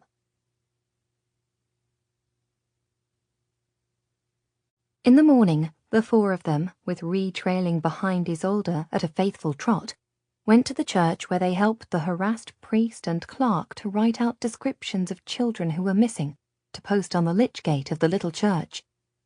The pieces of paper fluttered in the wind, naming children who might never see their homes again, calling on parents who would never come to find them. A queue of people waited to confess to the priest, and the sense of death was heavy in the little church. It lay over the harbour like a low cloud. More and more people were coming slowly in the little gate to the north of the town, seeking the children who had gone with Johann, hoping that they had escaped the flood. They looked at the slurry of filth and water and the broken timbers in the market square, as if they still could not believe that an evil tide had flowed high into the very heart of Piccolo and receded, leaving nothing but devastation. In the Lady Chapel alongside the church, the little bodies were being prepared for burial. Grim-faced, Luca and Brother Peter noted the clothes, the hair colour, the age, any little oddness of appearance or brightness of hair, so that the child might be identified if the parents ever came seeking them. When they had looked into every blue, blanched face, and noted every missing tooth and freckled nose, they waved the two wise women forward, who sewed the bodies into the newly made shrouds, and laid them, two to a roughly made stretcher, ready to be carried to the new cemetery beyond the walls of the town for burial. The wise women, who served as folk healers, as midwives and layers out in the little village, did their work with a sort of steady reverence for the little bodies, but they looked askance at Brother Peter and Luca, and when Isolde, Ishrak and Ree came into the church, they turned away their heads and did not greet them at all. "What's the matter with them?" Ishrak muttered to Isolde, sensing the hostility but not understanding it.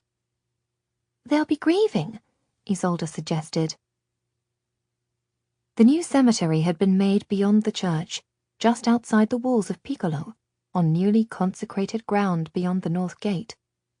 It was overlooking the sea, and here the gravediggers stood around, leaning on their spades, beside a great hole, dug deep and wide for all the children to be laid together, just as they had rolled up together in sleep when they were following Johann and believed themselves to be blessed.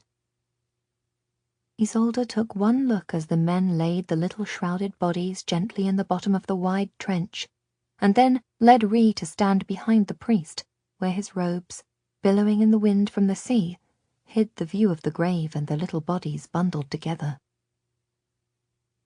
Father Benito read the service for burial, his voice clear over the constant crying of the seagulls and the more distant noise of people sweeping their houses, cleaning their wet rooms and repairing roofs and windows all over the town.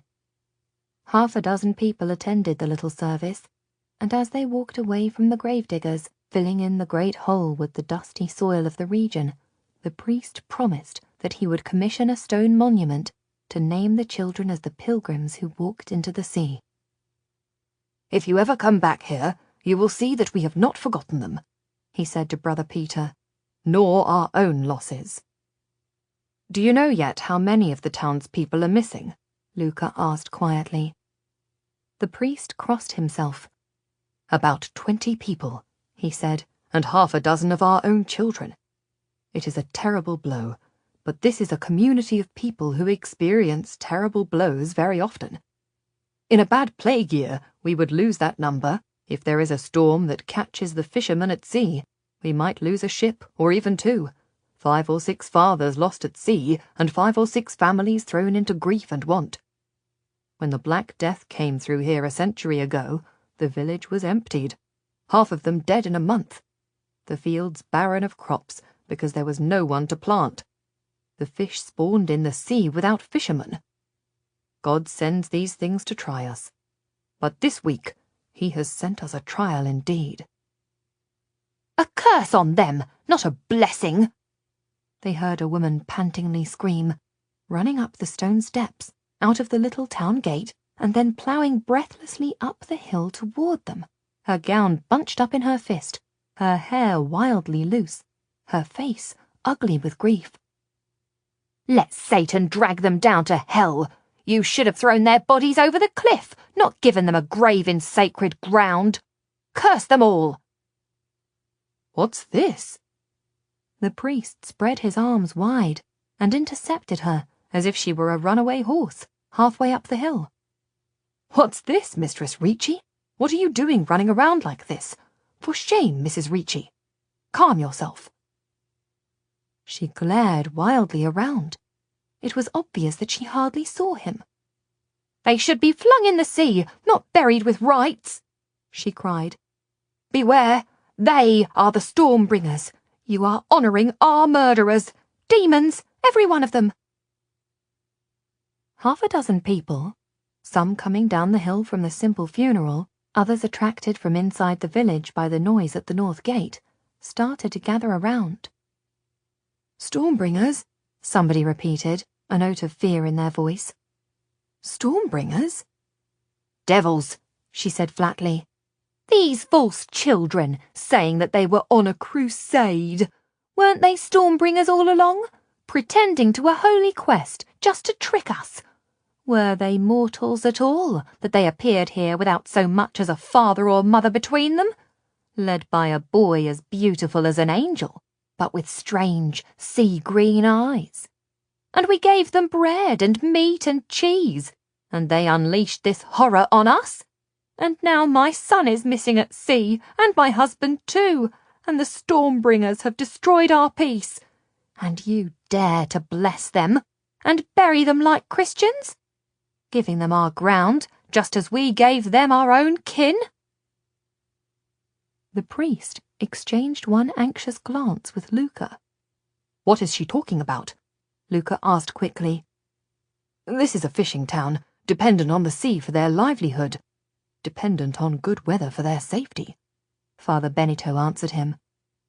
They cling to the belief that there are Stormbringers who can make spells and call up bad weather.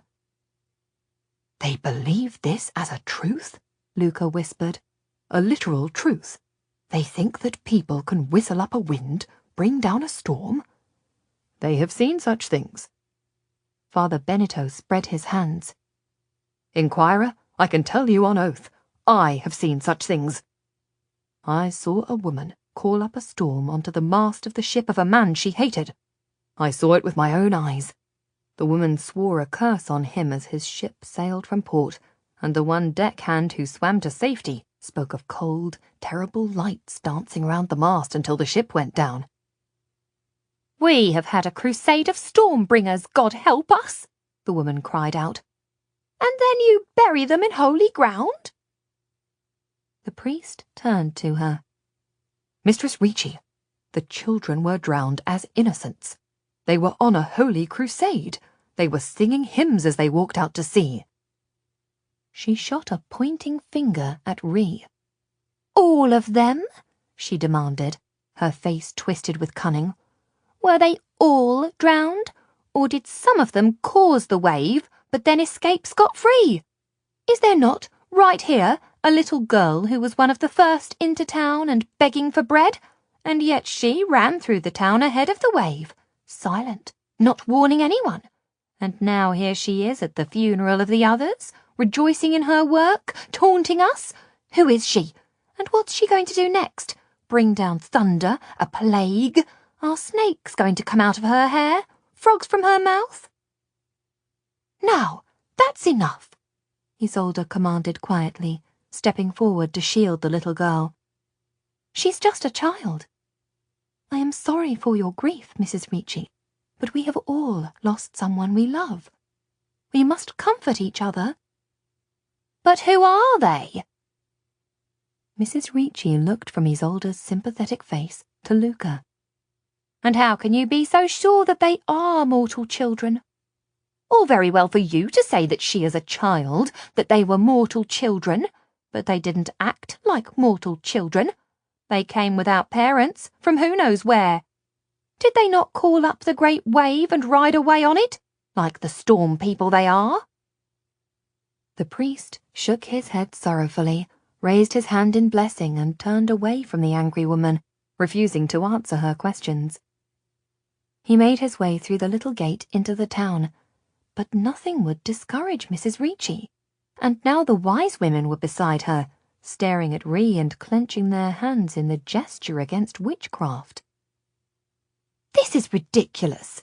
Isolde drew Ree to her side, then went to follow the priest. At once, the three women darted forward and started to close the gate against her. Ishraq stepped quickly forward and took the weight of the wooden door, pushing back against the angry women, her dark gaze on Mrs. Ricci. Don't, she advised briefly. The three women, cowed by Ishraq's gaze and the strong push at the gate, gave way, and Isolde and Ree walked through it, Ishraq closely behind them, as if on guard. No, wait, a man said, putting out a hand to delay Father Benito as he headed for the church. Not so fast, Father. Answer the women. What they say is true. There were children who ran back into town ahead of the flood. How did they know to run? Some of them got clear away. Did they warn the others? Another man asked. Did they warn us? No, they didn't. Another woman nodded. They ran in silence, she said. One went past me and never said one word of what was coming. Rhee's cold hand crept into Isolde's palm. We were just running for fear, she whispered. Ishrak stepped up beside Isolde, putting the child between them as if to protect the little girl from the increasingly angry crowd, who were now blocking the lane from the church, their voices echoing loudly in the narrow street.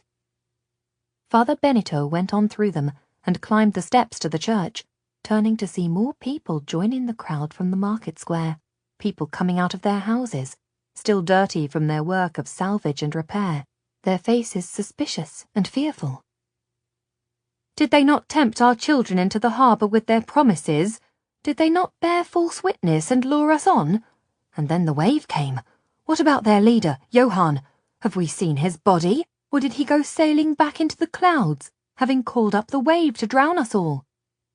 That's right, someone said from the back of the crowd. We don't know who they were, and they came just before the wave. They called up the wave, someone shouted. You're right, Mistress Ricci. They brought the wave down on us. I will have vengeance. Mrs. Ricci raised her voice above the growing murmur of the crowd. I swear I will have vengeance for my son and for my husband. I will see the bringers of storms burned as witches, and their ashes scattered into their own storm winds. Isolde flinched at the words and tightened her grip on Rhee, who crept as close as she could get, as if she would hide under Isolde's rough cape. Luca and Brother Peter went up the steps of the church toward Father Benito, readying themselves to face the crowd to try to calm them. Luca glanced across to see Ishrak rise gently to her toes, as if preparing for a fight. Now, let's all be calm, Luca said firmly, pitching his voice so that it could be heard over the crowd and the mad crying of the seagulls. I am an inquirer appointed by the Pope himself. I have been sent out into Christendom to make a map of fears, and if your good Father Benito agrees that we should hold an inquiry into this strange and frightening flood, then I will do so here. The crowd rounded on their priest. Call an inquiry, someone shouted. Name the wicked ones. Father Benito paused. You want me to ask an inquirer of the Holy Father's own order to ask why the sea should surge into Piccolo? He asked skeptically. Why don't I ask him what makes rain, or why thunder is so loud? You laugh at her grief, one of the wise women accused him, pointing to Mrs. Ricci. You won't answer her? You won't even hear us? The angry murmur of the crowd rose into a roar of outrage. Father Benito saw that there was no reasoning with them like this. He glanced at Luca and surrendered. Very well, as you wish. Brother Luca Vero, would you hold an inquiry? We should hear what these good women have to say. It will be better for us all if the fears are spoken aloud, and you can tell us if there was anything that we could have done to prevent the flood. There! Another of the wise women was triumphant. We will name the guilty ones. I will inquire into the cause of this wave, and I will tell the Pope what I decide, Luca ruled. If anyone has caused it, I will see that they are charged with causing such a disaster, and I will see that they are punished. Burned, Mrs. Ricci insisted, and the ashes blown away on the storm wind that they called up. I will see that justice is done, he promised, but his level tones only angered her more. She dived toward him and snatched at his hands, shouting furiously into his young face. You know there are witches who call up storms. You know this? Luca had to force himself not to flinch away from her. I know that many people believe this. I haven't found anyone guilty of such a thing myself, but I have read of it. Read of it? Someone said scornfully. You've just seen it happen. What book can tell you what has just happened to us? What book was ever written that speaks of a wave that destroys a town on a sunny day for no reason? Luca looked around. The little crowd around them was steadily growing in number as more and more people came up from the market square and stepped out of the doorways of their houses. They were no longer pale with grief, shocked into silence. They were angry and becoming dangerous, looking for someone to blame for their tragedy. I think there may be books that tell of this, he said carefully. I have not read them myself. It is the wisdom of the ancients, which the Arabs have in their libraries. This is something that we should understand, so as to make ourselves safe. I will consider carefully what you and everyone else has to say. I will start my inquiry this afternoon at the inn. You should start there indeed, one of the midwives from the church said spitefully. That's the very place to start. You could start in the inn, in the upper room, in the attic bedroom. What? Luca asked, baffled at the sudden rise of hostility in her voice, at the meaning of her accusation. She raised a pointing finger. The crowd was silent, watching as she slowly turned around until she was facing Ishraq and Isolde, the little girl Ree between them. At once there was a ripple of approval. Name them, someone said. Go on. Name the Stormbringers. The upper room, she said. The safe room. Safe for them, up there, calling up a storm, calling up a terrible wave, and then sailing up to perch on the roof like seagulls while the flood drowned us mere mortals beneath them. They didn't fly up to the roof? Didn't they wait out the storm, safe and high above the town? I can vouch for these two ladies, Luca interrupted. I was on the roof myself. You said yourself that the Arabs knew how the waves were caused. I said they had the books. They are books from the ancients. She's an Arab, isn't she? Does she know Arab learning? Does she know how to call up a wave? Ishraq stepped forward to defend herself, her dark eyes blazing, as Luca put up his hand to command silence. This young woman is well known to me, he said. She is in the household of the Lord of Lucretilli, a Crusader lord, a Christian lord. There is no question that she could have done anything wrong. I can promise you. There was a sudden swirl of seagulls, disturbed from feeding on the flooded rubbish of the town, and they spiraled upward into the sky, screaming their wild calls, right above the heads of the crowd. The souls of the drowned! Someone exclaimed. Several women crossed themselves. Calling for justice! I can promise, Luca went on. You can't, one of the wise women cut disdainfully through his speech. For you don't know the half of it. You were talking to Johann the Pilgrim, blind as a fool, when the two young women were outside the walls of the town, calling up a storm in the Green Lake. There was a murmur of real consternation. A woman drew back from Ishraq and spat on the ground before her. Half the women of the crowd crossed their fingers, putting their thumb between the second and third finger to make the old sign against witchcraft, making their hands into fists. The Green Lake? Someone demanded. What were they doing there? What is this? Brother Peter asked, stepping forward. The old woman did not retreat, but her friend joined her, and they both stood beside Mrs. Ricci, their faces contorted with hate.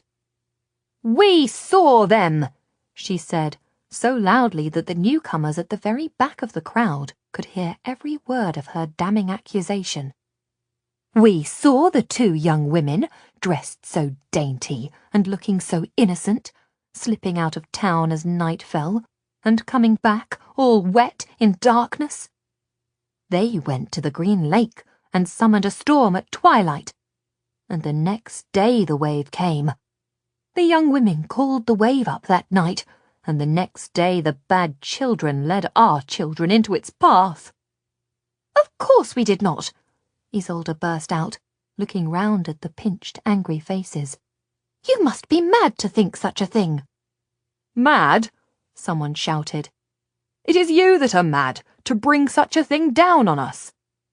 Calling up a storm in the Green Lake, leading our children out to drown. Thou shalt not suffer a witch to live. Yes, a man shouted from the back of the crowd. The Bible itself says, thou shalt not suffer a witch to live. The mass of people pressed closer to the two young women and the little girl between them. Ree dived beneath Isolde's cloak and clung around her waist, crying for fear. Isolde was as white as the kerchief over her hair. Ishrak stepped in front of her, spread her hands, balanced on the balls of her feet, ready to fight. Luca spread his arms, raised his voice. These are my friends, he declared, and we have lost our own friend to the sea, just as you have lost your dear ones. You cannot think that these young women would call up a wave that would drown our friend. I do think it. Mrs. Ricci hurled the words at him. We all think it. It is you who are misled.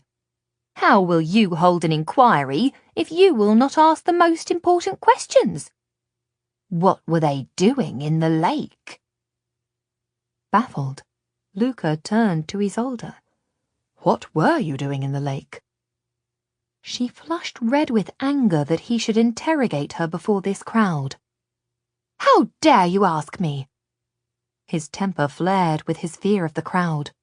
Of course I ask you. Don't be such a fool. Answer me at once. What were you doing? We were washing, she said, disdainful of him, of the crowd. We went for a wash. Washing? The women scoffed. In the Green Lake, as night fell. They are Stormbringers. You can see it in their faces. There was a dangerous roar of agreement from the crowd, and it encouraged the wise women on the attack. You will name the Stormbringers? A woman pressed Luca. These women who came with you, and the child who came later, their little accomplice. You will try all three of them? It was the children and the two women who called up the wave. That child would know. You must question her. A man commanded from the back of the crowd, his jacket dirty with sludge from bailing out his house. And we will burn all three of them together. Yes, a new woman agreed with him. If they are guilty, we will drown all three of them in our own harbour. Ree's little hand clenched into Isolde's steady grip. What are they saying? She whispered. What do they think we have done? I assure you, these women are innocent, Luca began, and the child also. Then try them, someone shouted. You say that you are an inquirer. Hold an inquiry. Right now. I will hold an inquiry. Luca tried to seize control of the angry crowd.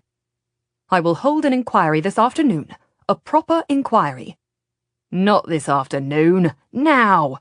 The man with the dirty jacket shouted him down. I'll hold an inquiry, Luca insisted through gritted teeth. A proper inquiry, at the time that I appoint, and Brother Peter will write a report to the Lord of our Order, and to the Holy Father. And you shall give evidence on oath of what you have seen. He glared at the angry women. What you have really seen, not what you imagine. And if there has been any witchcraft or magic, I will find it out and punish it. Even if she has seduced you with her witch skills? Mrs. Ricci asked, her voice clear and accusing. She, who crept into the men's room in the night? Isolde's cheeks burned red for shame, but it was Ishrak who stepped forward and spat out her reply. There is no witch, and there is no seduction. There are friends and fellow travellers, Christians and pilgrims, and a terrible, terrible tragedy, which you make worse by your slurs and scandals. Let the inquirer hold his inquiry without fear or favour, and we will all abide by his judgment. Right now, then, Mrs. Ricci insisted. Right now, Brother Peter conceded, frightened by the hostility and the numbers of the crowd.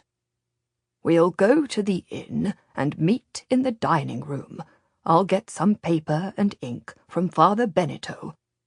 We will hold an inquiry, as we are bound to do, and you shall have your say.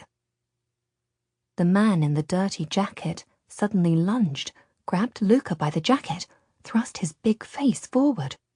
Right now, he shouted. We said right now, we mean right now. Not down at the inn, not when you have fetched paper, not when you have whispered together and made up a story. Now, justice for the drowned. Luca pushed him away, but he was a strong, angry man, and he did not release his grip. Ishrak flexed her fingers and looked around, as if to measure how many people might try to drag them down. Isolde saw from her face that she thought they would not escape a beating. The two young women stood a little closer, knowing that they were hopelessly outnumbered. Justice for the drowned! Someone else shouted from the back. And then there were more people, running up the narrow streets, shouting and catcalling. Justice for the drowned! Right now, Luca offered. Gently, he pushed the big man away, sensing that the whole crowd was on the edge of a riot. Where? In the church? In the church, the big man agreed, and he released Luca and led the way to the church, with half the village following and the other half running through the streets to join them. He looked back at Brother Peter. And you write it down, like you should, he insisted. There's ink and paper in the church, and if they are guilty, you write down that they are to be given to us, the people of Piccolo, for us to do as we please. If they are guilty, Father Benito specified. Ishrak took a look around, thinking that she and Isolde and Ree might be able to break away. Isolde took a firm grip of Ree's hand, lifted the hem of her own long gown, ready to run. Not so fast, Mrs. Ricci said with an evil smile. You're coming too. Don't think you'll get away again to bathe in the water and call down a wave from hell on us poor Christians, you vile heretic, and you vile witch, and you vile child. Ishrak looked at her, the fury in her dark gaze veiled by her dark lashes, and the three of them submitted to being hustled into the church. The people filed into the church, ranged around the stone walls and stood in a murmuring hush, waiting for what was to happen next. Luca took a seat in the choir stalls, Brother Peter on one side of him, Father Benito on the other. The witnesses, as they came up to make their statements, took the front row of the opposing choir stalls, the light on the altar behind the rood screen shining warmly on them all. The hushed holiness of the place silenced the crowd, but they were still determined to see justice done, and one after another the villagers stepped up to the choir stalls and spoke of their experiences with the crusade and then with the flood. They reported seeing the children begging and praying. They all agreed that Johann had preached of the end of days and had promised that they would be able to walk dry-shod to Jerusalem. They all reported that he had tempted them by promising them sight of a beloved lost kinsman. People wept again as they said that Johann had spoken to them personally, described events that he could not possibly have known unless he had been guided by the devil himself, that they had been sure of him as an angel. Now they knew he was accursed. Brother Peter made notes. Luca listened intently, fearing more and more that some terrible wrong had happened in this town and that he had missed it. Remorsefully, he remembered coming into the town at dusk after riding all day with Isolde, quite entranced by her, noticing nothing about the gateway, the harbour, or the inn. He remembered saying good night to her on the stairs of the inn, thinking of nothing but the closeness of her, and that, if she had leaned a little closer, they could have kissed. He thought of the arrival of the children on the quayside, and how he had looked up to see the two beautiful girls at their window, as they had called down that hundreds of children were on the road. He had heard what they had said, but what he had seen was the two exquisite young women. He remembered warning Ishraq that she should not wear her Arab dress, and how he had told her that her skin was the colour of heather honey. He knew now that he had been instantly and completely persuaded by Johann, that he had been determined to join the crusade to Jerusalem, hoping selfishly that he would see his parents again. Distracted, filled with sinful desire, obsessed with his own hopes and fears, Luca blamed himself for being quite blind to the events unfolding before his very eyes, and letting this town be washed through by the flood. He should have been a knower, he thought. He should have known that the flood was coming, and prepared a safe haven. If he had been a true inquirer, and not a lovesick boy, he would not have been distracted, and perhaps he would have seen something, a movement of the sea, the largeness of the moon, something that could have warned him of the disaster that was coming. Luca sat very still, listening intently, filled with shame at his own failure. "What about the young ladies?" one of the midwives called from the body of the church. "You are asking about things that we know, that we all know. What about the young ladies, and what they were doing?" At once there was a murmur of suspicion and anxiety in the echoing chancel. "Call them, and have them answer to you." Wearily, Luca rose to his feet and looked into the shadowy body of the church. "Lady Isolde, Mistress Ishraq," he called. He could see the girls coming slowly from where they had been kneeling at the back of the church, and then heard the quiet patter of their leather slippers as they came up the stone-flagged aisle and hesitated. Solemnly, he waved them into the choir stalls opposite his seat, so that they should take their place like the other witnesses. He looked at them, and he knew he was looking at them as if they were strangers to him, strangers filled with the incomprehensible powers of women. "And the child," someone insisted, "the child who escaped the wave." Isolde bowed her head to hide her resentment, and went back down the aisle, and returned with Ree holding her hand. The two of them sat opposite him, in silence, Ree between them, their eyes on the floor. Luca remembered that when he first met Isolde, she was accused of witchcraft, and now she sat before him accused of the worst of crimes once again. He could not help but feel a superstitious shiver that so much trouble seemed to swirl around her, though she always looked, as now, so shiningly innocent. He couldn't help but think that a woman who was truly good would never have a shadow against her name, let alone two. This woman seemed to attract trouble as iron bars sown in a field will attract a thunderstorm. His anxiety about her strengthened his resolve to hold a proper inquiry. He dismissed his feelings for Isolde and stared at her critically, without affection, and tried to see her as these people saw her, a strange, exotic, and dangerously independent woman. "You have been accused of working as a Stormbringer," he said, his voice firm and level.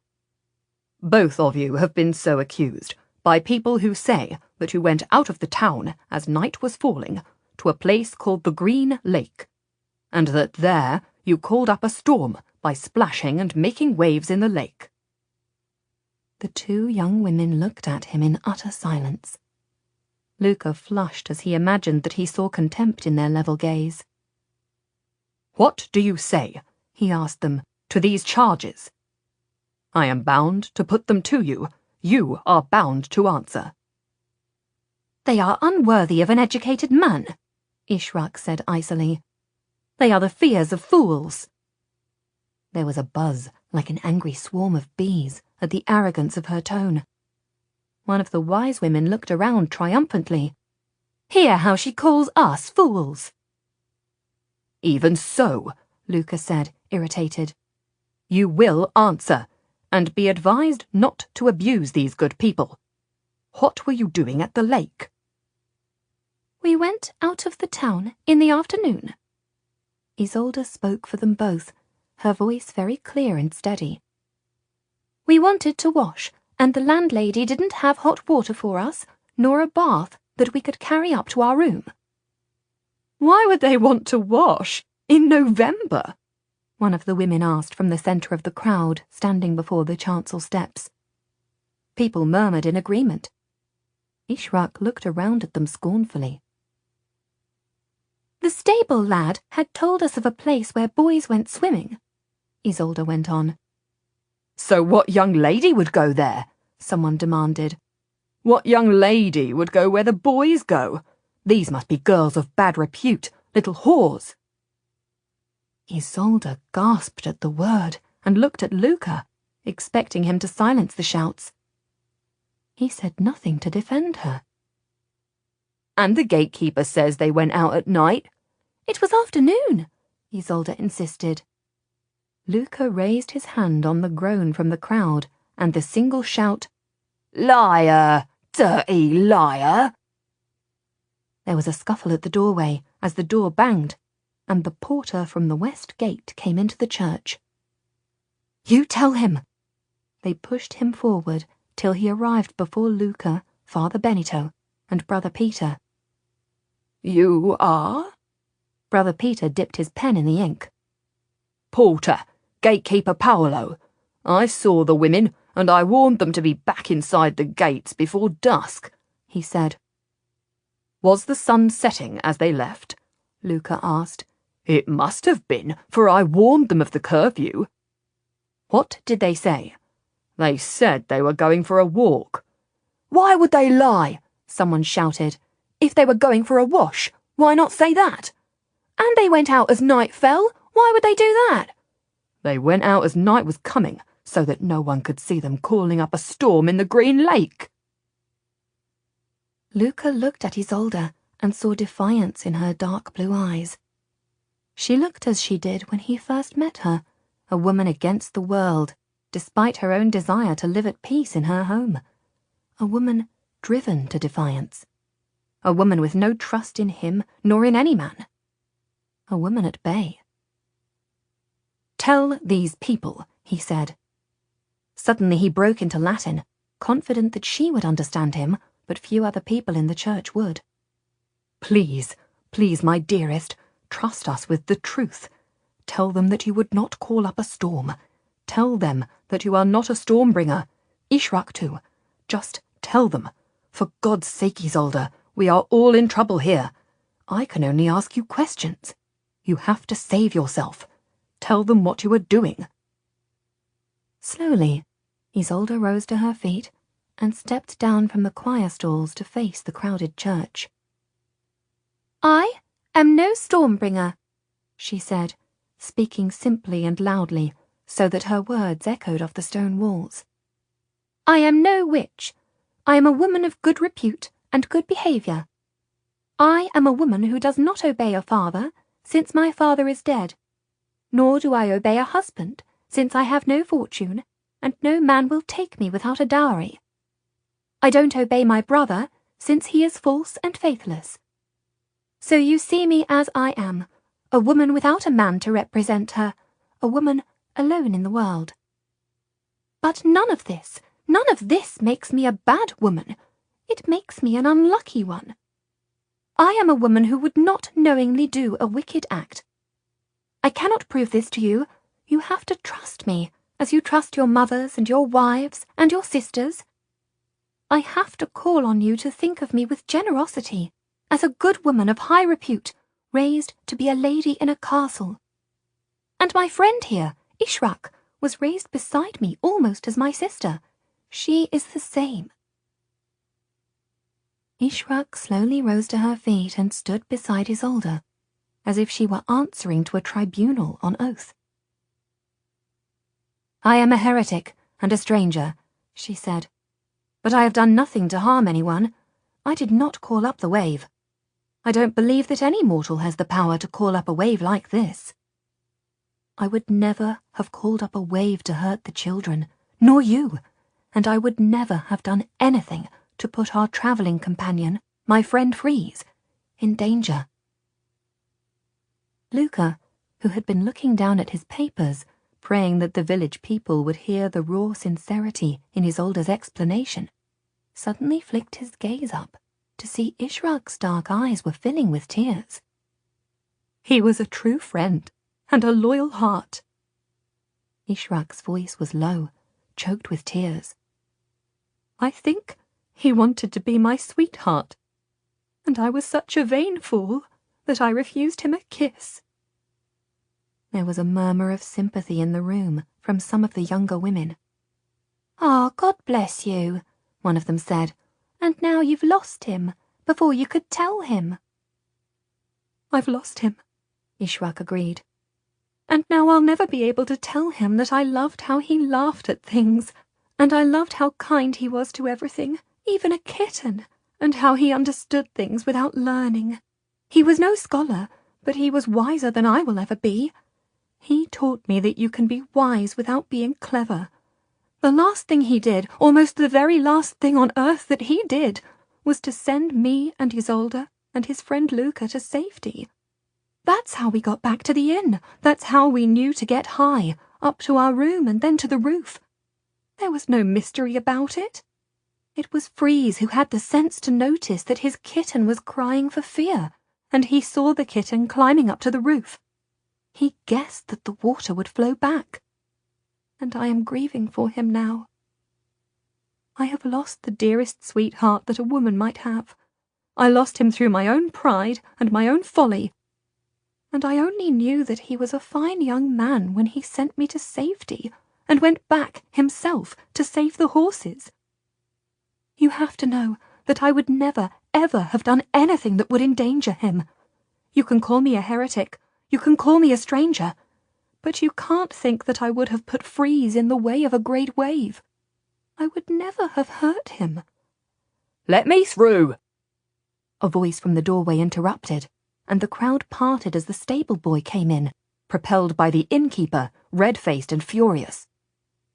"What's this?" Brother Peter asked, alarmed by the sudden noise. And then, as he recognized the innkeeper, with the landlady behind him, he said, "Dear Lord, who is this now?" "He's got something to say," the landlord said. "Dirty little tyke." The boy, his face as scarlet as his twisted ear, ducked his head before Luca's gaze. "Do you have something to tell us?" Luca asked. "You can speak without fear." To the innkeeper he said, "Do let him go. That can't be good for him." "I followed them," the boy confessed, rubbing his ear. "Out of town and down to the lake." There was a whisper of excitement from the packed church. "What did you see?" The lad shook his head, his colour deepening. "They went naked," he confessed. "I watched them."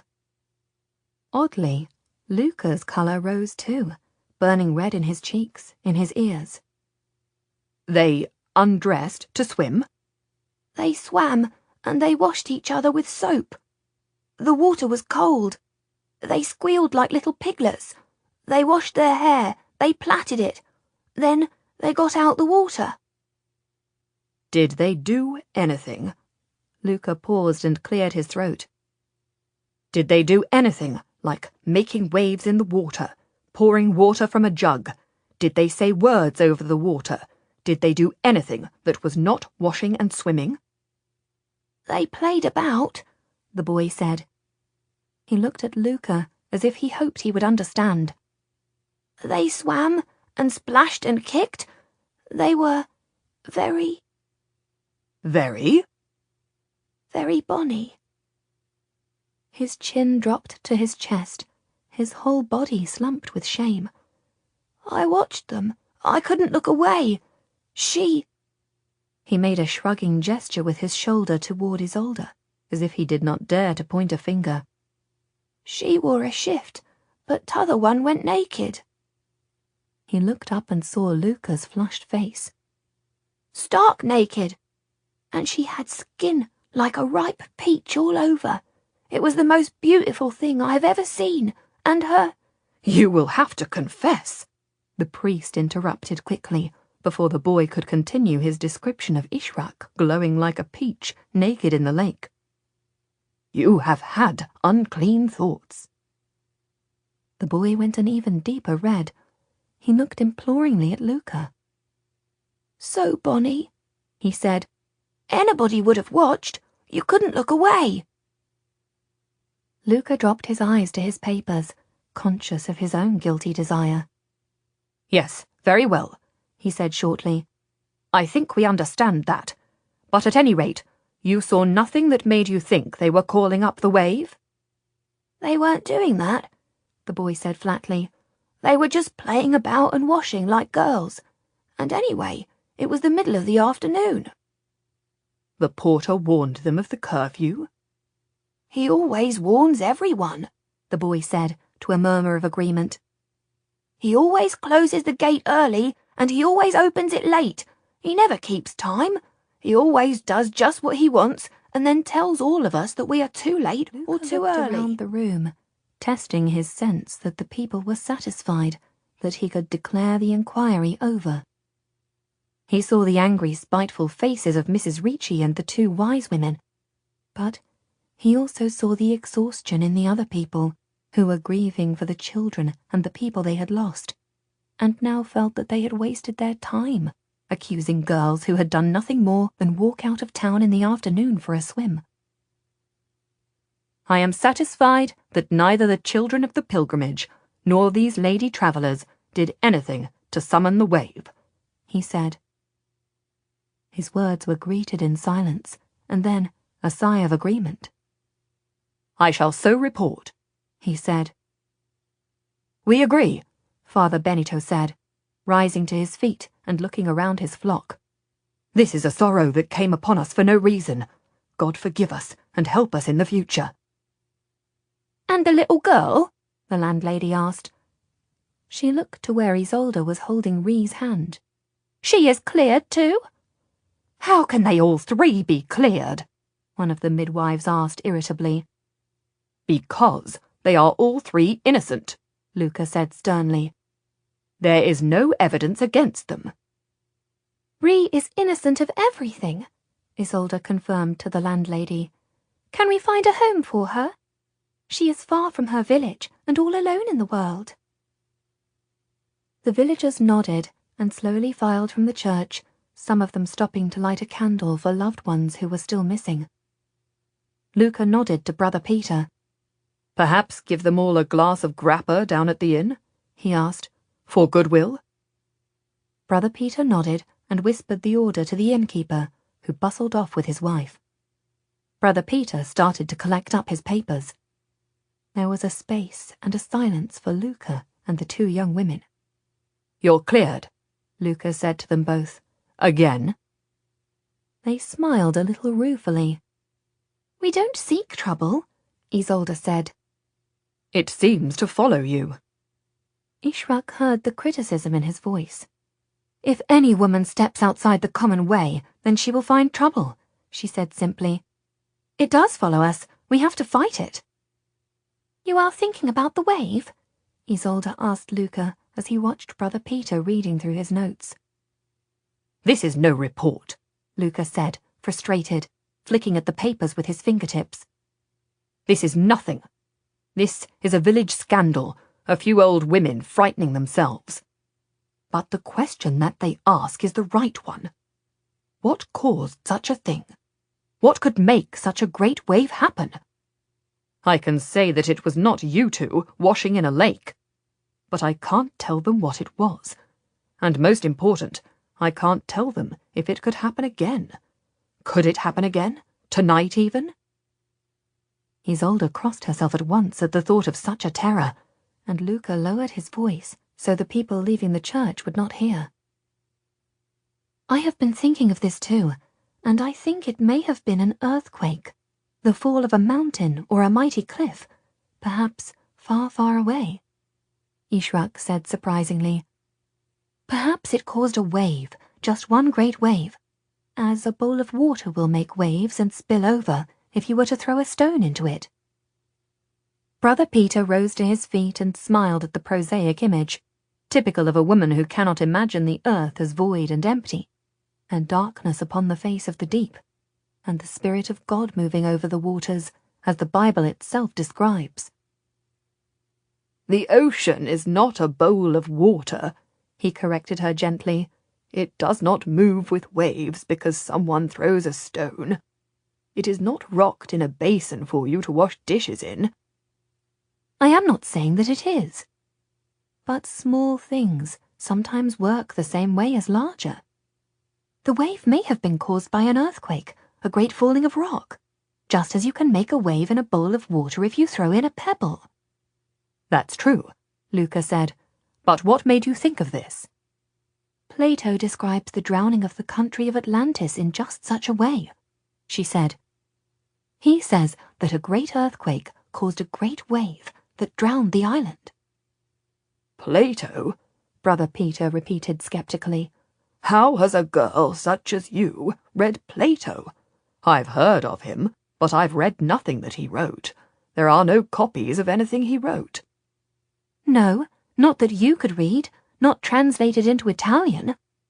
But we Arabs have his books. A few of them have been translated from the Greek into Arabic. I read a little part of them in Arabic when I was in Spain with Isolde and her father, and I was allowed to attend the university. Plato is a philosopher who talks about great mysteries, such as the wave, and has strange understandings. "You were privileged," Brother Peter said irritably, scooping up the papers and stoppering the bottle of ink. "A heretic and a woman to read such a thinker? You must take care that it does not strain your nature, putting too much pressure on you. Women cannot think of abstractions." She gave a small shrug. My brain is well enough so far, though I thank you for your concern. At any rate, Plato says that the drowning of Atlantis might have followed a great movement of the earth. It made me think that this might be a natural occurrence, not an act of God, nor of the devil, nor of Stormbringers, if there are such people. Perhaps it occurs naturally, from the world of nature, though why God would make a world where such a thing could happen is another question. Brother Peter knew himself to be on firmer ground. "Ah, you ask an important question. It is because the perfect world that God first made was destroyed by sin in the Garden of Eden when the woman ate the apple." Isolde exchanged a quick smiling glance with Luca. They both knew that Ishrak and Brother Peter would be quarrelling within a moment. Ishrak looked at him quite blankly. What is wrong with eating an apple? "Because it does not mean an apple. The apple signifies knowledge." Luca winked at Isolde. The woman wanted knowledge? "Yes," Brother Peter said, adopting his teacher's voice. "But it was God's will that the woman and her husband should be innocent of knowledge." Ishrak looked as if she did not need his instruction. I would have thought an all-seeing God could have foreseen that a woman would want knowledge, she said. Why should she not? Why should I not? Would any woman want to live in ignorance? Would any man? And what does it benefit God to have people so ignorant that they are like these poor peasants, believing that people call up storms and the devil takes the time and the trouble to make them unhappy? Brother Peter was almost too irritated to speak. He bowed to the altar and turned away. "There is no point trying to explain such things to you," he said. "You are a heretic and a girl." It would have been impossible to say which he thought was worst. The Lord Lucretilli believed that a girl could study without straining her nature, Ishrak insisted. Women like Hypatia of Alexandria taught Plato to her students without illness. So when Lord Lucretilli was in Spain, he sent me to study at the University of Granada. Education is important to us heretics. There are many Arab women who are educated. We Moors believe that a woman can study as well as a man. We do not think that it is godly for a woman to be an ignorant fool. But he did not send his daughter, Isolde, to learn heretic knowledge. He took care to protect her, Brother Peter said pointedly. I wish he had, Isolde interrupted. The lessons were in Arabic or Spanish, Ishrak said. Lady Isolde speaks neither, and besides, she was raised to be a Christian lady ruling her lands. But how would we ever find out? Luca asked, almost to himself, going down the aisle to the open doorway and looking downhill to the harbour, where the quietly moving sea, with its ugly burden of wreckage, looked as if it had never raged inland. How would we discover if the earth had moved and caused the wave? If it happened far out at sea, or even under the sea? If no one was there to see it happen, how could we ever discover the cause? Father Benito walked beside him. You know, the people of the village tell a story of a great earthquake that threw down the harbour walls. This was about 100 years ago, and then there was a great wave that washed the boats out to sea and destroyed all the houses too deep back from the harbour. The bell tower of my own church was thrown down when the ground shook. It was rebuilt. We have the stonemasons' costs still in the church records. That's how I know it to be true. Ishrak nodded toward Luca. An earthquake followed by a wave, she remarked. 100 years ago? Luca pressed Father Benito. Exactly 100. More, he said quietly. The earthquake was in 1348, and after the wave, the Black Death came to the village. First the ground shook, then the wave came, then the plague. God forbid that this wave brings the pestilence also. The Black Death? Brother Peter queried. The priest nodded. It was worst in Friuli, but they felt it as far away as Rome. It shook this village. I have the accounts of the church rebuilding, which is how I know the dates. It was almost impossible to get the stonemasons to repair the tower, for within months of the wave, they were all dead. I shall write this in my report, Luca said. Perhaps we should see it as a warning. Do you think you should store grain and food, in case a pestilence follows this wave, as it did 100 years ago? Father Benito crossed himself. God forbid, he said. For last time they had to dig great plague pits in the graveyard to take the bodies. I wouldn't want to have to open them again. They buried half the village, more than 100 people, old and young. And the priest himself died. God spare me. God help us all, Luca said solemnly. Perhaps this is, as they say, the end of days. No one answered him, and he turned and went down the hill to the quayside, alone. Brother Peter and the 2 young women watched him go. Father Benito murmured a quiet blessing, closed the church doors, and went quietly away to his damp house. Brother Peter sighed and led the way down the hill to the inn on the quayside.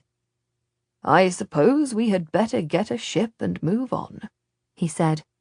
There's nothing we can do here any more. We'll sail across to Split as we planned. Are we giving up on Freeze? Isolde asked bleakly. Are we not looking for him any more? Not waiting for him? We could leave a message for him as to where to find us if he were ever to return. But I can't believe that he survived the flood, Brother Peter replied. What would be the point of us waiting here? For fidelity, Isolde exclaimed. Because we can't just go on. Ishrak shook her head. No, we may as well leave. It does Luca no good to wait and watch here. We'll have to find a boat and go on with our journey. Can you find someone to take us, Brother Peter? Would you like me to go and ask? A few ships came into port this morning that seem to have escaped damage. I'll find someone. Shall we set a time and go tomorrow? In the morning, she said. I suppose you'll all want to take Mass before we sail. We can go after prime. Brother Peter looked curiously at her as they went together down the cobbled steps. Don't you want to confess your soul and attend the service now that you have seen God work in such a mysterious way? Should you not turn to our God now that you have been in such danger? I could explain our beliefs to you. I could convert you. Ishrak smiled at him, indifferent to his concern. Ah, Brother Peter, I know you are a good man and would like to save my soul. I don't know what caused the wave, but it doesn't inspire me to pray to your God.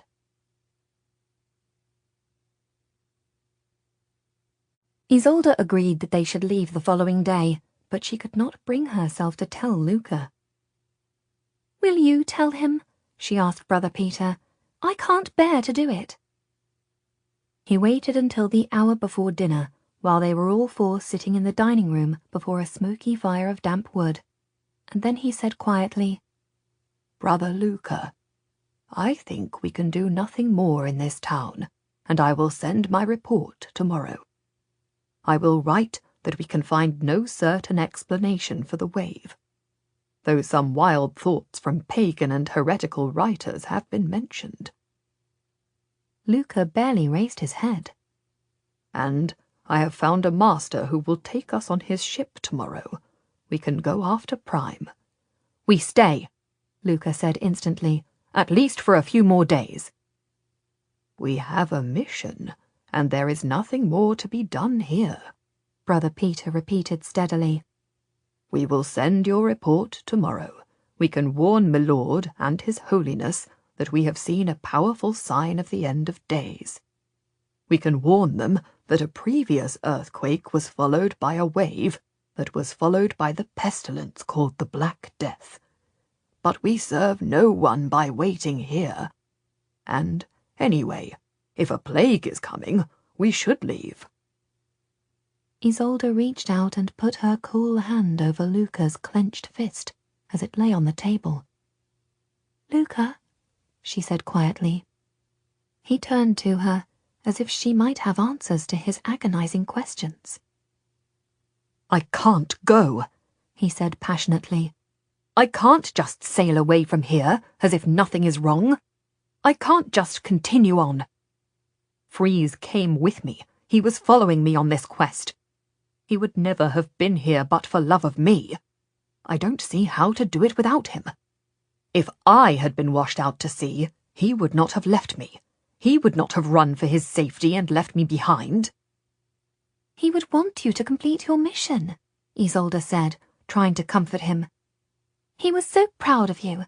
He was so proud that you had been called to this work and that he could serve you.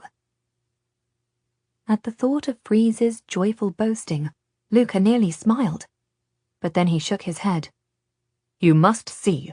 I have to stay here until... We will leave instructions and money that his body is to be buried if it is washed ashore, Ishrak said, surprising them all with the brisk clarity of her tone. If you are thinking of that, we can provide for him, as you would wish. But I was speaking to one of the fishermen, and he says there is a strong current a little farther beyond the harbour, and perhaps Freeze and all the children have been washed far away. Their bodies may never be found. Perhaps we should think of them as all buried at sea. Brother Peter could bless the waves as we sail to Split. Luca rounded on her in anger. You speak of his burial, the burial of my friend Freeze, blessing the waves? You have given him up for dead? She gazed at him steadily. Yes, of course. Weren't you thinking the very same thing yourself? Isn't it the very thing you have been afraid to think for days? He flung himself from the table and wrenched open the door. You're heartless, he flung at her. She shook her head. You know I am not. He paused. How can you talk about blessing the sea? I thought you would want to say goodbye, she said. How dare you say that I must think of this? It is your life's work to think of difficult things.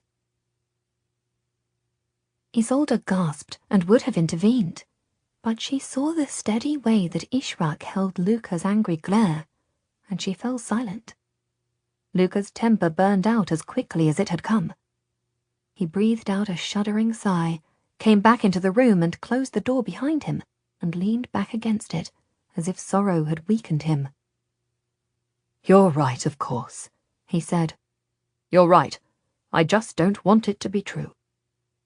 I'll leave instructions with Father Benito in the morning, and, Brother Peter, perhaps you will write to our monastery and tell them what has happened, and ask them to tell his mother. I will write myself later." Isolde rose and put her hand in his. She laid her cheek against his shoulder. Brother Peter watched them without comment, though his expression was completely disapproving. "And we'll take ship tomorrow," Ishrak pursued. "Ishrak!" Isolde exclaimed. "Be at peace. Leave him alone." Stubbornly, Ishrak shook her head. "He's not at peace," she said, nodding to Luca. "And you crying over him doesn't help him at all. Better that we do something rather than sit here mourning. In my religion, Freeze would have been buried by sunset on the day that he died. We'll always remember him, whether we take a ship to Split now or the day after. But," she nodded at Luca, "this is not a young man who should be left to mourn for a long time. He has had too many losses already. Grief must not become a habit for him." Isolde looked up into Luca's strained face. "She's right," he said bitterly. "I can do nothing here but weep for him, like a girl. We'll go tomorrow, after prime." They went to their rooms to pack their things, but they had almost nothing to pack. Everything but the clothes they were wearing had gone down with the ship. They had bought new, rough cloaks from the tailor in the little town, but new boots or hats or a writing box for Brother Peter would have to wait till they got to a bigger town. The manuscripts, which Brother Peter and Luca carried to advise them on legends, folklore, and previous investigations, were irreplaceable. They would have to buy new horses when they got to Split, and a new donkey to carry their goods. "How far do you think it is from Split to Budapest?" Isolde asked idly, looking out of the window of their bedroom. "I am so tired of travelling. I am so tired of everything. I wish we could just go to my own home and live on my own lands, where I belong. I wish that none of this had happened." "You can't wish to be back in the nunnery," Ishrak objected. "You can't wish to be under the command of your brother." Isolde turned her face away and shook her head. "I wish I were a girl in my father's care again," she said. "I wish I could be home." "Well, Freeze said that we would be about a week on the road," Ishrak replied, trying to cheer her friend. "And the only way to get your home back is to get your godfather's son to support you. It's a long journey, but with luck, it leads us home at last." Isolde turned into the room. "I don't know how we'll manage without him. I can't imagine setting out on a journey without him." "Without him complaining?" Ishrak suggested with a faint smile. "Without him endlessly complaining about the road, and about the mission, and about Brother Peter's secret orders?" Isolde smiled. "We'll miss all that," she said. "We'll miss him." It was a quiet group that assembled for dinner. Much of the company had left the inn since the burial of the bodies of the children, and travellers on the coastal roads had heard of the disaster that had hit all the fishing villages along the coast and were skirting the blighted areas and travelling inland. Nobody had much appetite, and there seemed to be nothing much to say. "Where is Ree?" Isolde asked the landlady. "Is she in the kitchen with you?" "She's worked like a little cook, and now she's eating her dinner as good as gold," the landlady said, pleased. "That was a good thought of yours, my lady. That was kind Christian work." "What did Lady Isolde do?" Luca raised his head with momentary interest. "She took me to one side, and she prayed with me and Ree together. She showed Ree my linen room, and the child saw the beauty in it. She'll make a good kitchen maid and a good housemaid. I was spared from the terror of the flood, locked safe in my linen room. I can't help but warm to a girl who admires it. She can stay here with us. Lady Isolde has offered to pay for her keep for the first month, and then she'll earn her wages. I'll look after her." "That was well done," Luca said quietly. Isolde smiled at him. It wasn't hard to see that they might help each other, and Ree will have a good home here and learn a trade. "That's good," Luca said, losing interest. "Split tomorrow," Brother Peter said, trying to be cheerful. "We'll probably get in about dawn if we leave early." Isolde directed her words to Luca. "And then Zagreb." There was a clatter of noise in the stable yard and a cheerful "Hello!" from outside. It was an incongruous yell in a town gripped with mourning. The innkeeper opened the kitchen door and said, "Hush! Don't you know what has passed here? Keep the noise down. What do you want?" "Some service," came the joyous shout. "Some stabling for the bravest horses ever to swim for shore. Some dinner for a great survivor. Some wine to toast my health in. And news of my friends. The 2 beautiful lasses and the brilliant young man. And the sour-faced priest that travels with us. Are they here? Have they gone on? Swear to me that they are safe, as I have been praying." Luca went white, as if he thought he was hearing a ghost, and then he exclaimed, "Freeze!" and then leaped up from the table, overturning his chair, and dashed down to the kitchen and out through the back door to the stable yard. There, standing at the head of his horse and holding the reins of 4 others, with the tired donkey behind them, was Freeze, sea-stained and dirty, but alive. As he saw Luca outlined in the light from the kitchen, he dropped the reins and spread his arms. "Little sparrow, thank God you're safe. I have been riding for miles, fretting about you." "I? Safe? What about you?" Luca yelled, and catapulted himself into the arms of his boyhood friend. They clung to each other like long-lost brothers, slapping each other's backs, Luca patting Freeze all over, as if to assure himself that he was alive. Freeze caught Luca's face in his hands and kissed him roundly on both cheeks, and then wrapped his arms around him again. Luca thumped his shoulders, shook him, stepped back and looked at him, and then hugged him again. I didn't know where you were. Why didn't you run for the inn with us? I swear I thought you were right behind me. I'd never have left you on your own." "Did you get up on the chimney like the kitten?" Freeze replied to the torrent of questions. "Are you all safe? The girls? Both girls?" As the 2 young men spoke at once, Ishrak and Isolde came running out of the inn and threw themselves on Freeze, hugging and crying and saying his name. Even Brother Peter came out into the yard and thumped him on the back. "My prayers," he cried, "answered. God be praised, he has brought Freeze back to us. It is a miracle, like the return of Jonah onto dry land from the belly of the fish." Ishrak, tucked under Freeze's arm with Isolde clinging to his other side, glanced up. "Jonah?" she asked. "Jonah swallowed by a great fish?" "As the Bible tells us," Brother Peter said. She laughed. "The Quran also," she said. "We call him Jonah or Yunus. He preached for God." She thought for a moment and then recited, "Then the big fish did swallow him, and he had done acts worthy of blame.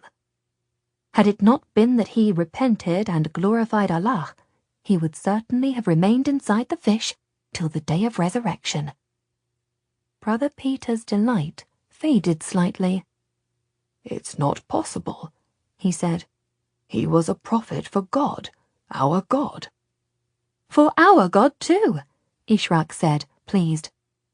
"Perhaps, after all, they are one and the same."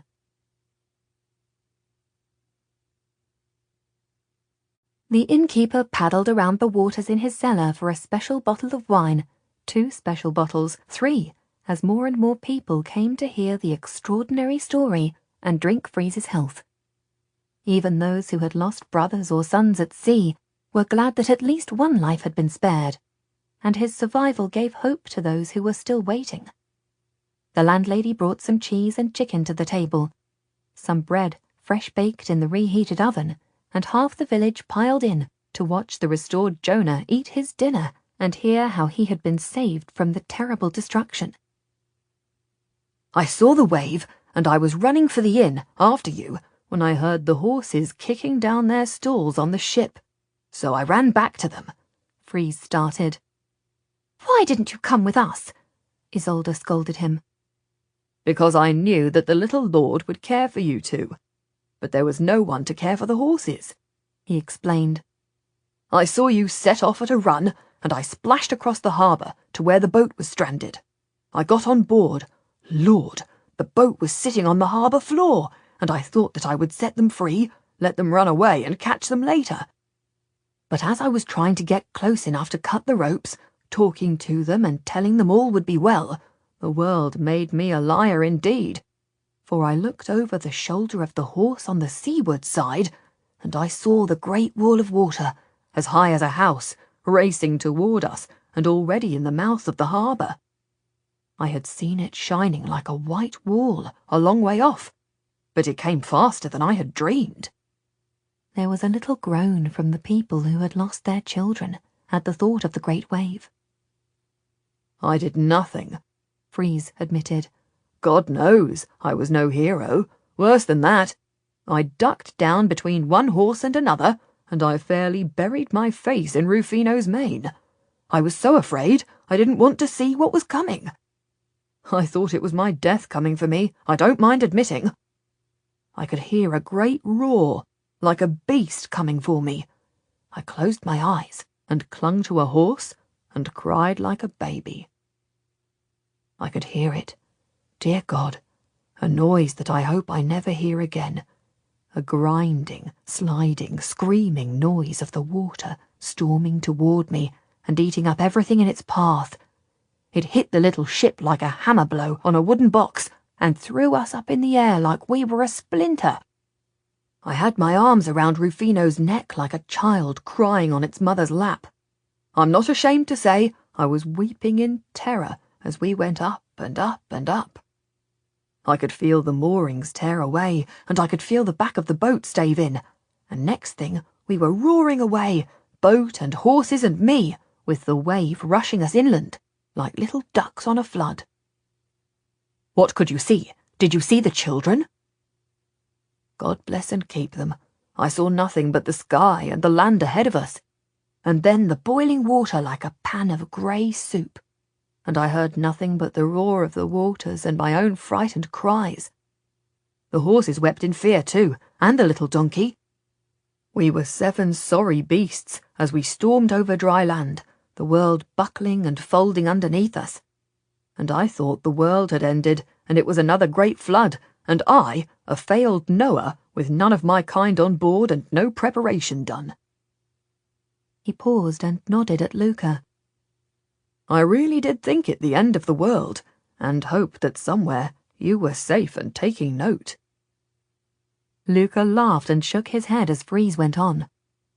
Then, and this was a bad moment, the wave sort of took a breath, like it was a living devil, and thinking what would be the worst thing that it could do, and I felt the tide turn beneath what was left of the boat, and we started to run back out to sea again, back the way we had come, but bumping and grinding against things that I could not even see, and crashing against things in the dark.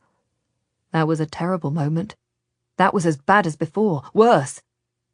I thought I would be halfway to Africa, and on only half of a boat.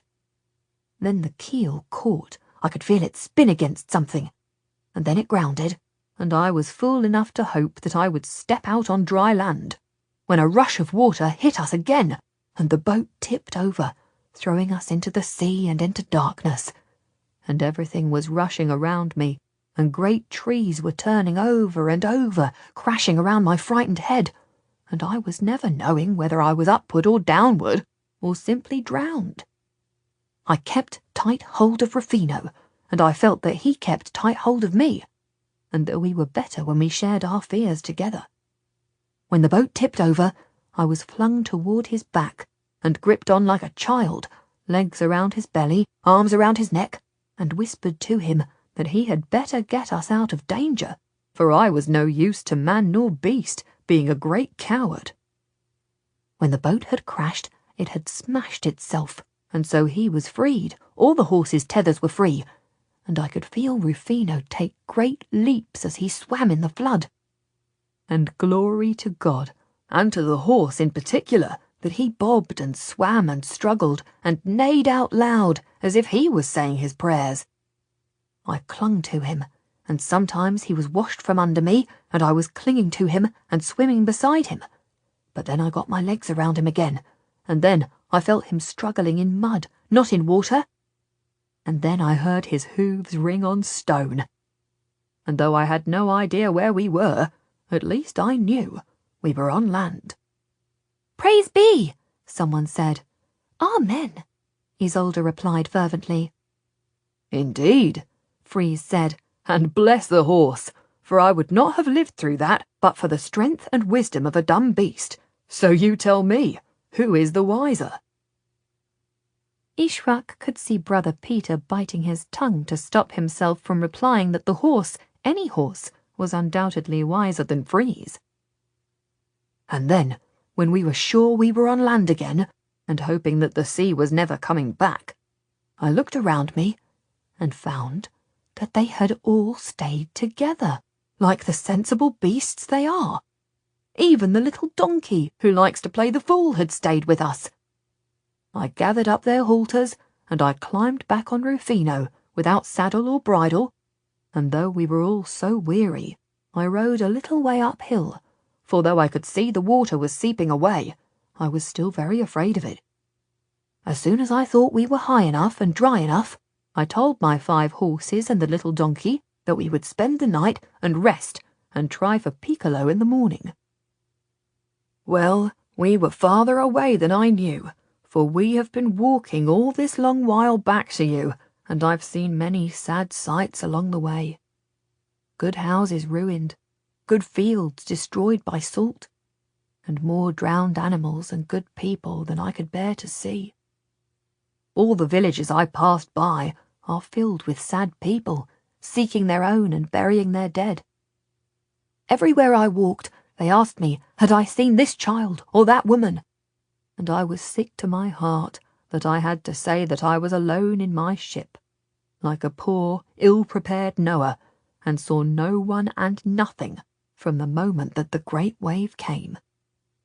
And I didn't stop, except to sleep at nights, which I did once in a farmer's damp barn, and once in a wrecked little inn, for I was so anxious to come back here and find you.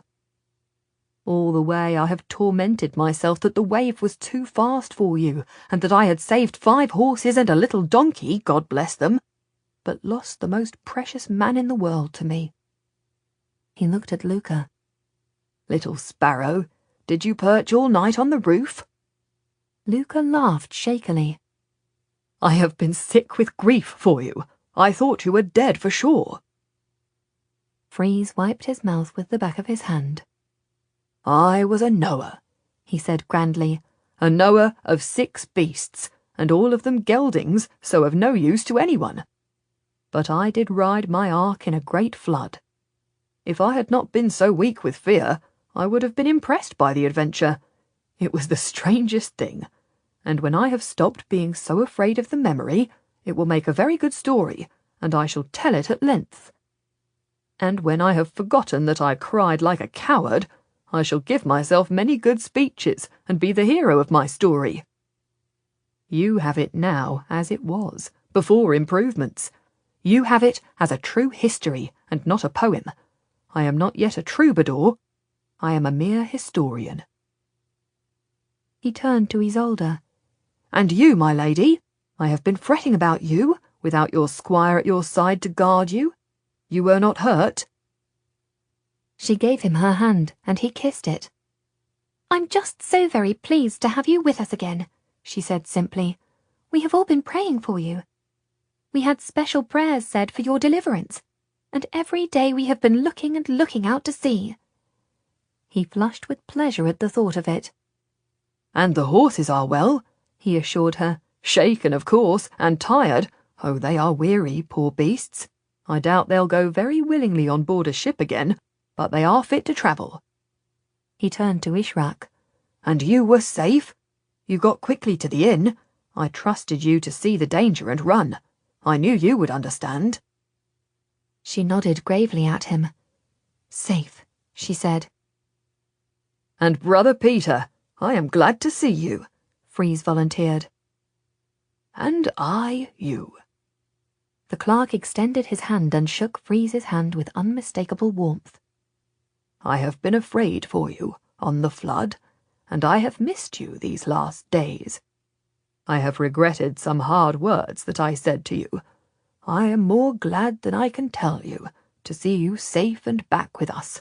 I prayed for you constantly." Freeze flushed with pleasure. "And the children of the crusade? Were they all lost? God bless them and take them into his keeping." "Some were saved," Isolde said. "Saved by you. The ones you warned and sent back to the village got as far as the church and were safe.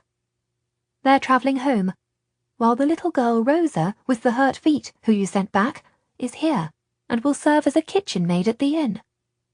But many of them, most of them, were taken by the sea." "It's been a terrible disaster," Luca said quietly. "We buried some of them this afternoon. We were going to leave tomorrow. We would have left you messages where to come. But now we'll wait here a few more days, and you can rest."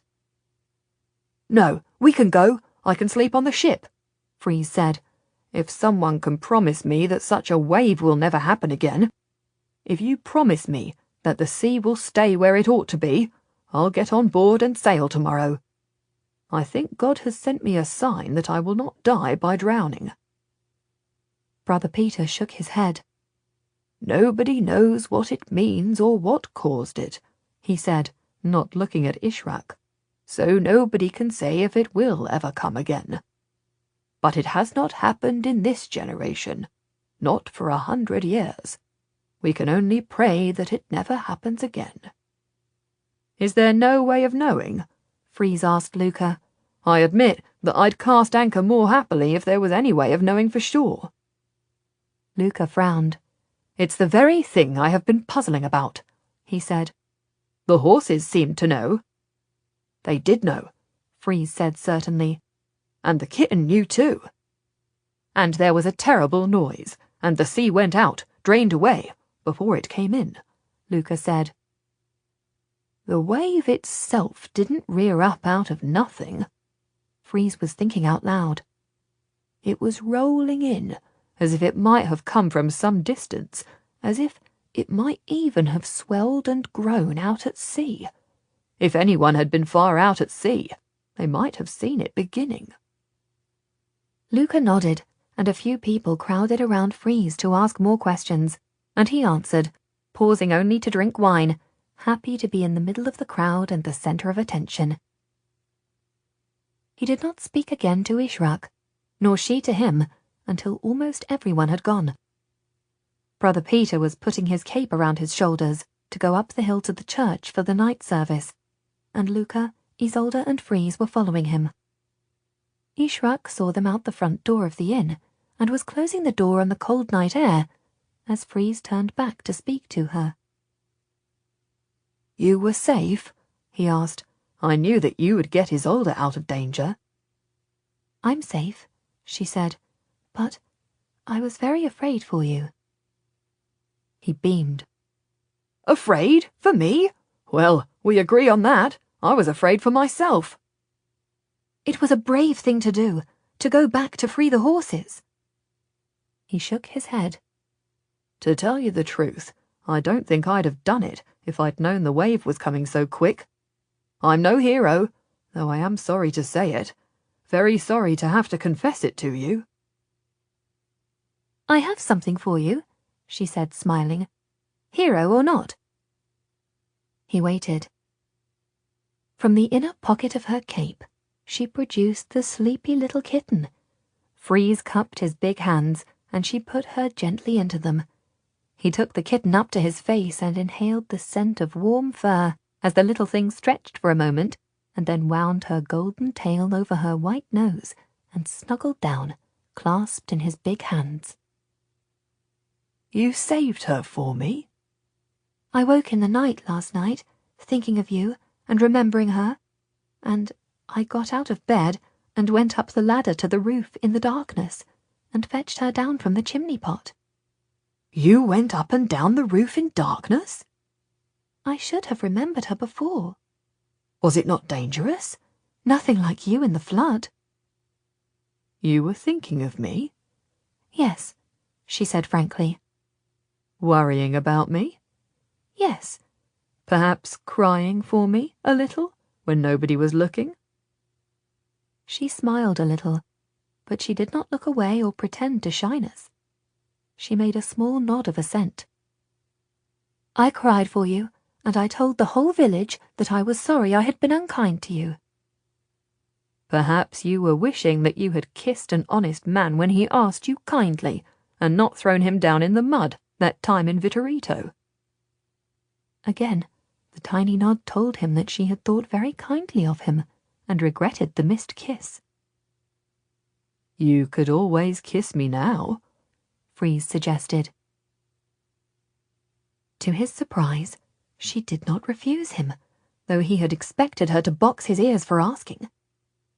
Instead, she stepped toward him and put one hand over the soft kitten in his cupped hands, as if to caress them both. She put her other hand on the nape of his warm neck and drew his head down to her, and she kissed him, tenderly and fully on the lips, so that he inhaled her breath and tasted the soft dampness of the tender skin of her mouth.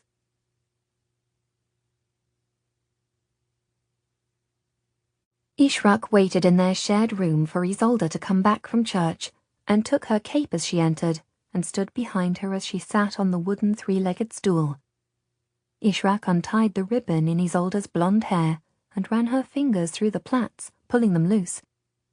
Slowly, luxuriously, she combed the beautiful golden ringlets till they lay heavy and smooth over Isolde's shoulders, and then plaited them back up for the night. The girls changed places, and Isolde combed and then plaited her friend's thick, dark hair, twisting the curls around her fingers. "Isn't it a blessing that he is safe?" she asked quietly. "I had lit 6 candles for him in the church, and then I was able to give thanks." Ishrak bowed her head under the gentle caress. "Oh, yes." "He came running after us, up the hill to church, and he looked filled with joy." "Yes, I expect he did." "Did you give him his kitten?" Ishrak nodded. "Was he very pleased?" "Yes." Something in Ishrak's reserve warned Isolde, who gave the fat, dark plait a little admonitory tug. "What are you not telling me?" Ishrak turned to face her friend. "How do you know that there is something that I am not telling you?" "Because his face was alight with joy. Because you are saying nothing, but you look the same as he did. So what passed between the two of you?" Ishrak hesitated. "You won't like it," she guessed. "I won't mind. Whatever it is, why would I mind? Did he promise you his service for life, like he did to me?" "Oh, no.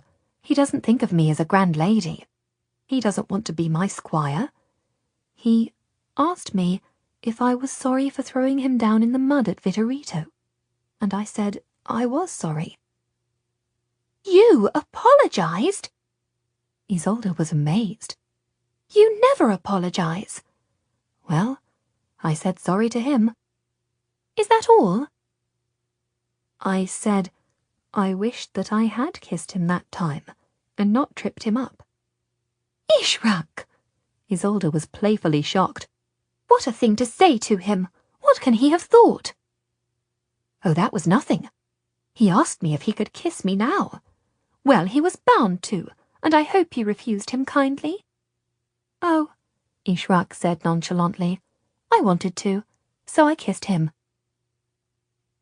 Isolde was genuinely shocked. She dropped the comb and stared at Ishrak's reflection in the little mirror. You kissed him? The girl nodded. Yes, I did. How could you allow him? I know you are happy that he came back safely, we all are, but how could you forget yourself so? How could you permit him, a servant? I didn't really allow him. I didn't permit him, as you say. He never forced you? Isolde was horrified. No, it was I who kissed him. This was even worse. But Ishrak, your honour! The girl met her friend's stunned gaze. Oh, honour! What do you mean?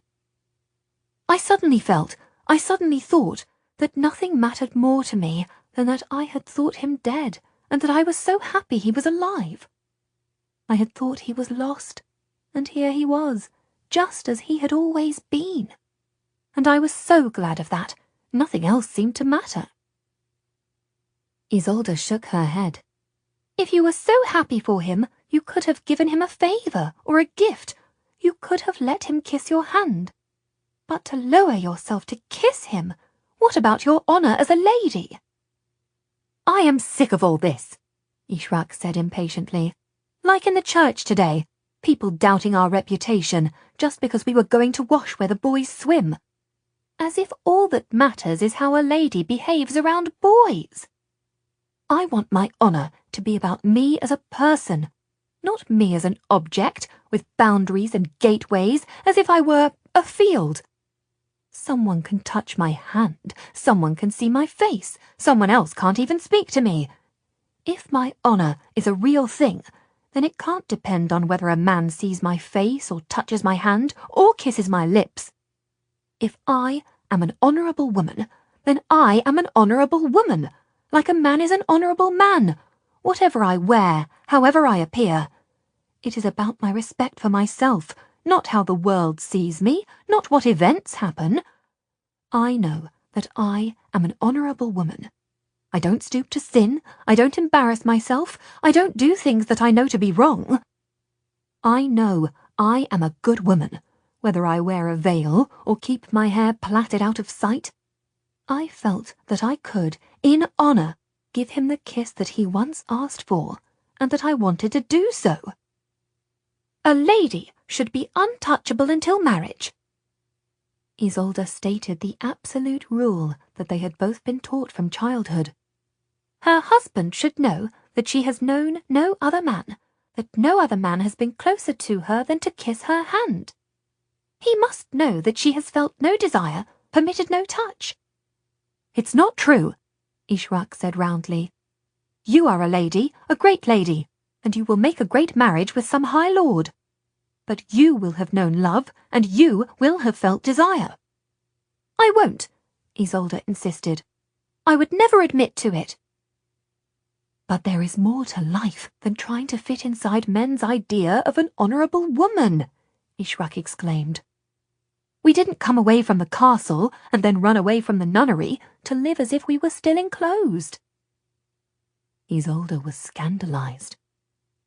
We should live as we were brought up to live, not like loose women on the road, not as if we had no hopes of ourselves, no standards, no self-respect.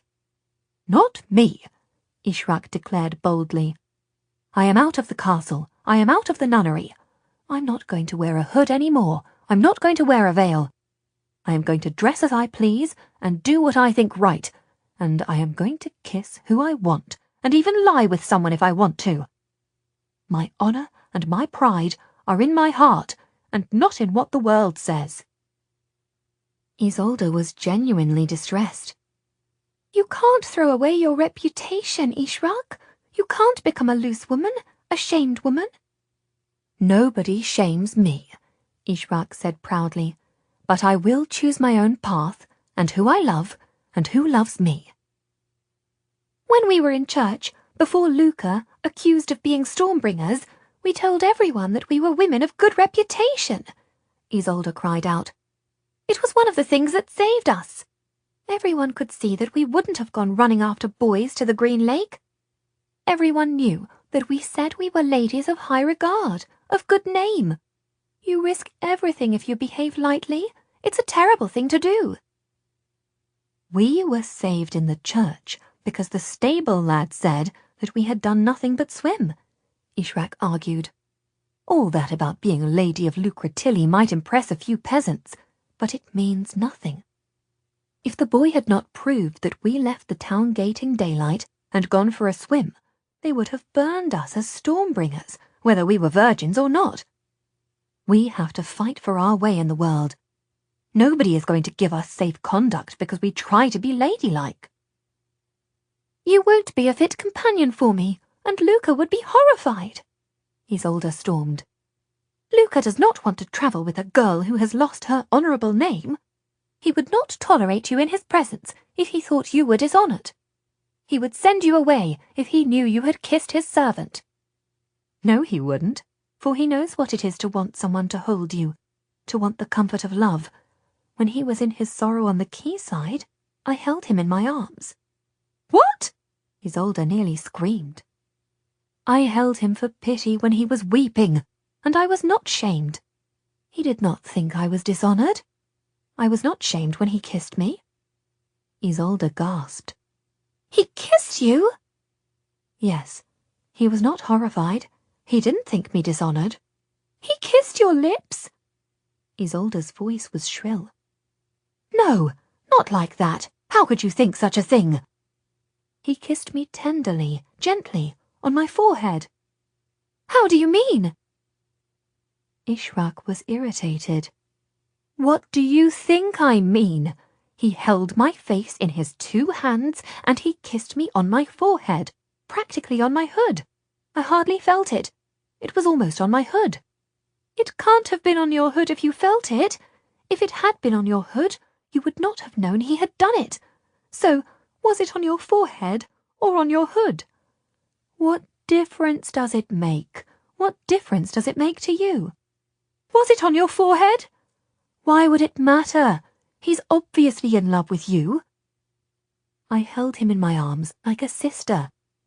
I held him while he wept for his friend, and then, when he came into the inn, he gave me a kiss of tenderness. We were both grieving for Freeze. You were hardly grieving very much if you were kissing another man. Ishrak looked incredulously at her friend, and then crossly got to her feet, pushing the stool out of the way under the bed. What on earth is the matter with you about all this? She said rudely. You are screaming like a stuck pig. I am so shocked by you. Isolde's voice quavered, as if she were about to cry. Shocked by what? By my holding a young man in my arms who was grieving for his friend? Or by my kissing a young man when he had just come back from the dead? And him? How could he? How can we travel with them? How can we travel at all, if you are going to be like this? How can we face them tomorrow, knowing that you have kissed not just one, but both of them? Ishrak almost laughed, and then looked again at Isolde's distressed face, saw even in the flickering candlelight the shine of tears on her pale cheeks. Why, you're crying. Isolde, this is ridiculous. What's the matter with you? Why are you so upset? I can't bear that he should kiss you, burst out the girl. I hate it. I hate you for allowing it. I hate you. There was a stunned silence. Both girls were deeply shocked at the words. This is about Luca, not about me or Freeze, not about my honour. It is about Luca. Isolde sat on the bed and put her face in her hands, and nodded. So you are in love with him, Ishrak observed coldly. This is serious. No, of course not. How can it possibly be? You are jealous that I held him in my arms, and that he took my face in his hands and kissed me on the forehead. Shut up! Isolde rounded on her friend in a fury. I don't want to hear about it. I don't want to think about it. I don't want to have to imagine it. I wish you had not done it, and if you do it again, if you even think of doing it again, then we will have to part. I can't stay with you if you are going to become some sort of... Some sort of what? Ishrak demanded icily. Some sort of whore! Isolde spat out in her rage. Ishrak was shocked into silence. Then she got into bed, pulled up the covers of the bed as far as they would go, up to her chin, and turned over as if ready for sleep. "If you were a man, I would have thrown you down for saying such a name to me," she said to the lime-washed wall. "But, as it is, I see that you are a stupid, jealous girl who fears that the man she loves is being taken from her." Isolde gasped, but could not deny it. She sat on the edge of the bed and put her face in her hands. "A jealous girl, a stupid girl," Ishrak went on bitterly, still with her back turned. "A girl truly dishonoured by thinking such things of her friend, and saying such a word to her friend. And you are wrong, so wrong. I would not take the man you loved away from you, even supposing that he would be willing.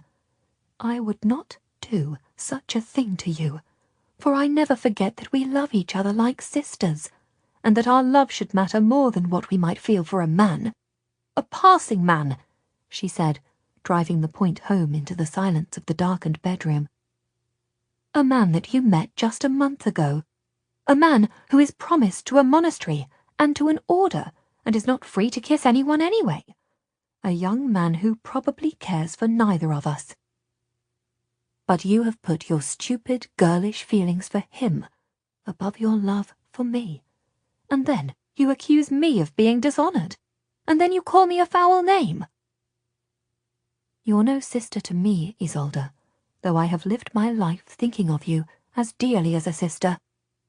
But at the first sight of a handsome young man, you become a rival.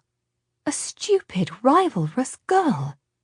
You're not fit to be my sister. You don't deserve my love." She heard a sob behind her, but she refused to turn around. "And it is you who are dishonoured," she said fiercely. "For you are in love with a man who is not free, and who has not spoken to your family to ask for your hand in marriage. So you are a fool." She was answered by a little shaky gasp. "Good night," Ishrak said frostily, and closed her eyes and fell, almost at once, asleep, as Isolde got on her knees at the foot of the bed and prayed to God for forgiveness for the sin of jealousy, for speaking cruelly and wrongly to her dearest friend. And then, reluctantly, owning the truth to herself, she prayed for forgiveness for the terrible sin of desire.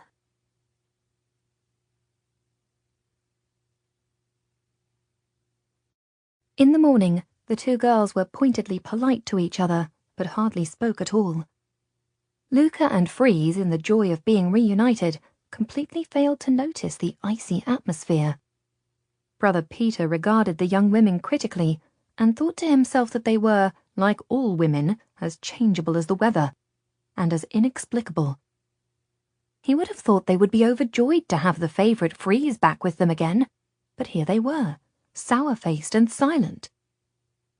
Why would God make such beings but for the trouble and puzzlement of men? Who could ever doubt that they were a lesser being to the men that God had made in his image, and set over them for their guidance? What could he do but thank God for preserving him from their company, by keeping him safe in a religion governed by men in an order exclusively male? As Freeze went down to the harbour to confirm the arrangements for them to sail, Luca, Brother Peter, and Isolde went up the hill to the church for terce, the third service of prayer in the day. Isolde made her confession to the priest, and then kneeled in prayer, her face buried in her hands throughout the Mass.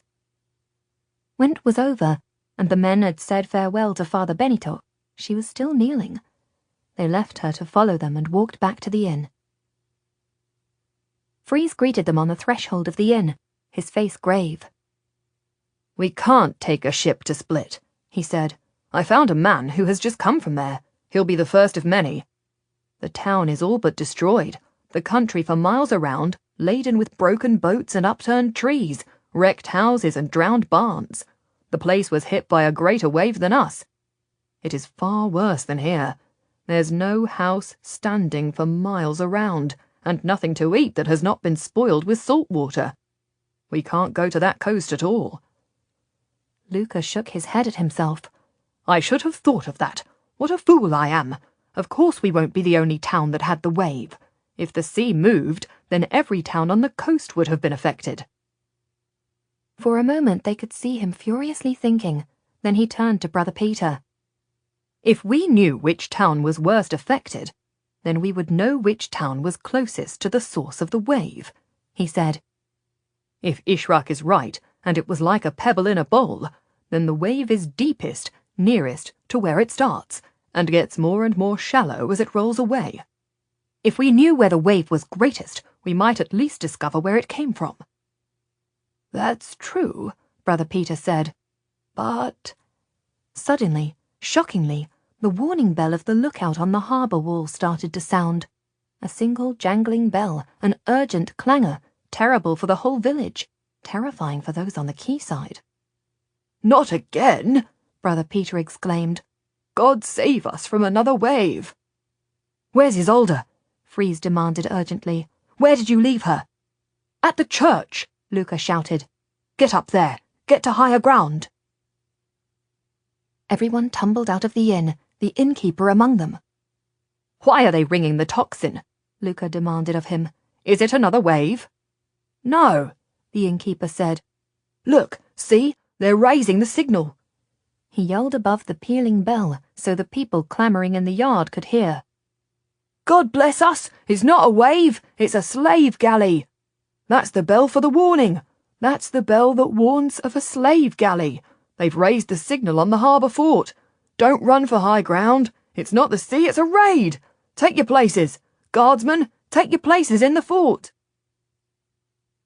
Luca's face grew dark with anger. A slave galley?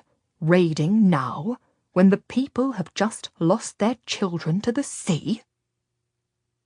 At once, the men of the village started to run to the squat little fort that guarded the harbour, shouting to each other that it was not a wave, but the warning bell for a slave galley. The women raced for their homes, calling for their children. They could hear doors slamming from all over the village as frightened families bolted themselves inside. Isolde came running down from the church.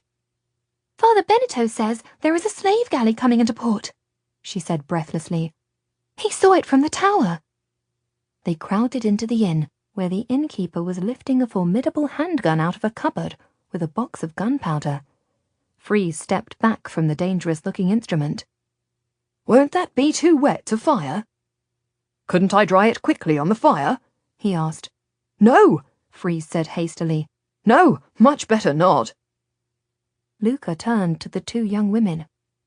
"You'd better go to your room and lock yourselves in. We'll go down to the harbour fort and do what we can to stop them from landing." "The laundry room," the landlord advised. "Go with my wife and the little maid. You can mend laundry while you wait. Nobody will ever find you there." When the two girls were about to argue, Luca raised his hand. "You can't come with us. What if they were to see you and take you? Go and lock yourselves in, as this good man says." Jealously, Isolde saw that he turned to Ishrak, trusting her to cope in this new emergency. "Take a weapon in with you, in case they come," he said to her quietly. "Knives from the kitchen, an axe from the yard. And don't open the door till you know it's safe." "Of course," she said quickly, and led the way upstairs. "Go," he said quietly to Isolde. "I can do nothing unless I know you are safe." "And Ishrak," she said, testing him. "You trust her to defend us?" "Of course," he said, and was then puzzled when she turned on her heel without another word to him and ran upstairs without even wishing him good luck. Luca, Freeze, and Brother Peter followed the innkeeper down to the harbour. "We too should get into safety," Brother Peter said anxiously. "We're not equipped to fight." "I'd use my bare hands against them," swore Luca. "I'd go after them with a hammer." Freeze exchanged one fearful look with Brother Peter and hurried after his master. The innkeeper had paused on the quayside and was shading his eyes, looking out to sea. Men pushed past him, hurrying to the little round fort that guarded the entrance to the harbour, where they were handing out pikes. 6 men were heaving on a wooden capstan. With a great groaning creak, it yielded, and slowly hauled a sunken chain out of the water to stretch across the harbour mouth and bar the entrance. "It's not like a raiding ship," the innkeeper said, puzzled. "I've never seen them approach so slowly before. Perhaps they were damaged out at sea. There are no cannon on deck, and there's a white flag at the spur. It's not an attack." "Could be a trick," Luca said suspiciously, squinting to see the distant outline of the ship that was coming slowly, cautiously, closer. "They would stoop to anything." They hurried on to the little fort. An older man was there, shouting orders. "Is it a raid?" the innkeeper asked him. "Captain Gascon, is it a raid?" "I'm ready for one," was all he grimly replied. "Tell me what they're doing."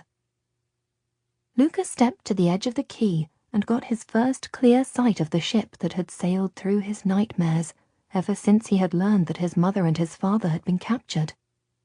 It was a narrow ship, lying very low in the water, with oars stretching out either side, scores of them, in 2 banks, one above the other, rowing slowly now, but moving absolutely as one. Over the noise of men running to get weapons and taking their places in the tower behind him, he could hear the steady beat, beat, beat of the drum, keeping the rowers to a slow tempo. A wicked spike extended from the prow, as if it would gouge the very land itself, a white scarf billowing from the killer blade in a temporary gesture of peace. The first sail was down, tightly lashed, but he could see at once that the second sail, in the middle of the ship, had been torn down and had brought the mast down with it. They had cut it away, but the ropes were still trailing over the side, and the broken stem of the mast was jagged and raw. At the stern of the ship, on a raised platform, the master of the galley himself held out a broad white sheet in his upraised arm, so that the signal for parley flickered like a flag at front and back. They came slowly toward the chain, as if they feared nothing.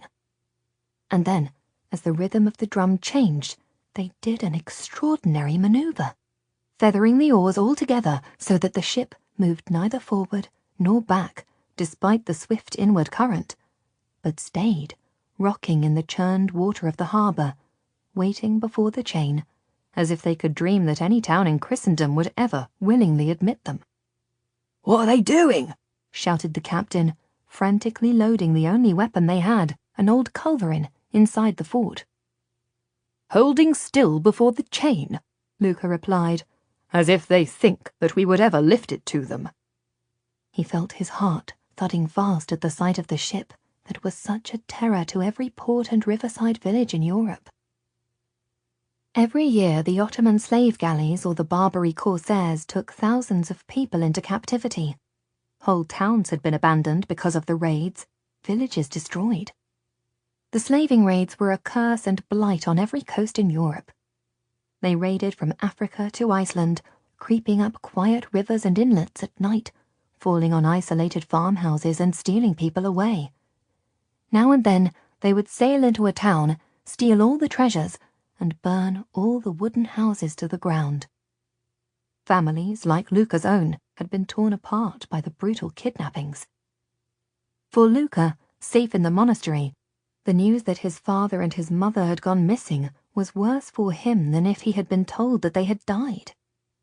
For the rest of his life, he feared that perhaps his mother was working as a house slave in a Muslim household. Perhaps, or far worse, slaving to death in the fields or brutalized by her owner. His father was probably serving in a galley like this one, chained to the oars, and rowing every day, all day, never raising up from his seat, but sitting in his own dirt with the heat of the sun on his back, trained like an obedient mule to pull and pull when commanded, till his strong heart gave out under the strain, and he died, still rowing, and they unchained him and threw his wasted body over the side. "Luca," Brother Peter said, shaking his shoulder. "Luca!" Luca realized he had been staring blindly, filled with hatred, at the galley. "It's just that, for all I know, my father is slaving on one of these," he said. "I'm going to get a pike." The captain came out from the fort, the ancient culverin in his hand, a slow-burning fuse in another. "Hold this," he said, thrusting the handgun into Brother Peter's unwilling hands. "I really can't." "What do you want?" the captain shouted over the water, cupping his hands around his mouth. "What do you want? I have cannon trained on your ship." "Do you?" asked Freeze, surprised. "No," the captain said. "A town like this can't afford a cannon, but I'm hoping he doesn't know that." "Anyway, they can sail after they've been holed," Luca said bitterly. "You could have a cannon and fire it and hit him, and still he would come on. They can stay afloat when they are filled with water." "Can I give this back to you?" Brother Peter asked faintly, proffering the weapon and the smoking fuse. "Really, I have no skills." Silently, Freeze took the weapon from the clerk. "I need a mast and a new sail." The shout came back across the water in perfect Italian. "I will pay a fair price for it." The captain looked at Luca. "You can see they need a mast." "Could still be a trick," Luca said. "Don't let them in." "How did your mast break?" the captain bellowed. There was a little silence. "A terrible wave," came the reply. "You will have had it here, inshallah. We have seen its path all along this coast. You and I, we are all equally powerless against the greatness of the sea. We are all sailors. We all need help sometimes. Let us into your harbour to repair our ship, and I will remember that you have been a brother of the sea to me." Brother Peter crossed himself at the name of the Muslim god. "Did you see any children in the water? Any children swimming?" shouted Captain Gascon, the commander of the fort. "Allah, praise be his holy name, help them. Yes, we saw them, but we were running before the wind, and our sail came down. We could reach only 2 of them. We pulled them on board and have them safe.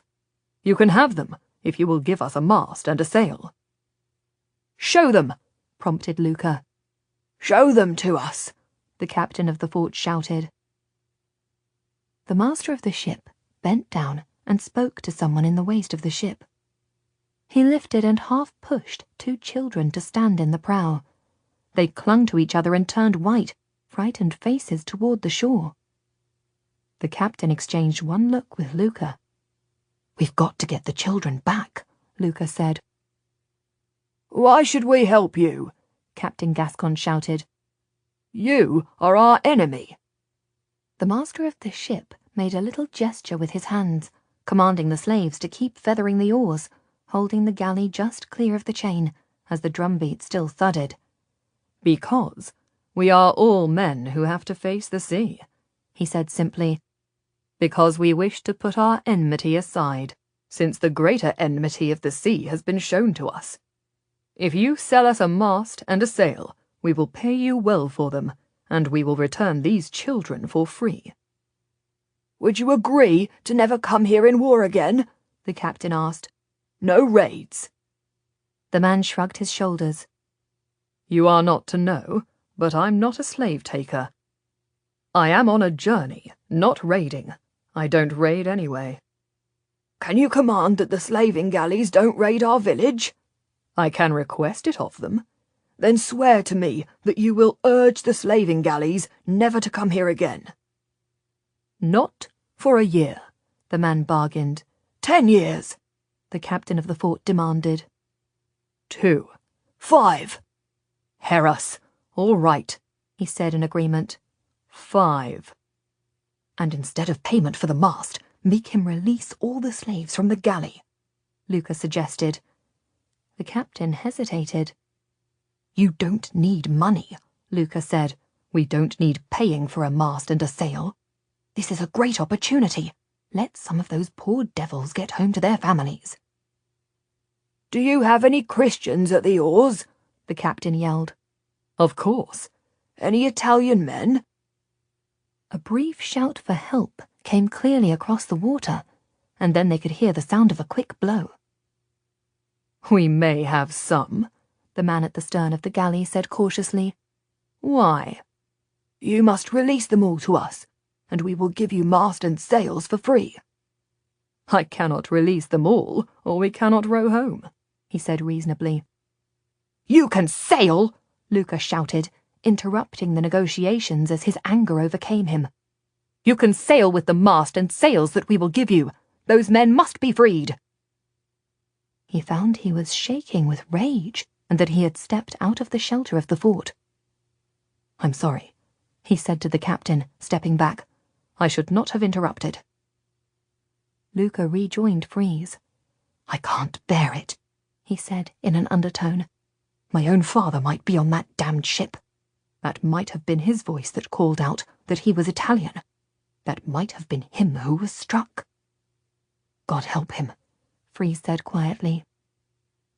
To the captain he said, "Probably better to make them wait outside the harbour, and we bring the mast and sails down the spit so they don't come inside the chain. Probably safer not to let them in too close to the town. They may carry the plague, as well as being a people who are not well known for their reliability in the friendship line of things. Not that I wish to be unpleasant." "You will row back down there," the captain ordered, gesturing to the seaward side of the fort. "You can tie alongside at the very end there. You must stay where we can see you, and all your men must stay on board the ship. We will bring you the mast and sail, and you will release all the Italians you have on board. Agreed?" There was a low groan from the captives of other kingdoms. "Listen to them," Luca said fiercely. "Hear them." "I will release 10 Italian men," the master of the galley said. Still the drums sounded, regular as a heartbeat. The sea raised the galley up and down, and the master of the ship swayed easily, standing on the prow deck, as graceful as a dancer, as the rowers kept the ship exactly where he had commanded it to be, still on a moving sea. "No, all of them," the captain said steadily. "You stole these men from us. Now you need our help. You must restore all the Italians to us." There was a brief silence. "Or go," Luca shouted. "Though the wave is going to rise again, and this time you will not survive it. It will wash you to hell." At once they could hear the master of the ship laugh. "What do you know of the wave?" he demanded. "We have great scholars here," the captain of the fort said with dignity. "This is an inquirer from Rome. He understands all about the ways of the sea, of land, and of the heavens." "Has he read Plato?" the commander of the slave ship taunted. "Has he read Pliny?"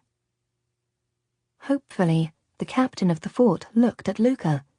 He gritted his teeth and shook his head. "Do they agree to the price for the mast or not?" Freeze prompted. "Do you want our help?" the captain demanded. "For we have named our price." The master of the galley said something quietly to himself. Then aloud he said, "I agree." He gave an order, and at once the oars dipped and rowed on only one side of the ship, while the other side of rowers held it steady. It was an extraordinary piece of seamanship. Luca acknowledged the masterful control of the galley, even as he stared at them with hatred. The ship turned almost on itself, and glided to where the captain of the fort had directed them.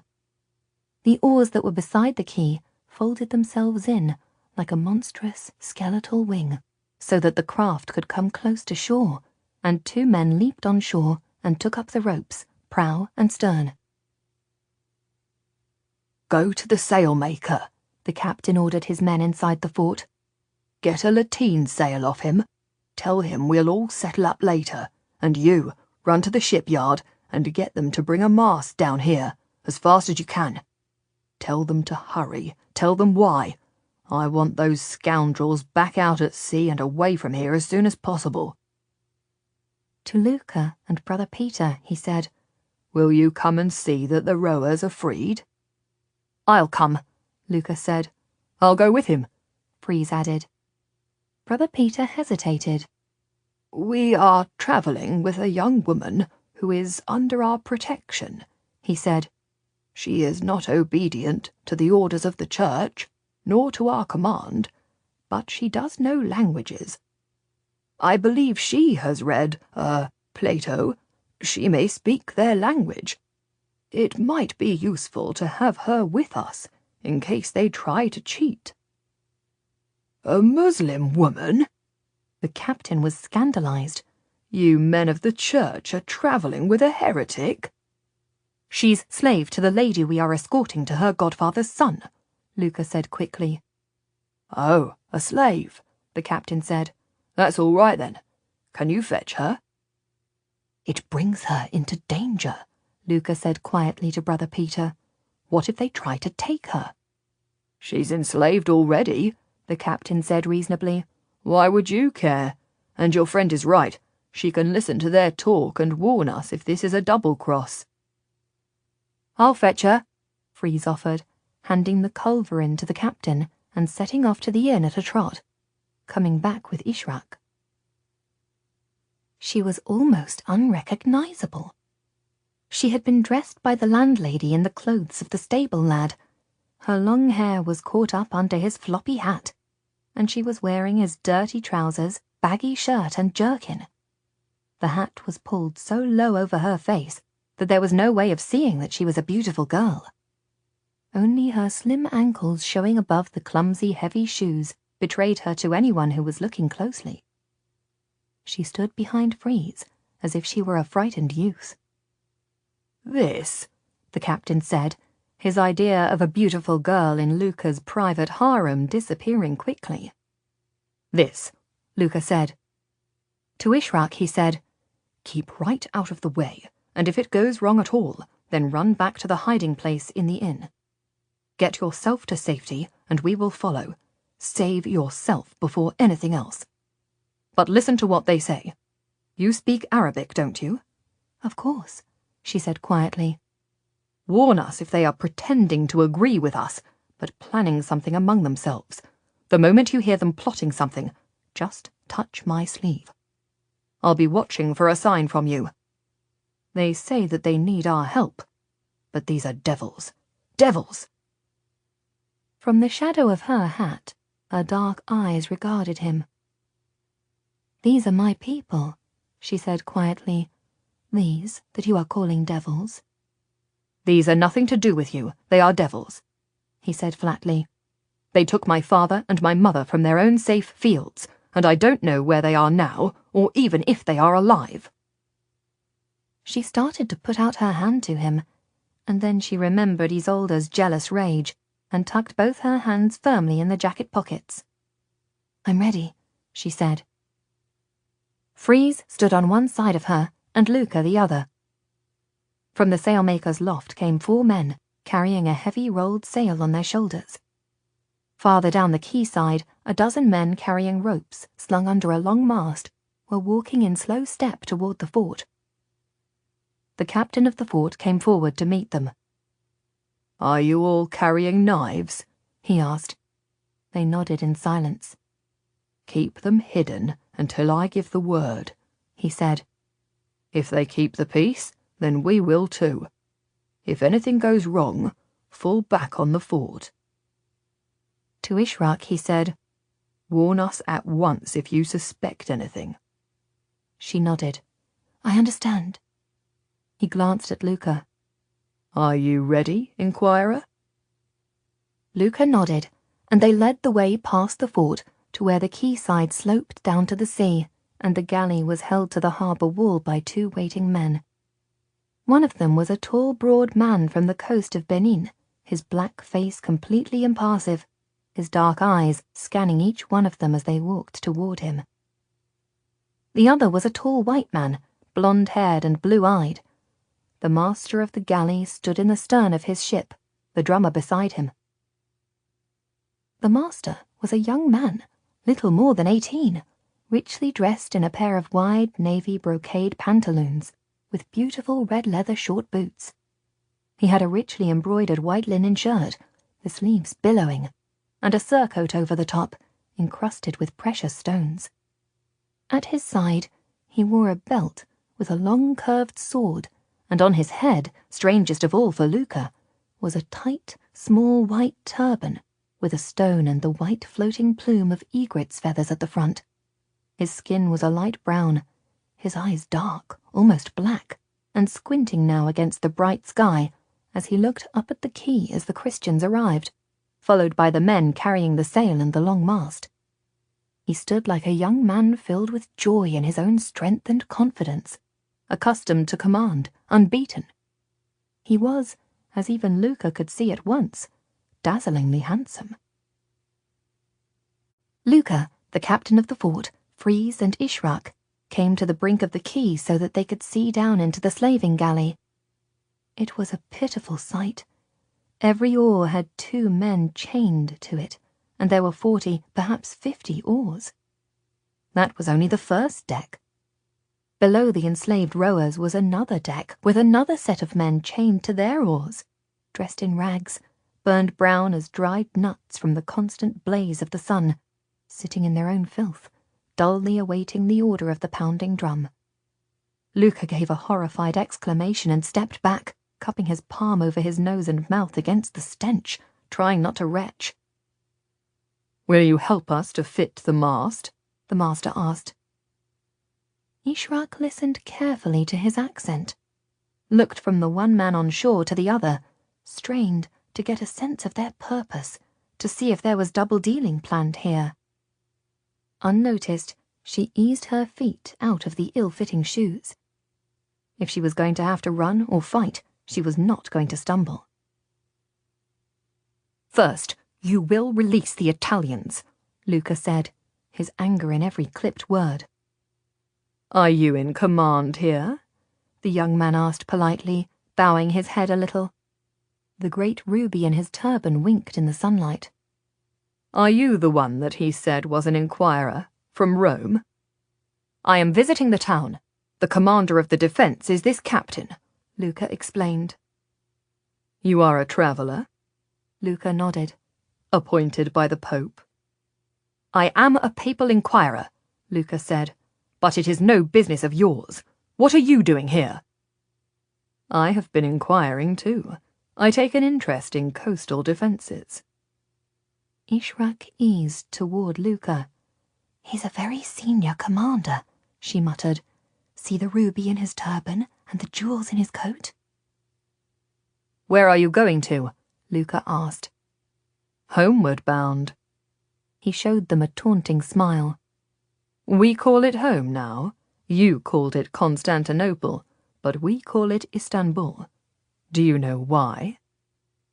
At the new name that the conquering infidels had given to the Christian city of Constantinople, Brother Peter hissed in horror and crossed himself. The commander laughed at the gesture. "We named it from the Greek." Luca, who had not been taught Greek, gritted his teeth on his own ignorance. "The Greek Istimbolin means in the city. We are in the city now, and we will never lose it. So we have called it in the city." "What's your name?" Luca asked. "Radu Bey," he replied. "Yours?" "Luca Vero." "Priest?" "Novice."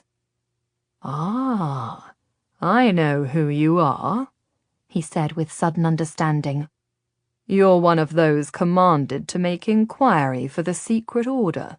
You will be a servant of the Order of Darkness." Luca exchanged a quick, shocked glance with Brother Peter. "What do you know of the Order of Darkness?" he demanded. "More than you would think. A lot more than you would think. Am I right?" "I don't discuss it with you." "Do you know your commander? Do you know any other inquirers?" Luca kept his face impassive. "I think not," the commander said in Arabic quietly, almost to himself. It's just how I would do it." He said, "I think not. It's just how I would do it," Ishrak translated in Luca's ear. "First, the children," Luca said, as the piccolo men, sweating, dumped the long, heavy mast beside the folded sail. "Will you take them, whether they want to come with you or no?" Radu asked. "Will you take them against their will?" "No, of course not. But why would they choose to go into slavery with you?" "Because they are not going to be enslaved. They're going to be janissaries, the greatest soldiers in the world. They could rise through my army. They could become commanders." He smiled at Luca, inviting him to see the joke. "When we conquer Italy, they could be the ones riding at the head of the invading army, the triumphant army. Any one of them could rise to be a governor and come back to his home as a lord. He could march into his own village. He could live in the castle in the place of the Christian lord.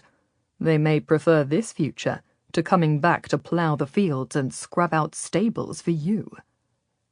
Luca ignored him and called directly to the children. "Do you want to come ashore? I will see that you get back to your homes. You have been saved from the flood by a miracle. Do you want to come home now and go back to your father and mother and serve God?" "They are brothers," Radu remarked, watching them, "and their father beat them every day, and their mother starved them. That's why they ran away in the first place. I don't think they'll want to go back home." "I can put you into a monastery," Luca offered. "You can live and work in the church. That's how I was raised, and Freeze, my friend here. It was all right. We ate well. We were educated." "But you didn't learn Greek," the slave galley commander taunted him. "That hardly matters," Luca said, irritated. Clearly, the boys did not know what to do. "My brother and I were both taken by the Ottomans," Radu remarked to the boys. "We might be an example to you. We chose different routes. He went home to the Christians, and is now a great Christian commander, one of the greatest. You could take his path, and rise as well as he did. You could go with these men. I am sure they would put you in a safe place. But I stayed in the Empire, and I am as great a commander as my brother, but on the other side. I eat better than him, I am certain that I am better dressed, and I am on the winning side. The Ottoman Empire is overrunning the world. Our frontiers expand every year. Now, you two can choose. By luck, by the breaking of a mast and the loss of a sail, you are free to choose. Not many boys get such a choice. It is a moment of destiny, fate. Funny that it should come to two such little boys as you." "We'll go with you," the eldest boy said. He looked up at the handsome face. "You promise that we can stay together, and that we will not be made slaves?" "You will live with a family of Turks in the country, and they will feed you and educate you. You will have to work hard, but you will be trained as soldiers. You will be forbidden to marry or take up any trade but soldiering. When you are big and strong enough, you will join the army and serve the Sultan Mehmet II as I do. His command runs from Wallachia to Armenia, and there's no doubt that you will march into Christendom, to the very gates of Vienna and beyond, to Paris, to Rome, to Madrid, to London. Every year we advance. Every year the Christians are defeated and fall back before us. You will be on the winning side under my command. The Christians say themselves that the end of days is coming for them. They predict that the world will end. We know that it will be us who ends it for them." "We will never be defeated," Luca said fiercely. "You lie to the boys. We will never be defeated, and you will never ride into Vienna, for we are under the hand of God." "Inshallah, we are all under the hand of God," the Muslim said quietly. "But clearly, even you must see that us both believing this makes no difference to who wins the battles. At the moment, as you must see, We are winning. We will never renounce our faith. We don't ask you to. You can believe what you like. You can even pray as you like. But we will rule all of Christendom. Come home, Luca exclaimed, holding out both hands to the boys, as if he would have them jump on shore. The eldest boy shook his head. "Thank you very much," he said with careful politeness. "But this man saved us from the flood and will teach us to be soldiers like him. We'll stay with him." Don't you want to see your home again? Your mother and your father? "Not at all," the boy said clearly. "They treated us worse than their hounds. We will make a new home." Luca stepped back, looked at Brother Peter. I have no words, he said wretchedly. I have failed these children twice over. Once when I could not foresee the wave, and now I cannot stop them selling their souls to the devil. Radu smiled. Cheer up, inquirer. The galley slaves won't choose to stay with me. They are all yours, poor wretches. Now, I'll have to unchain them. I will have to take my men and go down among them. The commander of the fort, Captain Gascon, glanced at Luca, who was still silent, looking at the children. You can go down slowly and unchain them, Gascon ordered, tightening his grip on the gun. No tricks. Radu Bey nodded to the man with the drum, who unsheathed a massive blade and stepped down behind him, on guard. He barked an order in Arabic. Luca glanced at Ishraq, who nodded and whispered, "He said, 'Who is Italian?'" Several men raised their heads and called out, "Eccomi!" One man responded, a little after the others. Dove sei nato, pretendente? Snapped Radu Bey. The rower stumbled to understand the simple Italian sentence. "Napoli," he stammered, naming an Italian town but speaking unconvincingly late with a Spanish accent. I don't think so, Radu Bey said simply, and the man dropped his head to his oar and gave himself up to despair. We have to release them all, Luca exclaimed, watching this doomed exchange. All the slaves. We have to attack the galley and get them free. We can't. The captain of the fort shook his head. There are too many of them. He nodded to the ship. Seated among the slaves were free men, the janissaries of the Ottoman army, ready to row or fight as the captain ordered. All down the centre of the ship were their comrades, armed with great scimitars and cutlasses, handguns stuck casually in their belts. They'll have cannon mounted in the prow, he said, rolled back out of sight for now, but it will be armed and ready to fire. They've lost a mast, but they can still take this ship out to sea at fighting speed.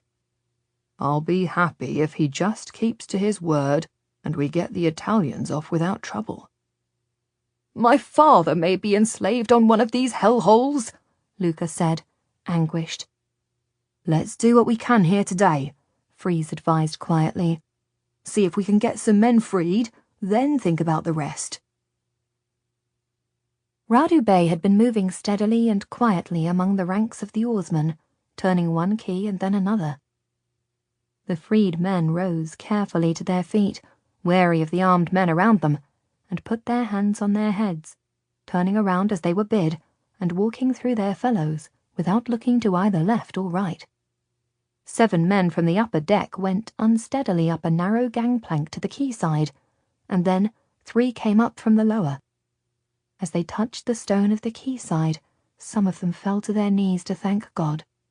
One man's legs buckled from being seated at his oar for so long that he sank to the ground, and he could not rise up again.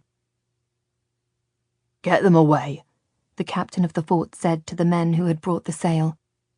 Take them to the hovel where they put the lepers and get them washed and fed and kept there.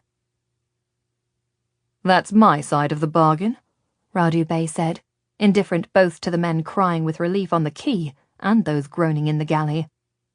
Will you help fit the mast? We won't set foot on your ship, Gascon replied. We'll leave the sail and the mast here and you can fit it yourself. If you're not gone by sunset, I will turn the cannon on you as you wait here." "We'll be gone," Radu assured him, "and we won't come back, as I promised. Will you sell us some food?" "I'll send some down to you, and fresh water. Give water to these poor devils." "I should like to go onto the ship," Brother Peter suddenly said, surprising everyone. "I should like to go among the rowers with the priest and hear confessions of the men and bless them." Radu laughed abruptly. "What for? Do you think you will raise them from the dead? For these men think they are dead and gone to hell. Don't come down, priest. We'll eat you instead of bread." Brother Peter hesitated. "I should bless them," he insisted. The commander of the galley did not even bother to reply. The fair man who was holding the rope on the shore laughed. "Half of them are converted to the Muslim faith anyway," he volunteered, speaking Italian with a strong English accent. "Are you English?" Luca exclaimed. "Captain Marcus, English privateer, advising General Radu Bey." "Are you enslaved?" "Oh no, I am paid. I am going to command my own galley next year. I am a free man, a commander, serving the Empire. I'm a volunteer, a mercenary." "How can you do this to your fellow Christians?" Brother Peter demanded, trembling. "It's a hard world," the man said cheerfully. "I used to ship slaves from Ireland for the French. Then I was on an English privateer preying on the Spanish. I don't mind the nationality. I do mind being on the winning side. Right now, I am on the winning side.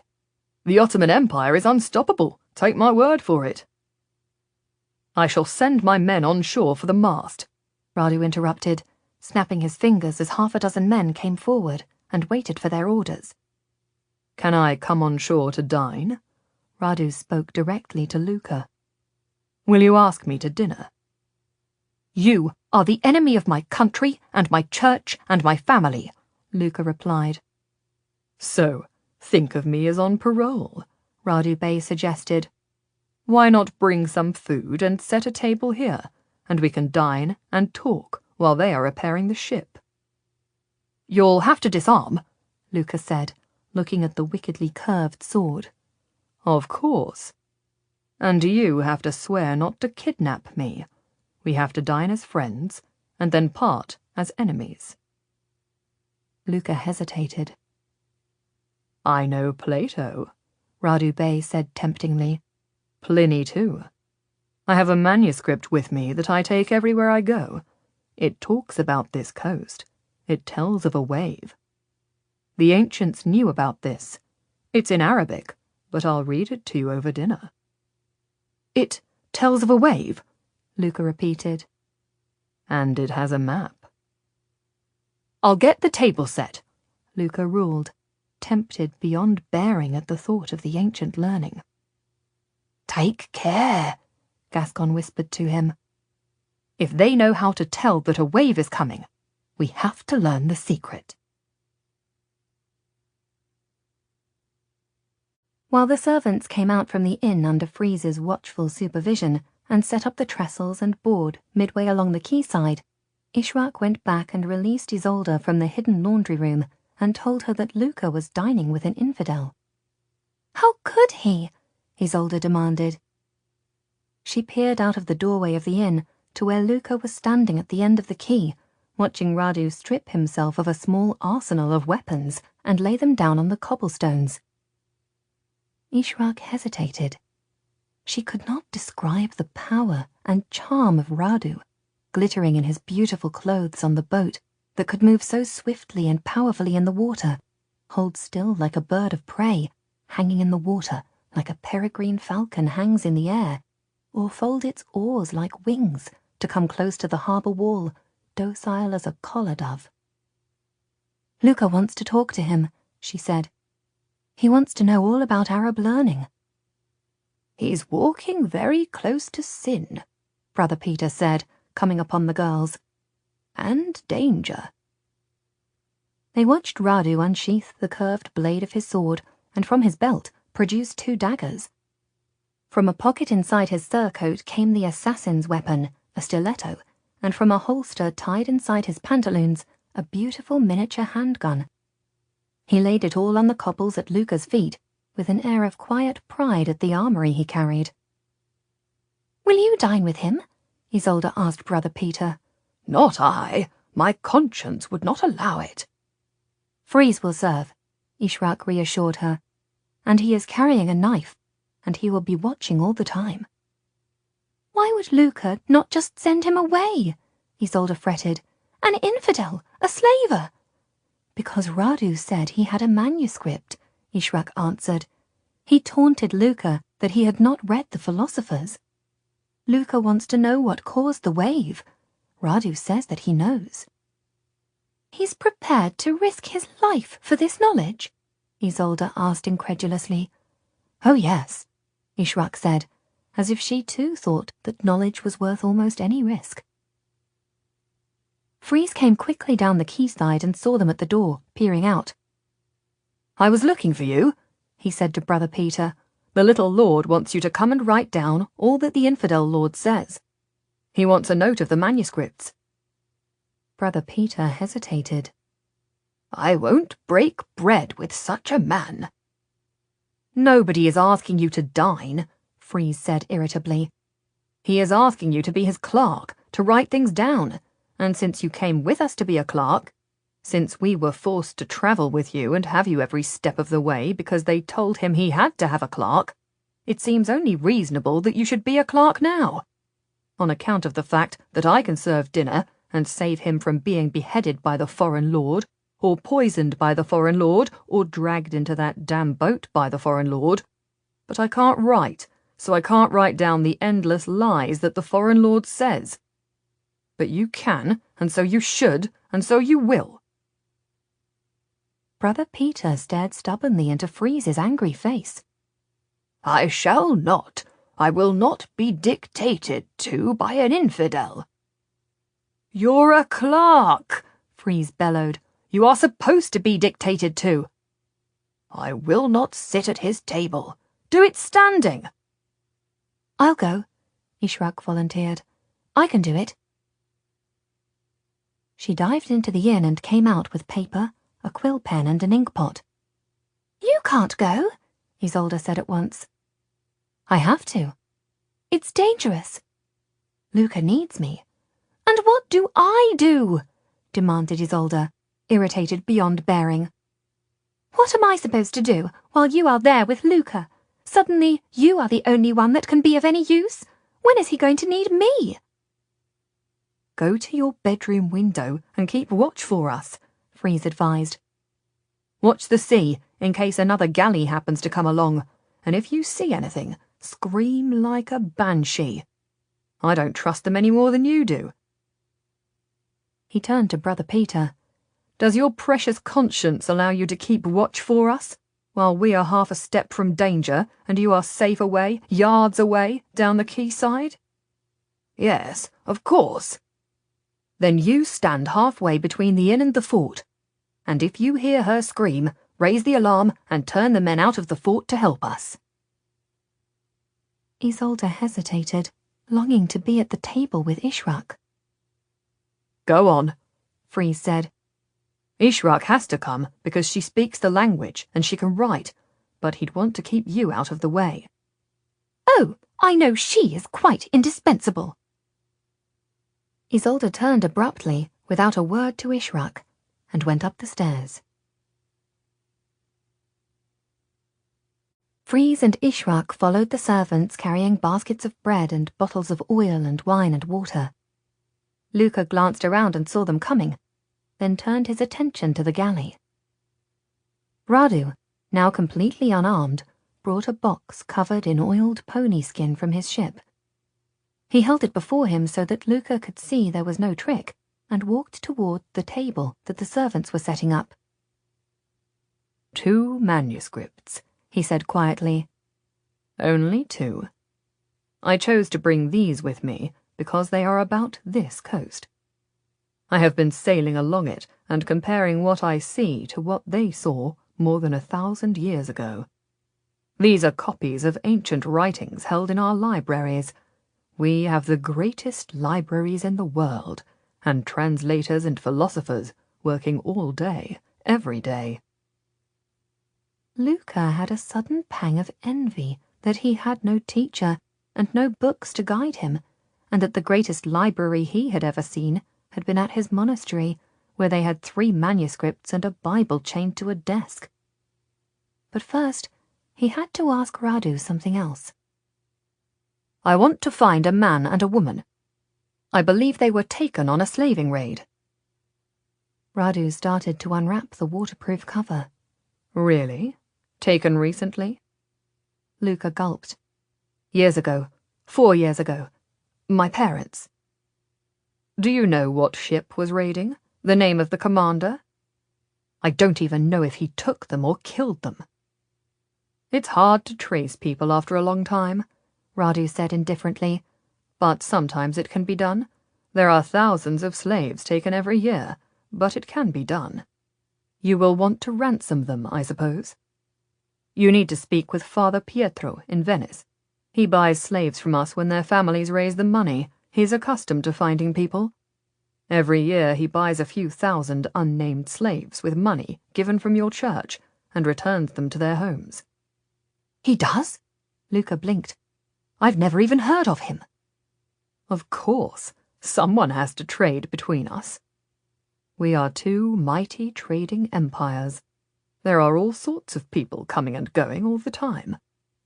There are many middle agents, but he's the best that I know. You are always kidnapping our people, and we yours. He deals in the sales of holy relics, too. We can't make them fast enough for you.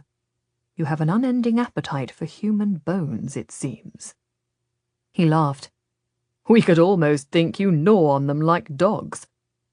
Fortunately, we have an unending supply from our endless victories." "What name is it?"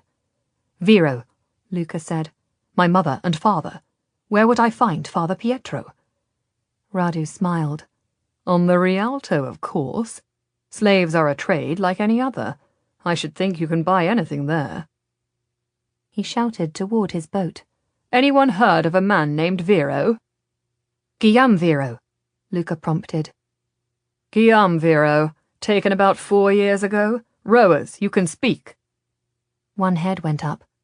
"On Baid's ship," he said, 2 years ago." "There you are," Radu said indifferently. "Father Pietro may be able to trace him for you, if he's not dead already." "Who is Baid?" Luca asked urgently. "Where is his ship?" Radu shrugged. "I don't know Baid. He'll be a slave raider, and where his ship is right now, no one knows. Could be anywhere. Working the Italian coast, perhaps Spain or France. They raid and then take their stock back home for sale. You'll have to ask Father Pietro." "Is the man sure? The slave who knows my father? Can I ask him?" "He's sure. No one speaks to me unless they are sure. You can't ask him." Luca exclaimed with frustration, but Radu Bey was untroubled. He pulled out a chair from the table and sat himself down, looking around him as if he was pleased with this unexpected dinner on land. The soldiers were coming off the galley now, one by one up the gangplank to take the measurement of the rough-cut mast. They brought with them woodworking tools. They would pare down the mast to fit it exactly to the place on the deck. Below them on the ship, other men were cutting away the broken spars and throwing them into the water. "Alive," Luca said. He was shaking with emotion. "My father is alive." Radu looked at him without sympathy. "I suppose it's hard to lose a parent if you love him," he said. "My father gave me as a hostage to Sultan Murad. I never saw him nor my mother again. I've never been home. My father traded me and my brother for his throne. I don't forgive him for that. I might have done the same in his position, but I'll never forgive him for giving the 2 of us away. His own sons." "I've spent years praying that my parents were still alive and that I might see them again." "Yes, I suppose you will have done, Radu said without concern. My father! Luca was choked with emotion. He shaded his eyes with his hand. Excuse me, I had thought that I would never see him again. You have given me hope. The servants from the inn put food on the table. Some meats, some bread, cheeses, smoked fish, fresh stewed fish, a bottle of wine. Radu held out his hands, and one of the servants poured water into his palms for him to wash, and gave him a towel of linen to dry them. He served himself liberally, and then passed his plate to Luca. Forgive me. I will eat with a better appetite if you would taste everything they have brought for me. I don't wish to be an impolite guest, but equally, I want to survive this dinner. Very well, Luca said. Radu waited patiently while Luca took a spoonful of everything. The wine, if you will forgive my suspicious nature. Radu gestured to the bottle. Ishrak stepped forward and poured a small amount into a glass and handed it to Luca. He took a sip. Don't you refuse wine? I thought you could not drink alcohol. Not when I am at sea or on a campaign. Radu watched Luca for signs of poison, but all he could see was a young man struggling to take in extraordinary news. If I could get him back, if I could find him, then I would be an orphan no longer. Stranger things have happened, Radu said cheerfully, and seeing that Luca showed no signs of illness, he started to eat with relish, watching the work on his ship, and now and then glancing back at the quayside to see that he was safe from a landside attack. Ishrak stood behind Freeze and watched the Ottoman with a steady, unwavering gaze. I am sorry, you have quite unmanned me, Luca said, recovering himself. I can hardly believe that my father lives. My father, who I thought was lost to me, still lives. Praise be to God. Radu, chewing on a chicken leg, nodded. You understand that life on the galleys is hard? Few men live beyond a few years. He might have died since this man saw him. He might be dead now. Might die before you get him ransomed. Luca nodded. But I have been without hope, and you have given me hope. Radu laughed shortly at the thought of being the bearer of good tidings to a sentimental Christian, and reached for some stewed fish. I am glad to be, what do you call it, a herald angel. And your mother? Will I be able to find her? Perhaps more easily than him, if she is working for a master. He will know her name. He might even have taken pity on her and offered her to be ransomed back. Unless she is in a harem and her master has taken a fancy to her. Was she pretty, fertile? You might have 6 brown-skinned brothers and sisters. Luca's fists clenched on the table. She is my mother, he said warningly. I won't hear a word. Behind him, Freeze tensed, readying himself for a fight. But Ishrak stepped swiftly forward, her hat pulled low over her eyes. More wine, sires? She lifted the bottle and deliberately clunked it against the back of Luca's head in passing. Sorry, sir. Clumsy fool! Luca gasped, recovering himself. He took a breath and turned to Radu. We won't speak of my parents. You will not speak of my mother. Now, to business. The manuscript. You don't object that my clerk's lad makes a note of what we say? Radu shook his head. Not at all. He looked at Ishrak, who pulled out a stool to sit down and dipped the quill in the ink. For a moment, their eyes met, dark into dark.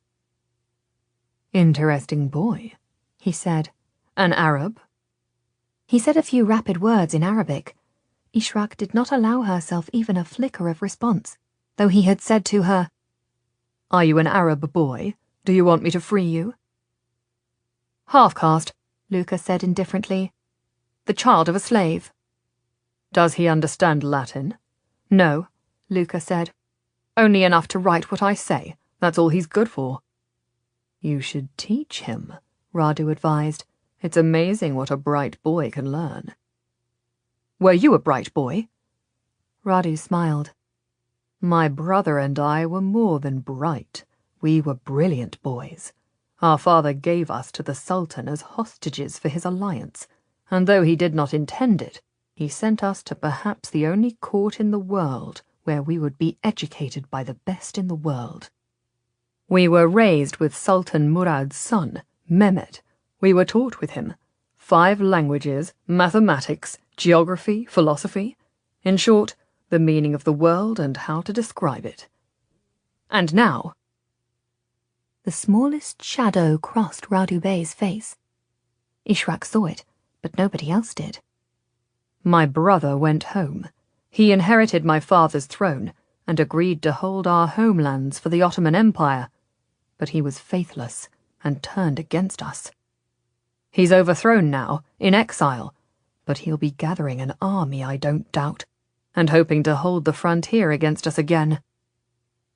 He is dead to me. I doubt I'll ever see him again. He chose the wrong side. He is my enemy. Our fates have led us in opposite directions. He is a great Christian commander, and I am one of the greatest commanders that my friend the Sultan Mehmet can put in the field. And you carry manuscripts with you everywhere that you go? You study? I read all the time, and then I read some more. This is the way to understanding. I believe that one day we will understand everything. He smiled. Shall I read what Plato says about earthquakes? It's translated from the Greek into Arabic. I'll translate it as I read for you, as best I can. Carefully, he unwrapped the manuscripts that were written in beautiful Arabic letters on scrolls of vellum. Meticulously he spread them out, and with a glance at Ishrak, started to read. Now, this is the bit you will find interesting here. He talks about a great island in the Atlantic, a huge country, bigger than Libya and Asia put together. And he says, there occurred violent earthquakes and floods, and in a single day and night of misfortune, all your warlike men in a body sank into the earth, and the island of Atlantis, in like manner, disappeared in the depths of the sea. For which reason the sea in those parts is impassable and impenetrable, because there is a shoal of mud in the way, and this was caused by the subsidence of the island. Earthquake and the land sinking? Luca confirmed. An army of men sinking down into the earth? A great island sinking down into the sea, and then nothing but a shoal of mud where it had been? It sounds as if there was an earthquake so great that it swallowed up an army. An earthquake which caused the sea to drown a huge country. Radu read on. Plato is telling of this because Socrates has been talking about an account of a city with earthquakes and floods. Radu's smooth voice paused. That's about it. Earthquakes and floods, as if they come together? Radu nodded. Also, one of our own Arabic thinkers suggests that the earthquake moves the land under the sea. If you can imagine it, the land beneath the sea rises up, and the water is forced to flow away from it. Luca made sure he did not look at Ishrak, who kept her head bowed over the paper, rapidly writing. What else does he write about? Plato, what else does he say? Luca was transfixed. He writes about everything, really. Radu saw Luca's entranced face. Ha! You must get hold of a manuscript and have a Greek translated for you. I could learn Greek, Luca said eagerly. If I were to have a manuscript in Greek, I could understand it. I can learn languages quickly. Can you? Radu Bey smiled. Then you should come to our library in Istanbul. There is so much there, I can't begin to tell you. Plato, for instance, talks about all of the real world that can be observed. He is very interesting about things that he has seen and heard about. And he talks about the real world that sits behind the things that you cannot observe. that there is another reality we do not touch, a world that we can't eat like food, a world that doesn't trip us up like rocks. There is a reality which is more real, that sits behind all this. So, how would we ever see it? That's the very thing. This is the unseen world behind the real one. We wouldn't see it, we would only know it. We would understand it with our minds, not with grabbing hold of it and looking at it. The things that we can see and taste are of no help to understanding. They are shadows on the wall, like a child making shapes in candlelight. The real thing is the candle, not the shadow, but all the child observes is the shadow. Luca looked at Radu as if he would lay hold of him and shake information out of him. I want to understand. Radu wiped his mouth and then started to roll up the manuscript again. Come to Istanbul, he offered. Come with me now. There are students there who can speak in your language. They will take you into the library. You can read the documents we have. You can study. Are you a mathematician? No! Broke from Luca in frustration. Not as you would mean. Radu smiled. Plato studied with his tutor Socrates, and in turn he taught Aristotle. You are not a mathematician yet, because you have to try to understand things alone. This is not a single thing that you can learn. It is about a body of knowledge. One man builds on another man's learning. You need to understand those who have gone before you. Only then can you ask questions and learn yourself. Luca rose to his feet, his hands shaking a little, and he tucked them into his robe so that the sharp-eyed Ottoman soldier could not see that he was deeply tempted at the thought of a library of mathematical manuscripts. This has been an interesting meeting for me, but I have to remember that you are the enemy of my faith, of my country, and of my family. It is so, but you could change your faith and your country, and your family is lost to you anyway. I could not change my faith, Luca said shortly. Perhaps all faiths are shadows on the wall, Radu Bey said, crinkling his dark eyes as he looked up at Luca. Perhaps there is a god, like firelight, but all we can see is the shadows that we cast ourselves when we walk in front of the fire. Then we see great leaping shadows and think that this is God, but really it is only our own image. Luca's eyes widened slightly. I will pray for your soul, he said, for that is terrible heresy. As you like, Radu Bey said with his handsome, lazy smile. Did you write it all down, boy? Ishrak kept her head down. I did, my lord. Heresy and all? Ishrak stopped herself from looking up and smiling into his warm, dark face. Yes, sir. Well, leave your papers here and carry these to the ship for me, he said carelessly. He passed her the wrapped box of manuscripts, and to Luca he extended his hand. They gripped each other, hand to elbow, and felt the power in each other's arms.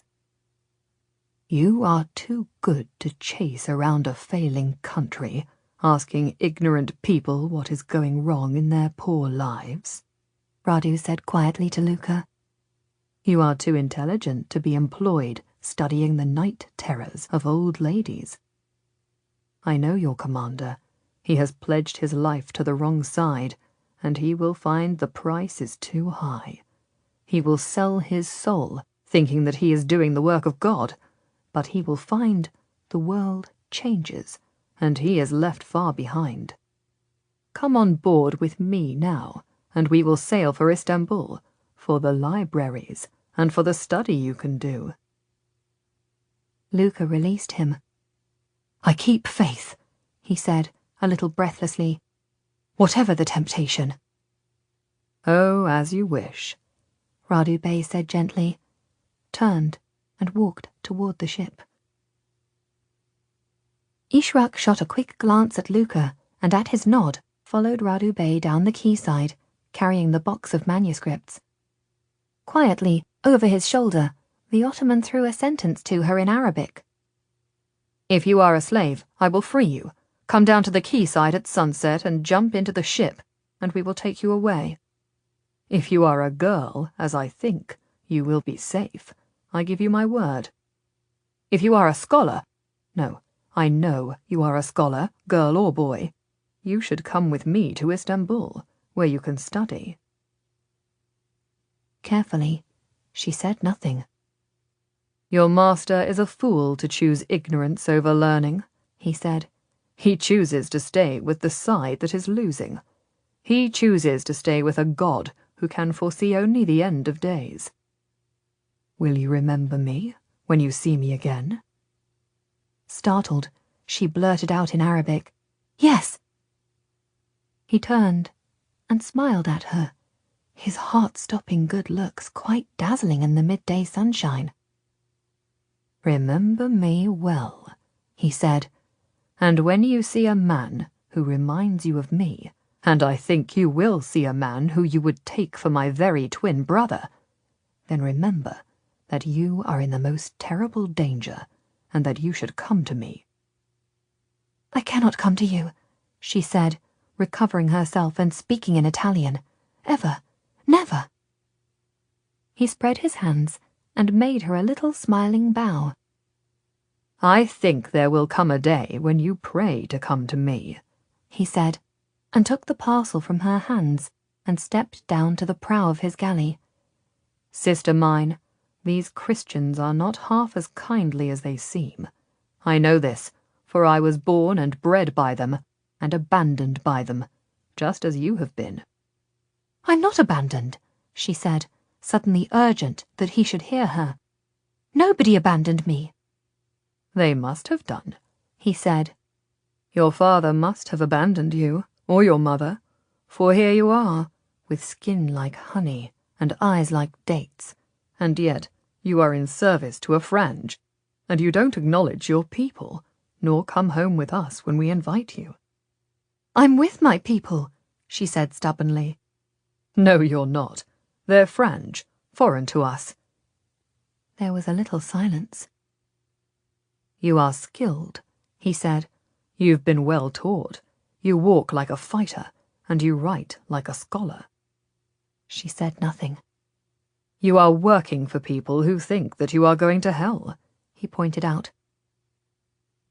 She handed the box to him and stepped off the raised deck to the quay. "When the day comes that you see a man who looks like me, you should turn your back on him and come to me." He repeated his warning. "Otherwise, you will see terrible things. You will do terrible things. You will look into the abyss itself. You will start to believe that you are in the hell that these Christians have invented." She pulled her cap over her eyes. She turned her collar up, as if against rain, and she turned and walked away from him, though she would rather have been walking to him.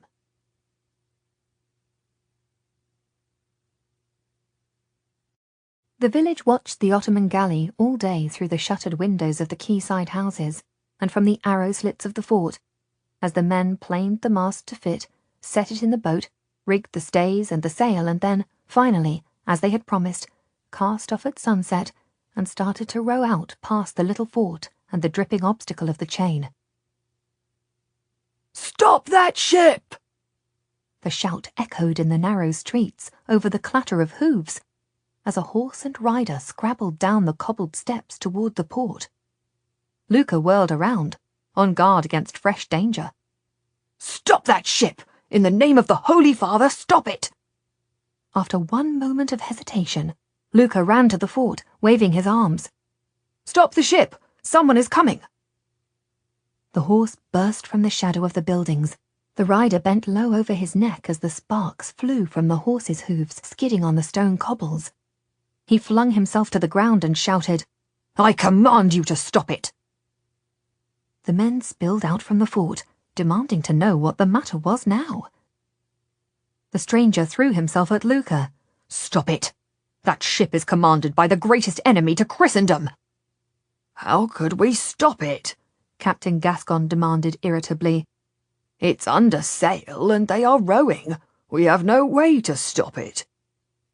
The stranger stamped his feet in his rage. That ship is commanded by a devil. The ship is gone, Luca exclaimed. And anyway, they have no cannon here. We can't bombard it. And it was under a flag of truce. Why do you want it held? What is your authority? Then he saw the dark blue robe, the piercing black eyes inside the shadow of the hood, and realized they were terribly familiar. Brother Peter, beside him, dropped to one knee. My lord, he said simply. Luca hesitated. Is it really you, my lord? The man looked past them both to the slave galley as the wind filled the sails and the rowers lifted their oars and then shipped them. As if he were mocking them, the tall figure standing at the raised stern of the ship released a standard in gorgeous iridescent blues and greens with great golden eyes, a long ribbon of precious cloth of gold, meticulously embroidered to look as if it were overlaid with peacock tails, the symbol of nobility in the Ottoman Empire, the standard of a great man of a conquering country. Was that Radu Chelfrumos? The lord demanded. Answer me, damn you! Was that Radu Chelfrumos? He called himself Radu Bey, Luca said carefully. A quick glance at Brother Peter, who was still on one knee, his hand on his heart, assured him that the furious hooded man glaring after the vanishing ship was the Lord who had recruited him to the Order of Darkness. Luca knelt beside Brother Peter and put his hand on his heart. Greetings, Lord. Get up, he spat, not even looking down at them. I'm sorry that we didn't know you wanted him detained, Brother Peter said quietly. He was here with his ship after an accident with the mast. If we had known, but they were heavily armed, and we had no cannon, nor anything more than the local guard. You will know in future, if ever you meet him. My lord snatched his breath and fought for patience. If you ever meet him again, you are to entrap him if you can, and send for me. If you cannot capture him, then kill him outright. He is my greatest enemy. I will never forgive him for opposing me. At every turn he is my antithesis. He is second in command to Sultan Mehmet II. He breached the walls at Constantinople. He is the head of their army. He is the worst enemy of Christendom that I can name. There is no one I would rather see captured than him. There is no one I would rather see dead at my feet. He is an agent of Satan. He alone is a sign of the end of days. Luca and Brother Peter exchanged one uncomfortable glance and rose to stand before him. Out at sea, the gorgeous flag dipped in ironic salute and was taken in. The three men watched the ship grow smaller and smaller as it went swiftly away on the darkening sea, and then the early evening twilight enveloped it. So, he is gone, laughing at us, the Lord said. He treats us like land-bound fools, shouting after a ship sailing away. But you will remember this, and next time, for there will be a next time, you will not let him treat you so. Never, Brother Peter assured him. The Lord turned to them. I have read your report on the children's crusade and on the great wave, he said to Luca.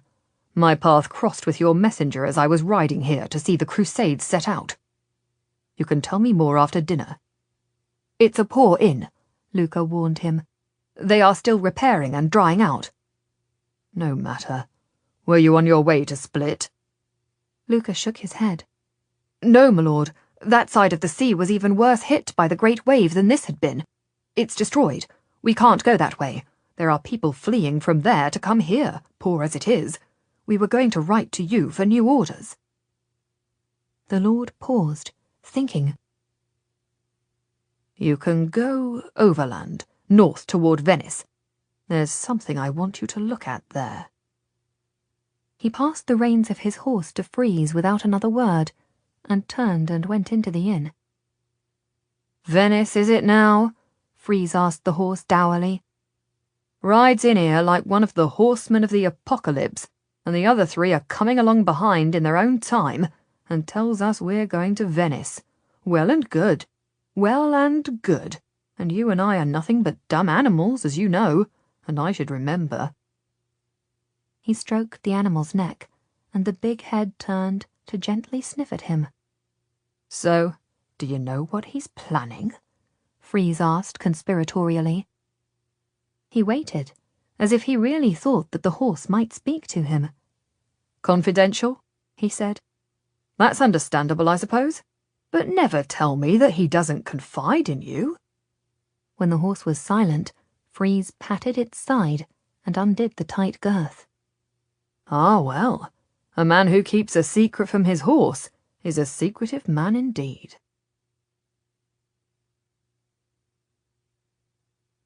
In the inn, Ishrak and Isolde, who had been watching the ship sail from the taproom window, melted away up to their room as the strange lord called for the innkeeper, ordered a glass of wine and a fire lit in the dining room, commanded the best bedroom available for himself, refused completely to share with other travellers, agreed a price for his exclusive use, and then finally sat down in the great chair and pulled off his riding boots, and said that he would dine alone, but that Luca and Brother Peter should come to him after dinner. Who is he? Isolde took Brother Peter by the arm as he bowed his way out of the dining room and closed the door on the stranger with an air of relief. He is the Lord Commander of our order. What is his name? I cannot tell you that. What is his authority, then? Brother Peter looked almost afraid. He is high in the trust of the Holy Father, he said. He is trusted with discovering the end of days. The Order walks on the frontier of this world and the next, patrolling the frontier of the Christian and the infidel worlds. There is no man in greater danger. There is no man more fearless. Is he wealthy? Of course. How many men does he command? Nobody but him knows, and only he knows. How long have you worked for him? Brother Peter thought. 5 years, he said. What is the name of the order? Some people call it the Order of Darkness, he said cautiously. Is that the name he calls it? He smiled. I don't know what he calls it. So it has another name? Probably many. Is Luca sworn to it? She asked.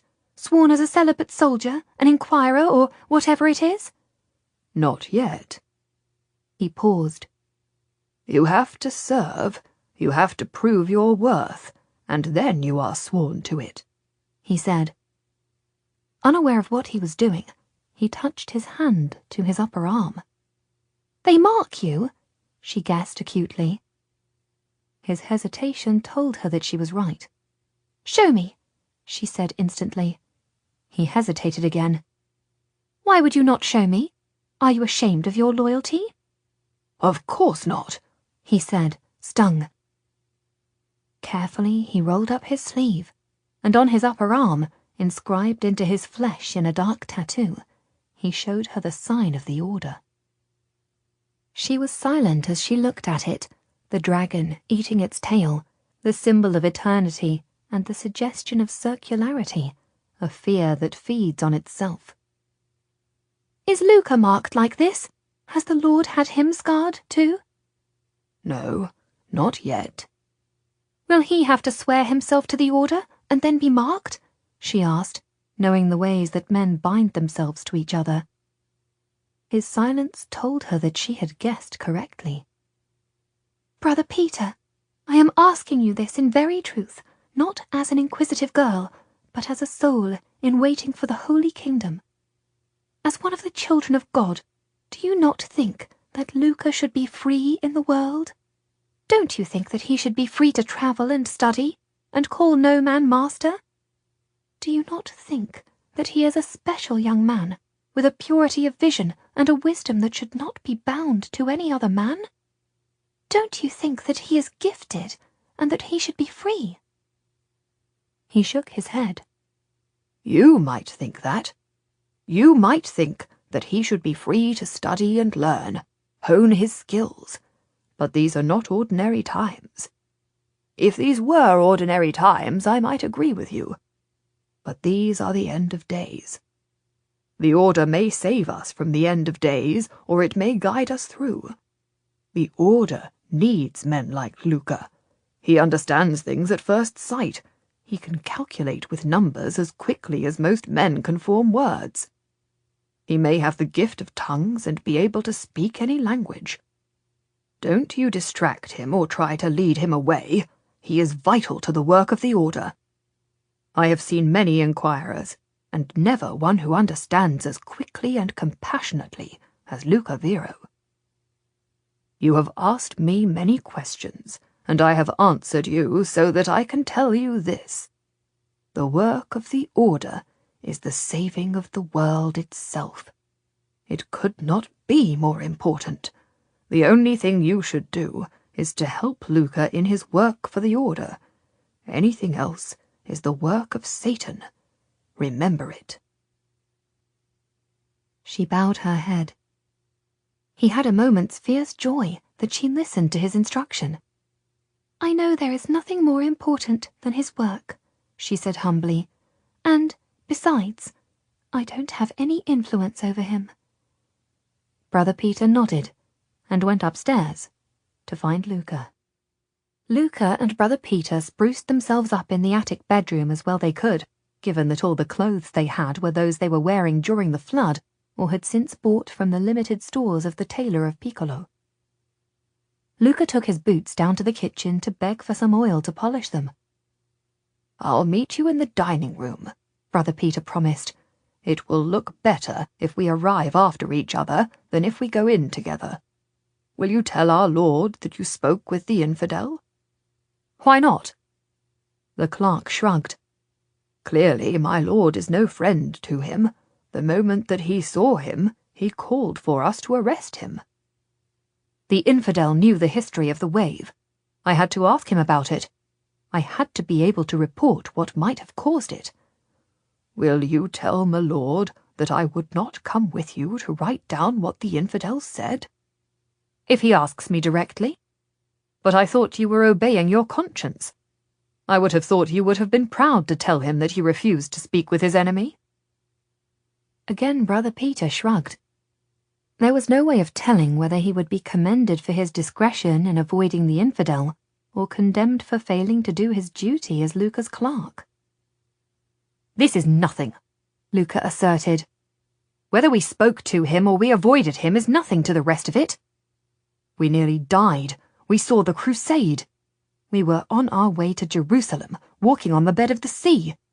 We were driven back by a wave as big as a church steeple that drowned everything in its path. Extraordinary things are happening all around us nearly every day." Brother Peter heaved up a pair of ill-fitting breeches and fastened the rope from his gown around them to hold them up around his thin hips. "I've never known him to come out from Rome to an inquiry before," he confessed. "It makes me nervous." Luca hesitated. "He has never come out to meet an inquirer at his work before?" "Never."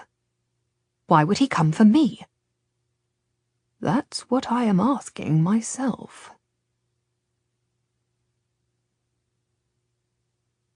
Freeze was to serve the dinner and was in the kitchen, helping the flustered landlady spoon up a meat stew onto trenchers of fresh dark bread. Ishrak and Isolde were to dine in their room. "I'll carry up the food for the ladies," Freeze offered. "I've come down for it," Ishrak said from the doorway. "And I'll bring the things down again. I knew you would be busy in the kitchen." "Lord love you and bless you," the landlady said. "And him a gentleman from Rome, and everything damp still." "It's fine," Ishrak assured her. She took their 2 bowls of stew and some rough bread and started for the stairs. Freeze held the door open for her. "What did he say to you?" he asked her quietly as she went past him. Her head came up. "What did who say?" "The infidel nobleman. He spoke to you in his foreign language. He took you aside to the boat when you were carrying his package for him. I saw you go with him, but I have no skill in languages. But I saw him speak quietly. I didn't know what he said to you, nor what you said to him." "I didn't understand him," she said quickly. "He spoke too fast." "So what did you reply?" "That I couldn't understand him." There was a split second, when Freeze saw her dark eyes slide away from him, and he knew that she was lying. "Seems to be an important man," he said easily. "Very learned, from what he was saying to Luca," she said indifferently, and went from the room and started to climb the stairs. "Are you serving dinner or flirting with the young lady?" the landlady demanded from her place by the blazing fire, where she was spooning fat over a roasting duck on the spit. "Flirting," Freeze replied instantly. "Firstly with the young lady, and now, thank the Lord she is gone, I can start on my greater quarry, yourself. Shall we go to your laundry room? Shall we say to hell with the duck, and will you lock me in and ravish me among the sheets?" The lord from Rome ate better than he could have expected in a village recovering from a disaster, and pushed back his chair and bit into a fresh apple. Luca and Brother Peter arrived with the fruits and sweetmeats to stand before the dining-room table and report as best they could about the crusade, about the wave, about the slaving galley, and waited for his opinion. He sat at his ease in a robe of beautiful dark blue cloth, but with the hood over his head, so that his face was in shadow. "I've heard of this Plato you speak of," he said, "and I've read him, but only in Greek. We have a manuscript in Rome, but it's an imperfect copy. They had a better one in our library in Constantinople, but that's now in Muslim hands with the rest of the wealth of Christendom, all our great library now owned by the infidel. Brother Peter, you can give me a copy of what the infidel said." Brother Peter nodded his head. He did not explain that the copy had been made by Ishrak. "And now I hear you are travelling with 2 ladies?" the Lord asked. "They arrived with you, and they are still here?" "I have tried over and over again to send them with another party," Brother Peter exclaimed. "Circumstances have prevented them from leaving us." "Who are they?" The Lord addressed Luca, ignoring Brother Peter. "The Lady Isolde of Lucretilli and her servant, Ishrak," Luca confessed. "They escaped from the nunnery, as you know, and we met with them on the road. They were in some danger, as they were travelling alone. They travel with us for safety, only until they can find another party to join.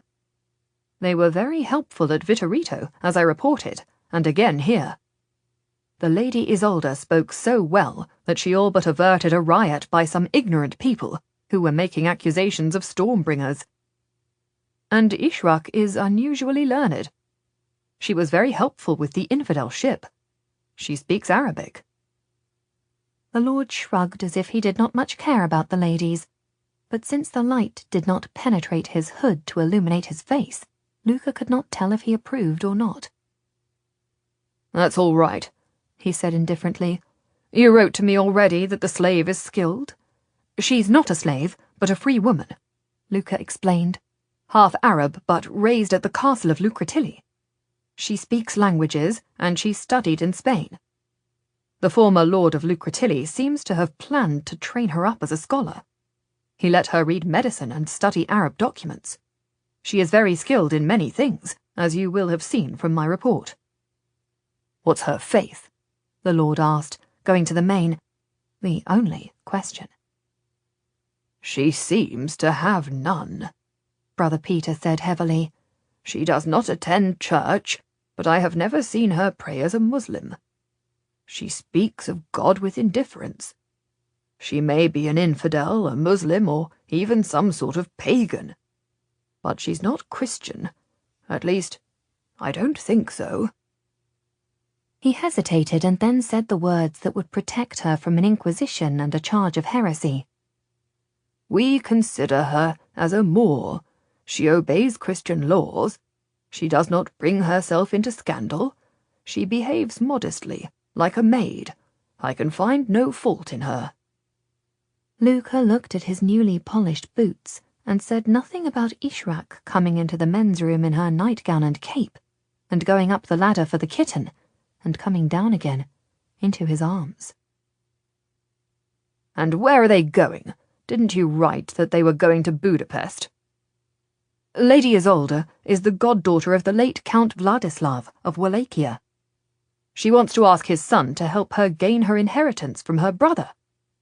The new count is at the court of Hungary. His kingdom has been captured by the Ottomans." "Does she know him?" he asked with sudden intensity.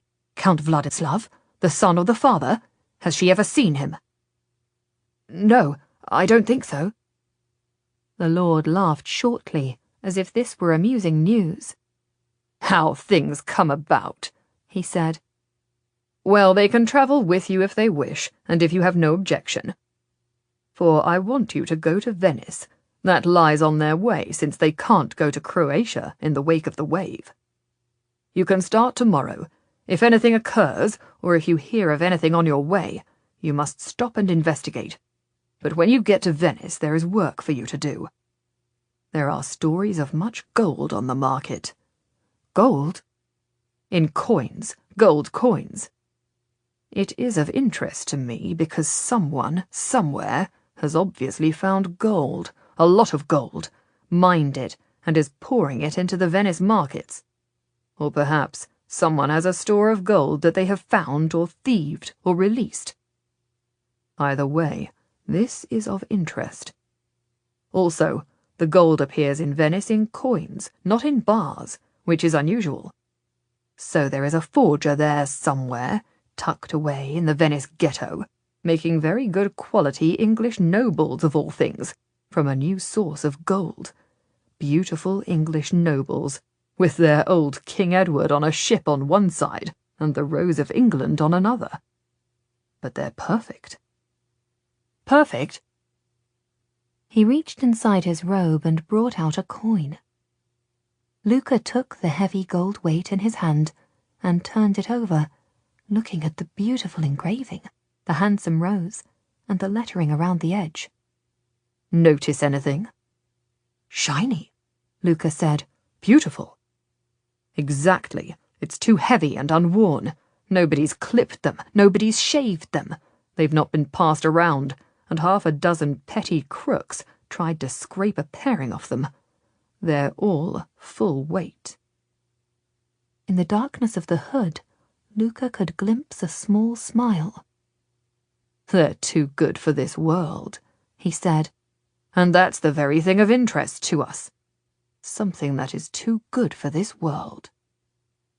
"You want me to investigate?" Luca asked.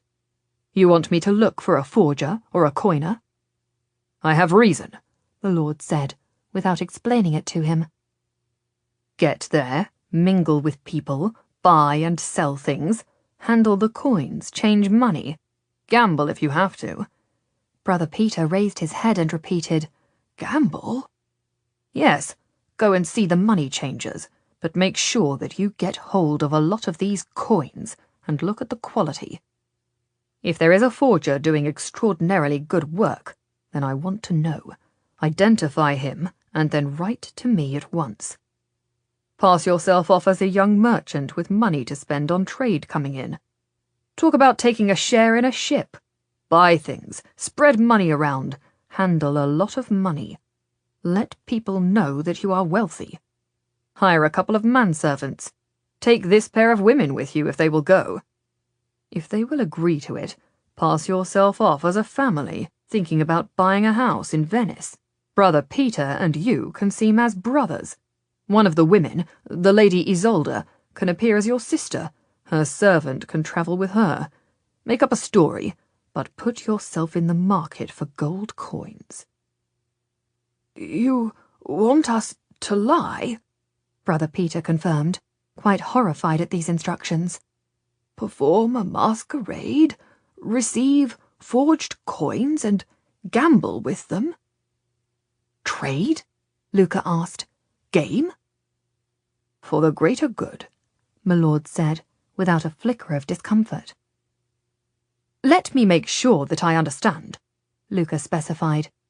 You want us to set ourselves up, lie about who we are, pretend to be people we are not, so that we attract these gold, probably counterfeit coins. We become a false thing to attract a false thing? Inquirer, you know as well as I that two false things probably create a real thing. Go and pretend your way to a truth. See what you see when you are behind a mask. Luca and Brother Peter exchanged a look at these extraordinary instructions. But then Luca spoke of his own interest. The infidel lord said that there was a man on the Rialto who might be able to trace my father, he said hesitantly. When we go to Venice, I must find him. I will do it at the same time as I look for this gold. I promise I won't neglect my work for you. But I have to speak with him. I thought your father was dead, my lord asked casually. Disappeared, Luca corrected him, as he always corrected everyone. But the infidel lord had a galley slave who said that he had seen my father on a ship commanded by a man named Bayid. Probably lying. Perhaps, but I have to know. Well, maybe you can buy him back with this mysterious gold, the lord said, a smile beneath his hood. Perhaps you can do the work of the Lord at a profit to the church. We will need funds, Brother Peter remarked. It will be expensive, a mask like this. I have funds for you. The Holy Father himself is pleased with your work. He commanded me to make sure that you have funds for this next inquiry. I will see you both again after prime tomorrow morning. I leave then. Now, I would talk with Brother Vero. He paused. Alone. Brother Peter bowed and went out. Brother Peter opened the dining room door abruptly on Ishrak and Freeze, who were outside in the hall. Ishrak, with the empty dinner dishes in her hands, was openly eavesdropping, though pretending to be on her way to the kitchen. Freeze was apparently on guard. Can I help you? Brother Peter asked with weighty sarcasm. Either of you? Thank you, said Ishrak promptly, not at all embarrassed at being caught listening at the door. You're very kind. She handed him the heavy board. And we were hoping to know, where next? Freeze asked. You know where next, Brother Peter said irritably, taking the burden of the dishes and heading toward the kitchen. Since you have been listening at the door, I assume you know where next. Venice. And my lord says that the ladies may come with us and pretend to be of our party. We are to appear as a merchant family. You two are to appear as servants. He paused and looked disapprovingly at the two of them. In order to pass as our servants, you will have to work. You will have to carry dishes, perhaps. I do hope it's not an inconvenience to you. He dumped the plates on the kitchen table, ignored the flustered thanks of the innkeeper's wife, and went up the stairs to the attic bedroom he shared with Luca and the other travellers. Ishrak and Freeze were left alone. A breath of air? Freeze suggested, gesturing to the front door and the greying sky and sea beyond. She went out before him, and he offered her his arm to walk along the quayside in a quaint, careful gesture. She smiled and walked beside him, arm in arm, like a young betrothed couple. She noticed that she liked his touch, his closeness, the warmth of his arm, the gentle support as they walked across the cobbles. She felt comfortable with him. She trusted him to walk beside her. The thing is, Freeze confided, that I heard you with the infidel lord on the quayside earlier today, and it's somewhat disturbing to know that he spoke to you kindly and that you responded. I know that he spoke to you in a strange language, perhaps Arabic, and I know that you answered. Then, when I asked you, you told me that he said something you couldn't understand. Now, I don't want to call a young lady a liar, but you can see that I would have some concerns." She was silent for a moment. "What I want to know is what he said and what you replied, and also why you told me that he spoke too fast for you to understand." They took 6 steps before she replied to him. "You don't trust me?" He shook his head. "I'm not saying that. All I am saying is that I heard him speak to you in a foreign language, and I heard you reply in the same language. But when I asked you, you denied it." He hesitated. "It would make anyone wonder. We don't need to talk about trust. Let's talk about wonder." She paused, releasing his arm. "You brought me out here to question me," she accused him. "Sweetheart mine, I have to know. Don't get all agitated with me. I have to know, because he is the enemy of the little lord's my lord. You heard him. He said he was the worst enemy in the world. So I have to take an interest. I am sworn in love and loyalty to the little lord, and he is sworn to the rather quiet lord in the blue hood, and so I am bound to want to know what you are saying to his most deadly enemy." "You don't trust me," she repeated flatly. "After all that we have been through." "Sweeting," he said apologetically. "Usually I am the most trusting man in the world. Ask anyone. I am a great lummock of trust. But here, in these circumstances, I am filled with doubts. I have been thrown about on a great wave. I have been nearly drowned, and now I am troubled by our new acquaintances." He spread his big hand to show her his reasons for concern. He counted on his fingers. "I don't trust the infidel lord. That's one. I thought him a most dominant and glamorous character, and I have a craven aversion to dominant and glamorous men, being myself humble and ordinary, except for moments, I remind you, of great heroism. 2. I don't trust the little lord's lord, whose face I have never yet seen, but who seems to frighten Brother Peter out of his wits.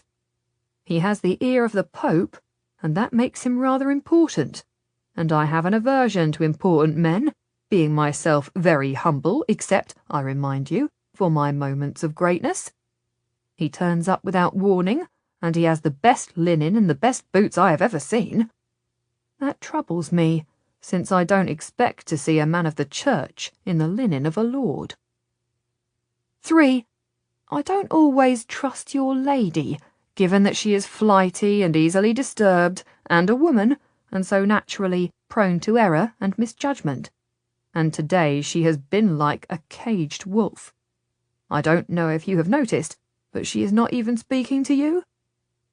And 4, I barely trust myself, what with floods and handsome infidel and miracles, moody girls and well-dressed priests, and so many things that I comprehend as well as the horse. Well, not as well as him, actually. So don't, I beg you, take offence that I don't trust you. You are just one of many things that I can't trust. You're number 5 on my list of fears and worries. Dearest, I mistrust and fear a whole handful of things. Believe me, I doubt everything else long before I would ever doubt you." She was not diverted by his list, as he hoped she would be, but turned frosty-faced, without saying a word, and stalked back toward the inn. Freeze, watching her, thought that he had never before seen a woman who could walk like an irritated cat. He saw that he had offended her, and very deeply, and went after her with 2 long strides and caught her at the door. "Don't be angry with me," he said softly into her ear. "Not when you were so sweet to me when I came back to you through the flood. Not when you can be so kind to a little thing like the kitten, and so loving and tender to a big thing, a big foolish thing, like me." She was not to be persuaded. "Well, it doesn't matter anyway, since you are going to Venice," she said coldly.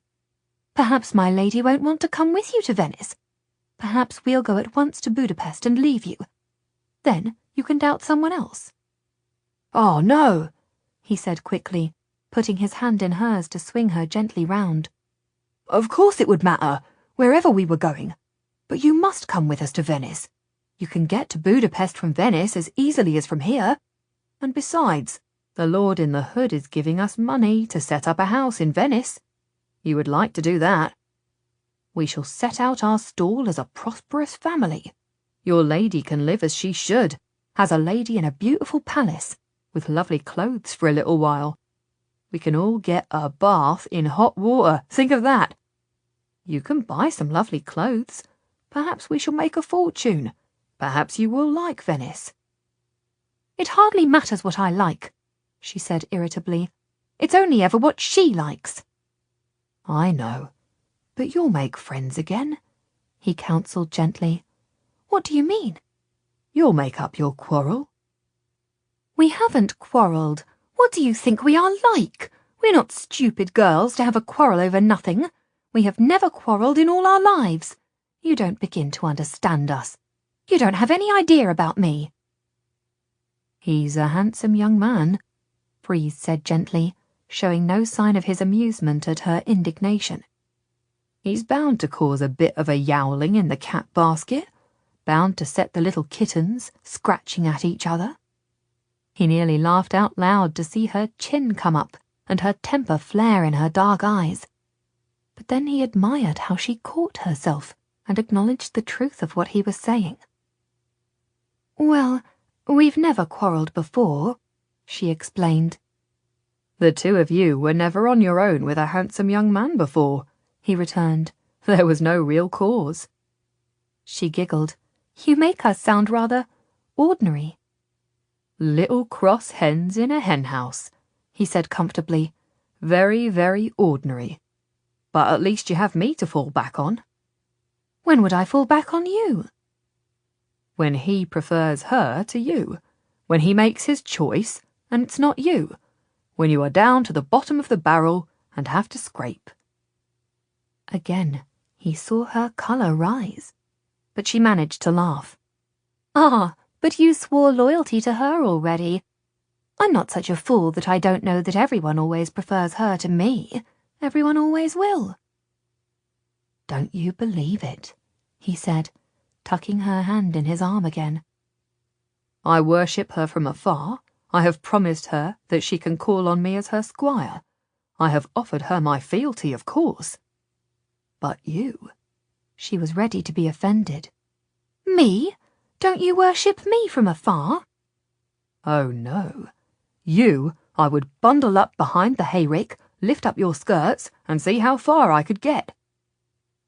He was ducking before she even swung at him, and he laughed and let her go as she turned in the inn door. And she was laughing too, as she went up the stairs to the bedroom that she shared with Isolde, to tell her that they were all to go to Venice, and that they could stay with the two young men for a little while longer. Whoever was in love, whoever was preferred. Whatever might happen.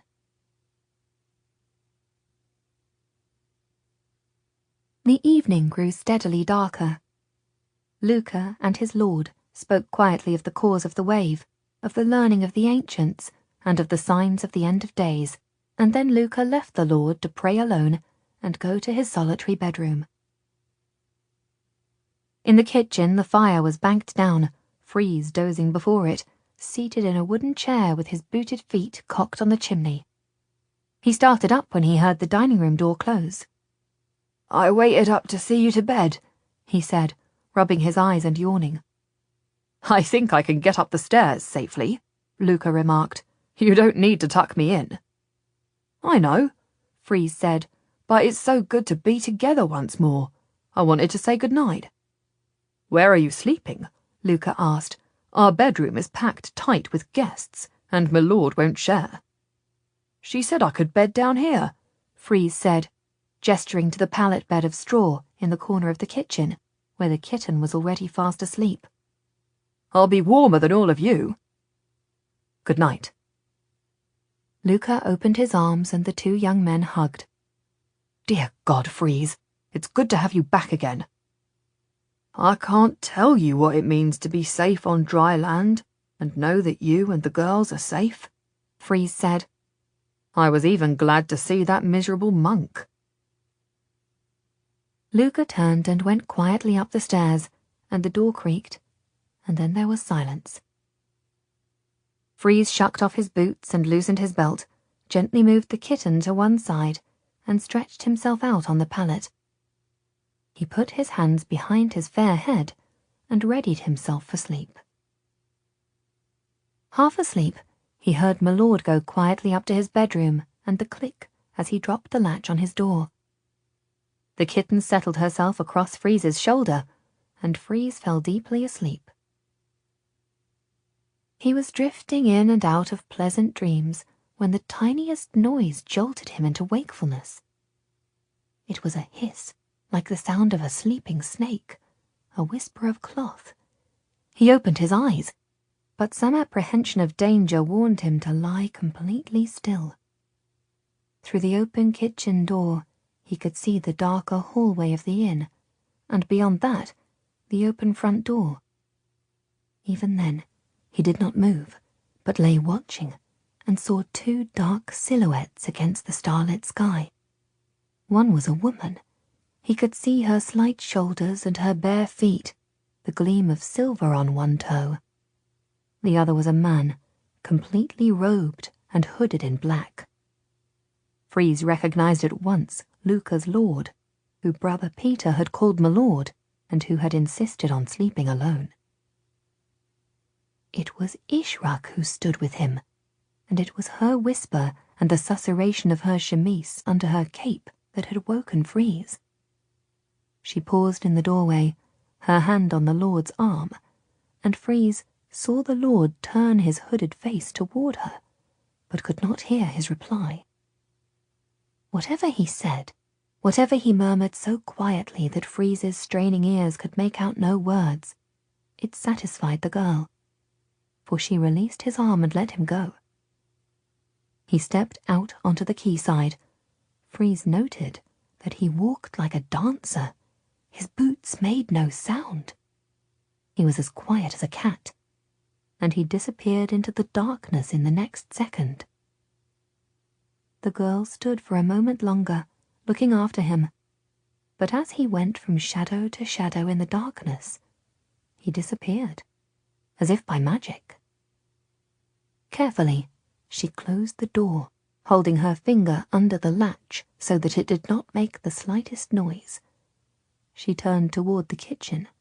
Freeze snapped his eyelids shut so that she could not see the gleam of his eyes by the ebbing firelight, and sighed a little as a man deeply asleep.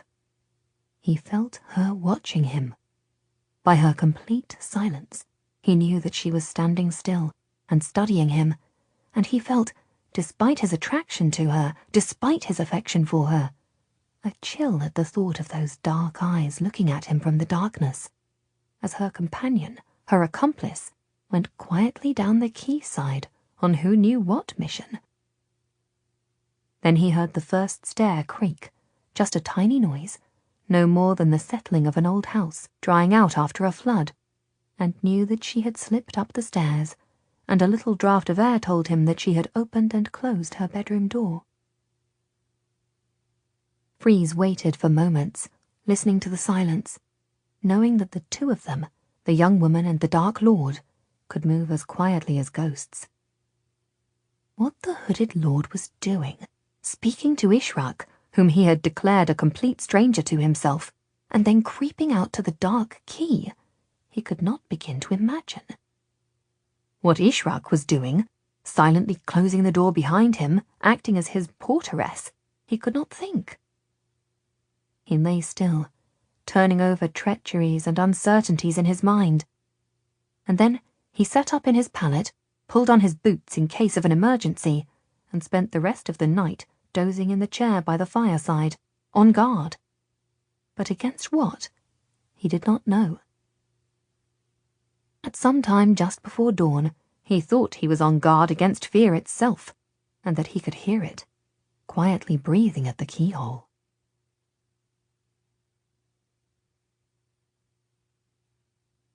The inn was stirring at dawn, the lad who slept in the stable yard bringing in wood for the kitchen fire, the innkeeper's wife coming down yawning to bake the bread that had been rising in a pungent, yeasty mound all night long, and the innkeeper running up and downstairs with jugs of hot water for the guests to wash before they walked up the hill to attend prime at the church. The church bell was starting to toll when Freeze started at the sound of a shout from the top of the stairs. He was out of the kitchen and racing up the stairs, 2 at a time, to the door of the Lord, as Luca came tumbling downstairs from the attic room. The door stood open and the Lord was there, his hand held out, shaking slightly. As Luca and Freeze came toward him, he turned his face away from them, pulled the hood over his head to hide his face, and then showed them what he had in his hand. "Radu Bey," Luca said at once, recognizing the standard in the Lord's hand. It was a perfectly circular, beautiful piece of fabric, richly embroidered in gold and turquoise, green and indigo, to look like the eye of a peacock's feather, the symbol of nobility in the Ottoman Empire, the colour of the standard that Radu Bey had laughingly unfurled from his galley, while Luca's lord had impotently shouted for his arrest from the quayside. "How?" Luca stammered. "What does it mean? Where did it come from?" "I found it this morning, pinned on my heart. On my heart! It was fastened to my robe with a gold pin. He sent a killer to pin this on me as I slept. He pinned it over my heart. This is his warning. This is a message from Radu Bey, telling me that if he put his mark on me, he could have put his dagger through my heart just as easily." The Lord thrust the perfectly circular, beautiful badge into Luca's hand. "Take it," he swore. "I can't bear to touch it. It is as if he put a target on my heart." "Why would he do such a thing?" "To warn me. To boast that he could have killed me. It's how they work. It's what they do. They warn you, and the next time they come, they kill you." "Who?" Freeze asked. "Who come?" "The assassins," the Lord said shortly. "He sent an assassin to me." "An assassin?" Brother Peter asked, coming down the stairs. "An assassin has been in the inn?" Isolde and Ishrak, disturbed by the noise, came out of their attic bedroom and stood at the doorway, their capes thrown over their nightgowns. "What's happening?" Isolde demanded, coming down the stairs. Luca turned to her. "Someone got into the inn last night and left my lord a message, a threat." Freeze was watching Ishrak on the steps above them all. She was quite still, her face impassive. She was looking at the Lord. "How did he get in?" Isolde asked. Slowly, as if she felt his gaze upon her, Ishrak turned her eyes to Freeze and looked at him, her dark eyes revealing nothing. "They can climb walls like cats. They can run along rooftops," my lord said, shaken. "They study for years how to enter a room in silence, how to kill without warning and leave again. They are trained killers. They take a target and hunt him down until he is dead." He broke off. "This is a warning for me." "Did he come in the window?" Luca strode across the room and swung open the shutters, one side squeaking loudly. "No, you would have heard that." "The front door is never locked," Freeze volunteered. "He could have just let himself in." Ishrak's gaze was steady on his face. "And out again." She raised her eyebrows slightly and turned a little away. "What does it mean?" Luca asked the Lord. "Why would he do this?" "It means that I am under sentence of death," he said. He exhaled and gave a shaky little laugh. "I am a dead man walking." he said. Beneath his hood, they could see his faint, bitter smile. The assassins have a command to kill me. They will send one of their number, and then another, until I am dead, or until they are countermanded. What are the assassins? Isolde asked, coming down the last of the stairs, Ishrak following her. Who are they? They are an order, Brother Peter replied. More like a guild. They take talented youths very young. They teach them all the arts of warfare, all the arts of spying, all the dark arts of deception and weaponry. And then you can hire them. You give them a target and pay them, and they send one assassin after another until they have fulfilled their mission, and their victim is dead. Why did he not kill you then? Ishrak asked bluntly. They did this to Saladin, Brother Peter explained. They put a target on his heart while he slept, fully guarded in his tent, to warn him that if he went on, he was a dead man. What did he do? Retreated, Brother Peter said shortly. They are infidels, but they threatened Saladin? Luca asked, puzzled. They threatened their own kind? They honour their order before anything, my lord replied. They will accept any target, of any faith, of any nation. They serve themselves, not religion or race. But why would this galley slaver want to kill you? Isolde asked. He spoke to her directly for the first time. He's no galley slaver, he said. He is one of the greatest men of the Ottoman Empire. He is commander of all the armies. He is head of the Janissary soldiers, the elite fighting force. He's the right-hand man of the Sultan Mehmet, who has just triumphed at Constantinople. They are sworn to each other for life. He stands for everything that I fight against. The victory of the Ottoman Empire over Christianity, the invasion of the Arabs across Europe, the rise of terror, the end of the world. That was the man you had here, and you let him go. Now he warns me that I will not be as lucky if I fall into his hands. He taunts me. This is a game to him, a game to the death. He will know I have commanded you to kill him. This is his way of telling me that he has ordered my death too. There was a horrified silence. What will you do, my lord? Luca asked quietly. The man shrugged, recovering himself. I'll go to Prime, he said. Breakfast, talk with you and Brother Peter, and go on my way. Continue my struggle. Fight for Christ. Will you defend yourself? If I can, for as long as I can. But this tells me that I will die. I won't stop my work. I have sworn an oath to lead the Order of Darkness to guard against fear itself, and I will never give up. Luca hesitated. Should we not come with you? Should we not defend you against this threat? You should have someone with you all the time. His voice was bleak. It is a fight to the death, he said. My death or his. And neither my death nor his death is as important as your mission. When I die, a new lord will take my place. You will have work to do. For now, you go to Venice and trace the signs of the end of days, and I will keep myself as safe as I can. He looked at the peacock badge in Luca's hand. Get rid of that, he said. I can't bear to see it. Silently, Ishrak put out her hand and took it from him. Freeze watched her as she tucked it into the pocket of her cape.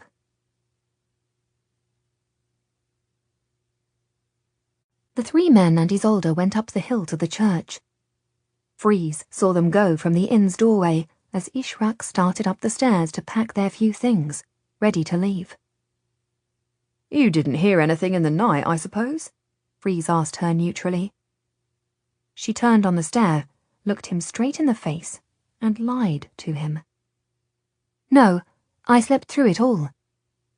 Because he must have come up the stairs and stood on the landing floor just below your bedroom, and gone into the room beneath yours. Yes, but he went past the kitchen door too. Did you hear nothing? No. If he had killed the Lord, it would have been most terrible. He is my Lord's commander. I am bound to defend him. Luca is bound to guard him. But whoever it was didn't kill him, she pointed out. He never intended to kill him. He took him a message. He left the message and went away again. It is my lord who speaks of death and threatens death.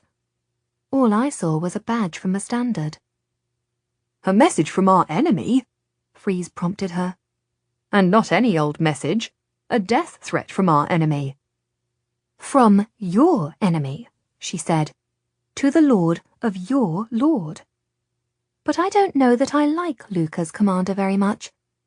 I don't know that he is my friend. I don't know if I am on his side. I don't know that he is my lord. I don't know if his enemy is my enemy. I don't even know if he's a very good lord to Luca. Perhaps you should think of that before you ask me how I sleep. The four walked back from Prime, and they all ate breakfast in the inn's kitchen, while my lord ate alone in the dining room. When they had finished eating, the two young women went up to their attic bedroom to prepare for the journey. "What will you do with that?" Isolde asked, seeing Ishraq put the gloriously embroidered peacock eye standard in the bottom of her little bag. "Keep it? I don't know," she said. "Luca's commander was very afraid," Isolde observed. "He wanted it out of his sight." "I know. Perhaps you should burn it." "Perhaps I will." Ishraq hesitated. "But I don't understand why Luca's lord was so troubled. He was unhurt after all." "If it was an assassin who pinned it on his chest for a warning—" "It was no assassin," she said. "It was Radu Bey himself. And Luca's lord must have admitted him to his room in secret. For I saw Radu Bey come out. I heard him say good night. I myself let him out of the front door." "Why didn't you say?" Isolde asked. "Because Luca's lord had met him in secret and then made up this story about an assassin. I didn't know what it meant. Now I doubt Luca's lord." "He is appointed by the Pope," Isolde pointed out. "That doesn't make him a good man," Ishraq reminded her. "There are many appointed by the Pope who persecute and destroy. And there is more between him and Radu Bey than we know. And Radu Bey warned me." "Of what?" "He asked me, had I ever looked in my lord's face? And I said that he is always hooded and in shadow. And he laughed and said that a man of God does not work in darkness. He said that when I see his face, I will understand more. He said—" She broke off. "What?" Isolde asked, lowering her voice as if she feared that my lord might be listening to them. "He said never to let him come too close." "Why?" Ishraq shook her head. "He didn't say. He said not to let him touch me. Not to let him—" She hesitated. "Not to let him kiss me." "He's sworn to a monastic order," Isolde objected. "I know, but it wasn't because it would be a sin," Ishraq tried to explain. "He said it as if it would be dangerous, as if his touch might be dangerous." There was a frightened silence. Then Isolde shook her head. "We can trust no one," she said. "We can trust Luca and Freeze," Ishraq said. "We're safe with them, and I know that Brother Peter is a good man. But I don't trust Luca's lord, nor his order." "We can trust each other," Isolde suggested tentatively. She stretched out her hand to her friend, and Ishraq stepped into her embrace. For a moment they stood together, then Ishraq stepped back. "We can trust each other," Ishraq ruled, And we have to, for I think we are alone together in a very dangerous world. After his breakfast, my lord came down to the inn's kitchen and gave Brother Peter a set of sealed orders and a heavy bag of cash. "And a note to the Jewish moneylenders in Venice," he said. "You will want for nothing while you search for the forgers." Brother Peter tucked the sealed orders into his jerkin. Freeze rolled his eyes to heaven. "Will you guard the money for me, Freeze?" Brother Peter asked. "I'll carry the orders too, if you like." Freeze grinned at him. "No, I don't think that giving them to you would be to put them in safekeeping. I'll keep the orders myself and open them when I am commanded and not before, but I'd be glad to know that you were guarding the purse." Freeze nodded, secretly pleased at being trusted. As Brother Peter handed over the heavy purse of gold, the Lord turned to Luca. "I'll talk with you privately before I leave," he said, and led the way into the dining room. The stable lad was laying the fire as the two men came in. He ducked his head in a bow and scuttled out. Luca closed the door behind him as the Lord seated himself before the table, his back to the light, and gestured to the opposite chair. "You can sit," the Lord said. Luca obeyed and waited. "You have seen a lot," the man said to him. "You have completed 4 inquiries and seen some of the horror and the strangeness of the world in these dangerous times, and you have looked without flinching." "I flinched when I saw the wave," Luca confessed. "I was very afraid." "Fear is not a problem. Fear before something that is truly fearful is what will keep you alive. I was afraid when I found Radu Bey's badge on my heart, pinned by an assassin. There are fearful things in this world, objects of terror. What I cannot tolerate among the men of my order is fear of things before they happen. Fear of things because they might happen. Fear of things that probably won't happen. You don't suffer from fears like that?" "I'm not afraid of shadows on the wall," Luca said. The dark eyes looked at him acutely. "What do you know of shadows on the wall?" "Radu Bey, the infidel lord, said—" "Oh, he is well read indeed," the Lord said crushingly. "I am sure we could all learn from him. He has had great teachers. He has given up his own soul, his immortal life, so that he should know of this world. Look at his allies. He works with the Order of Assassins. What does that make him, if not an assassin himself?" Luca was immediately silent, as the Lord recovered his temper. "No matter. He is not important to us now. I am watching you, Luca Vero, and I am encouraged by what I see." Luca bowed his head, feeling absurdly pleased at the praise. "You are in obedience with my commands? You acknowledge the rule of the Order?" "I do." "You understand the work that we are sworn to do, and you continue to do it?" Luca nodded. The Lord drew his rosewood box toward him. "If you bare your arm, I will mark you with the first sign of the Order. As you progress, I will complete the marks until the seal is completed, and then you will be a full member and may know me by name. You will see my face, and you will know and work alongside other knights of the Order." Luca hesitated. He had a strange reluctance to take the mark on his arm. "You don't want to? You hesitate before this honor?" "Is this like priestly vows? For I am not sure that I am prepared." The Lord smiled. "No, not really. Is that why you delay?" He laughed to himself. "You are a young man indeed. No, in our order you are not sworn to poverty. I am sending you to Venice as wealthy as a lord. You are not sworn to chastity. Your private life is your own concern, between you and your confessor. I don't concern myself with any sin or vice, unless it affects your work for the Order." Luca blinked. "Remember that you did not complete your novitiate. You are not bound by the vows of a priest. You can choose to take your vows later." "I was not sure."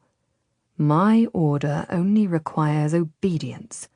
You must be obedient to me, and to my commands, and to our mission, which is to guard the frontier of Christendom from the devil, the pagan, and the heretic.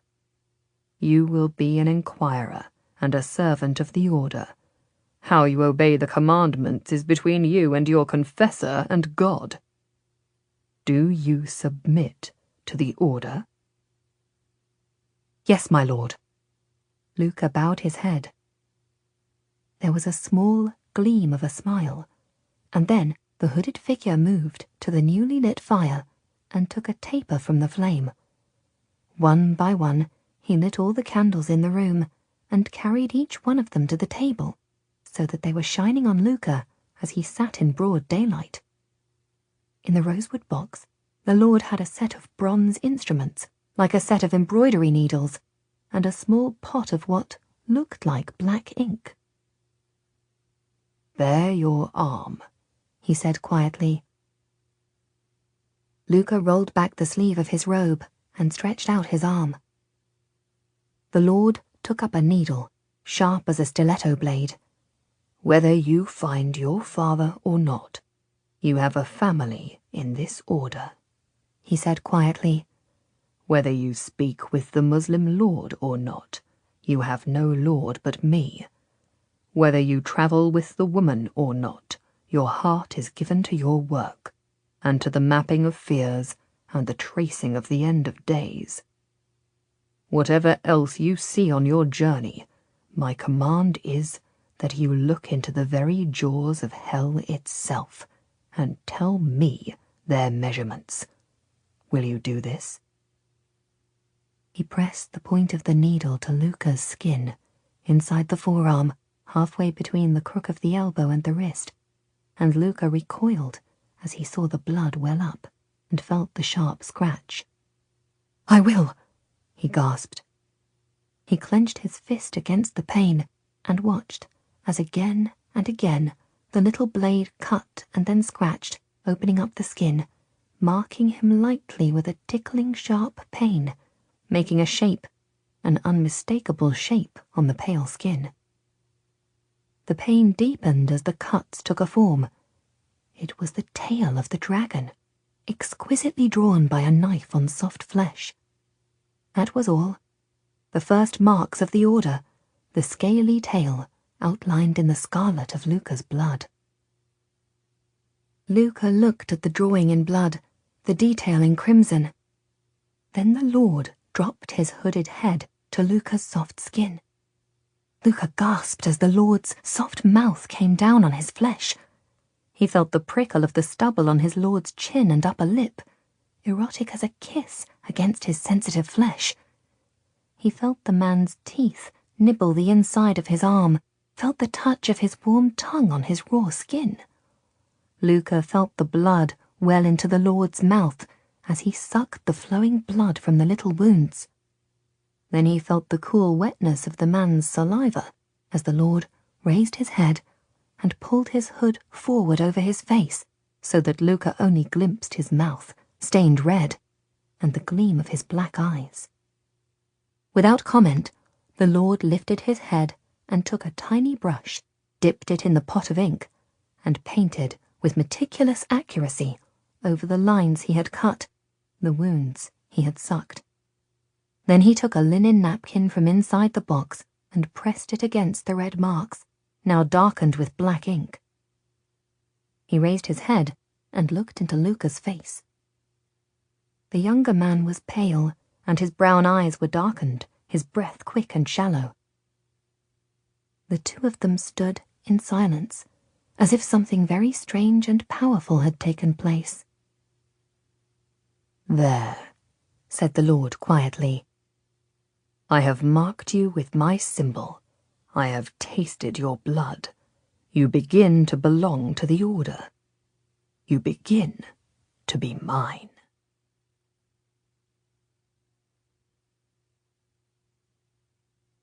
Author's note. I think any reader will be able to see the immense pleasure I have had in writing this book, which has given me the chance to imagine the characters of a wholly fictional story against a historical background. Luca, Fries, Isolde, and Ishrak seem to be growing, almost of their own accord, into the people they will be later in the series. In this novel, we see Fries's courage and sense of humour coming to the fore, and also the complexity of Luca's feelings, about his childhood, about his vocation, about the two young women. These two are becoming clearly differentiated individuals. I'm getting more and more interested in where Ishrak's questioning mind and Eastern background will take her, and the way Isolde's sense of privilege and nobility is being tested by her being endangered and frightened in the hard world she encounters. The discussion between the two young women about whether it is better to be free or to restrict your own behaviour in accordance with the conventions is one that medieval people discussed, as have subsequent generations. The debate about appropriate behaviour for women continues to this day. This novel also sees the emergence of characters who are going to matter a lot in future episodes. Luca's shadowy master is even more ominous in this story, though we see for the first time what his battle against the Ottoman Empire has cost him. We are going to see more of my lord and understand the deep enmity that will rob him of his compassion. His arch-enemy and mirror image is Radu Bey, a glamorous, powerful and thrilling character who is going to return in later stories and dazzles Luca and Ishrak with his learning and good looks. The legend of a children's crusade is one that persisted throughout the medieval period and had its roots in the many short-lived musterings of young people and poor working people who were known as boys or girls, regardless of their ages. There were many instances of small armies of the poor and powerless who marched to a nearby town, attacked a ghetto or besieged a church, and were soon disbanded or paid off. Historians now think that there was no major crusade by children to the Holy Land, but legends persist of such an expedition, and some people continue to believe that there were at least 2 significant attempts by children and young people to go to the Holy Land on crusade, and I draw on those here. The tidal wave that swept these children away is also fictional, but there was a tremendous earthquake, as Father Benito reports in this story, which was centred on Friuli in 1348, and indeed there has been another earthquake in that area in recent years. The philosophers of the period did not understand how an earthquake could cause a flood, but they did believe that it might cause the plague. The earthquake of 1348 released foul odours and was followed by a terrible plague, as Father Benito tells Luca. People did indeed believe that storms could be called up by Stormbringers, and that they went to secluded lakes and pools and splashed the water to summon storms. It is easy for us, who have the resources of scientific research and global communication, to wonder that people should believe in such fantasies. But for people whose lives were in danger almost all the time, it was easy to believe in unseen and threatening powers. At the end of this novel, my lord gives the 5 travellers a new commission. They are to go to Venice, the great trading centre of the medieval world, and try to trace a new currency. The story of this inquiry will be the next book, Fool's Gold, in the Order of Darkness series. Philippa Gregory, February 2013, England.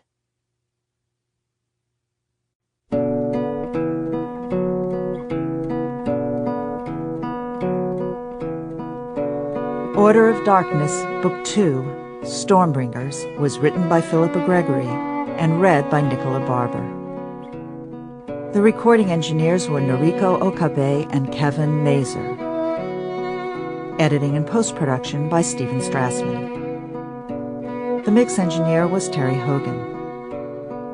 The associate producer was Joanna Solotaroff. Order of Darkness, Book 2, Stormbringers, was produced and directed by Carol Shapiro.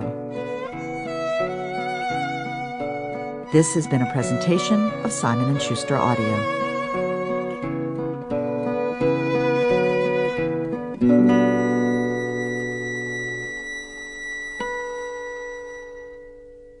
Order of Darkness, Book 2, Stormbringers, is available in hardcover from Simon Pulse. Also available from Simon & Schuster Audio by Philippa Gregory, Order of Darkness, Book 1, Changeling, read by Charlie Cox, and The Cousins' War, The Kingmaker's Daughter, read by Bianca Amato.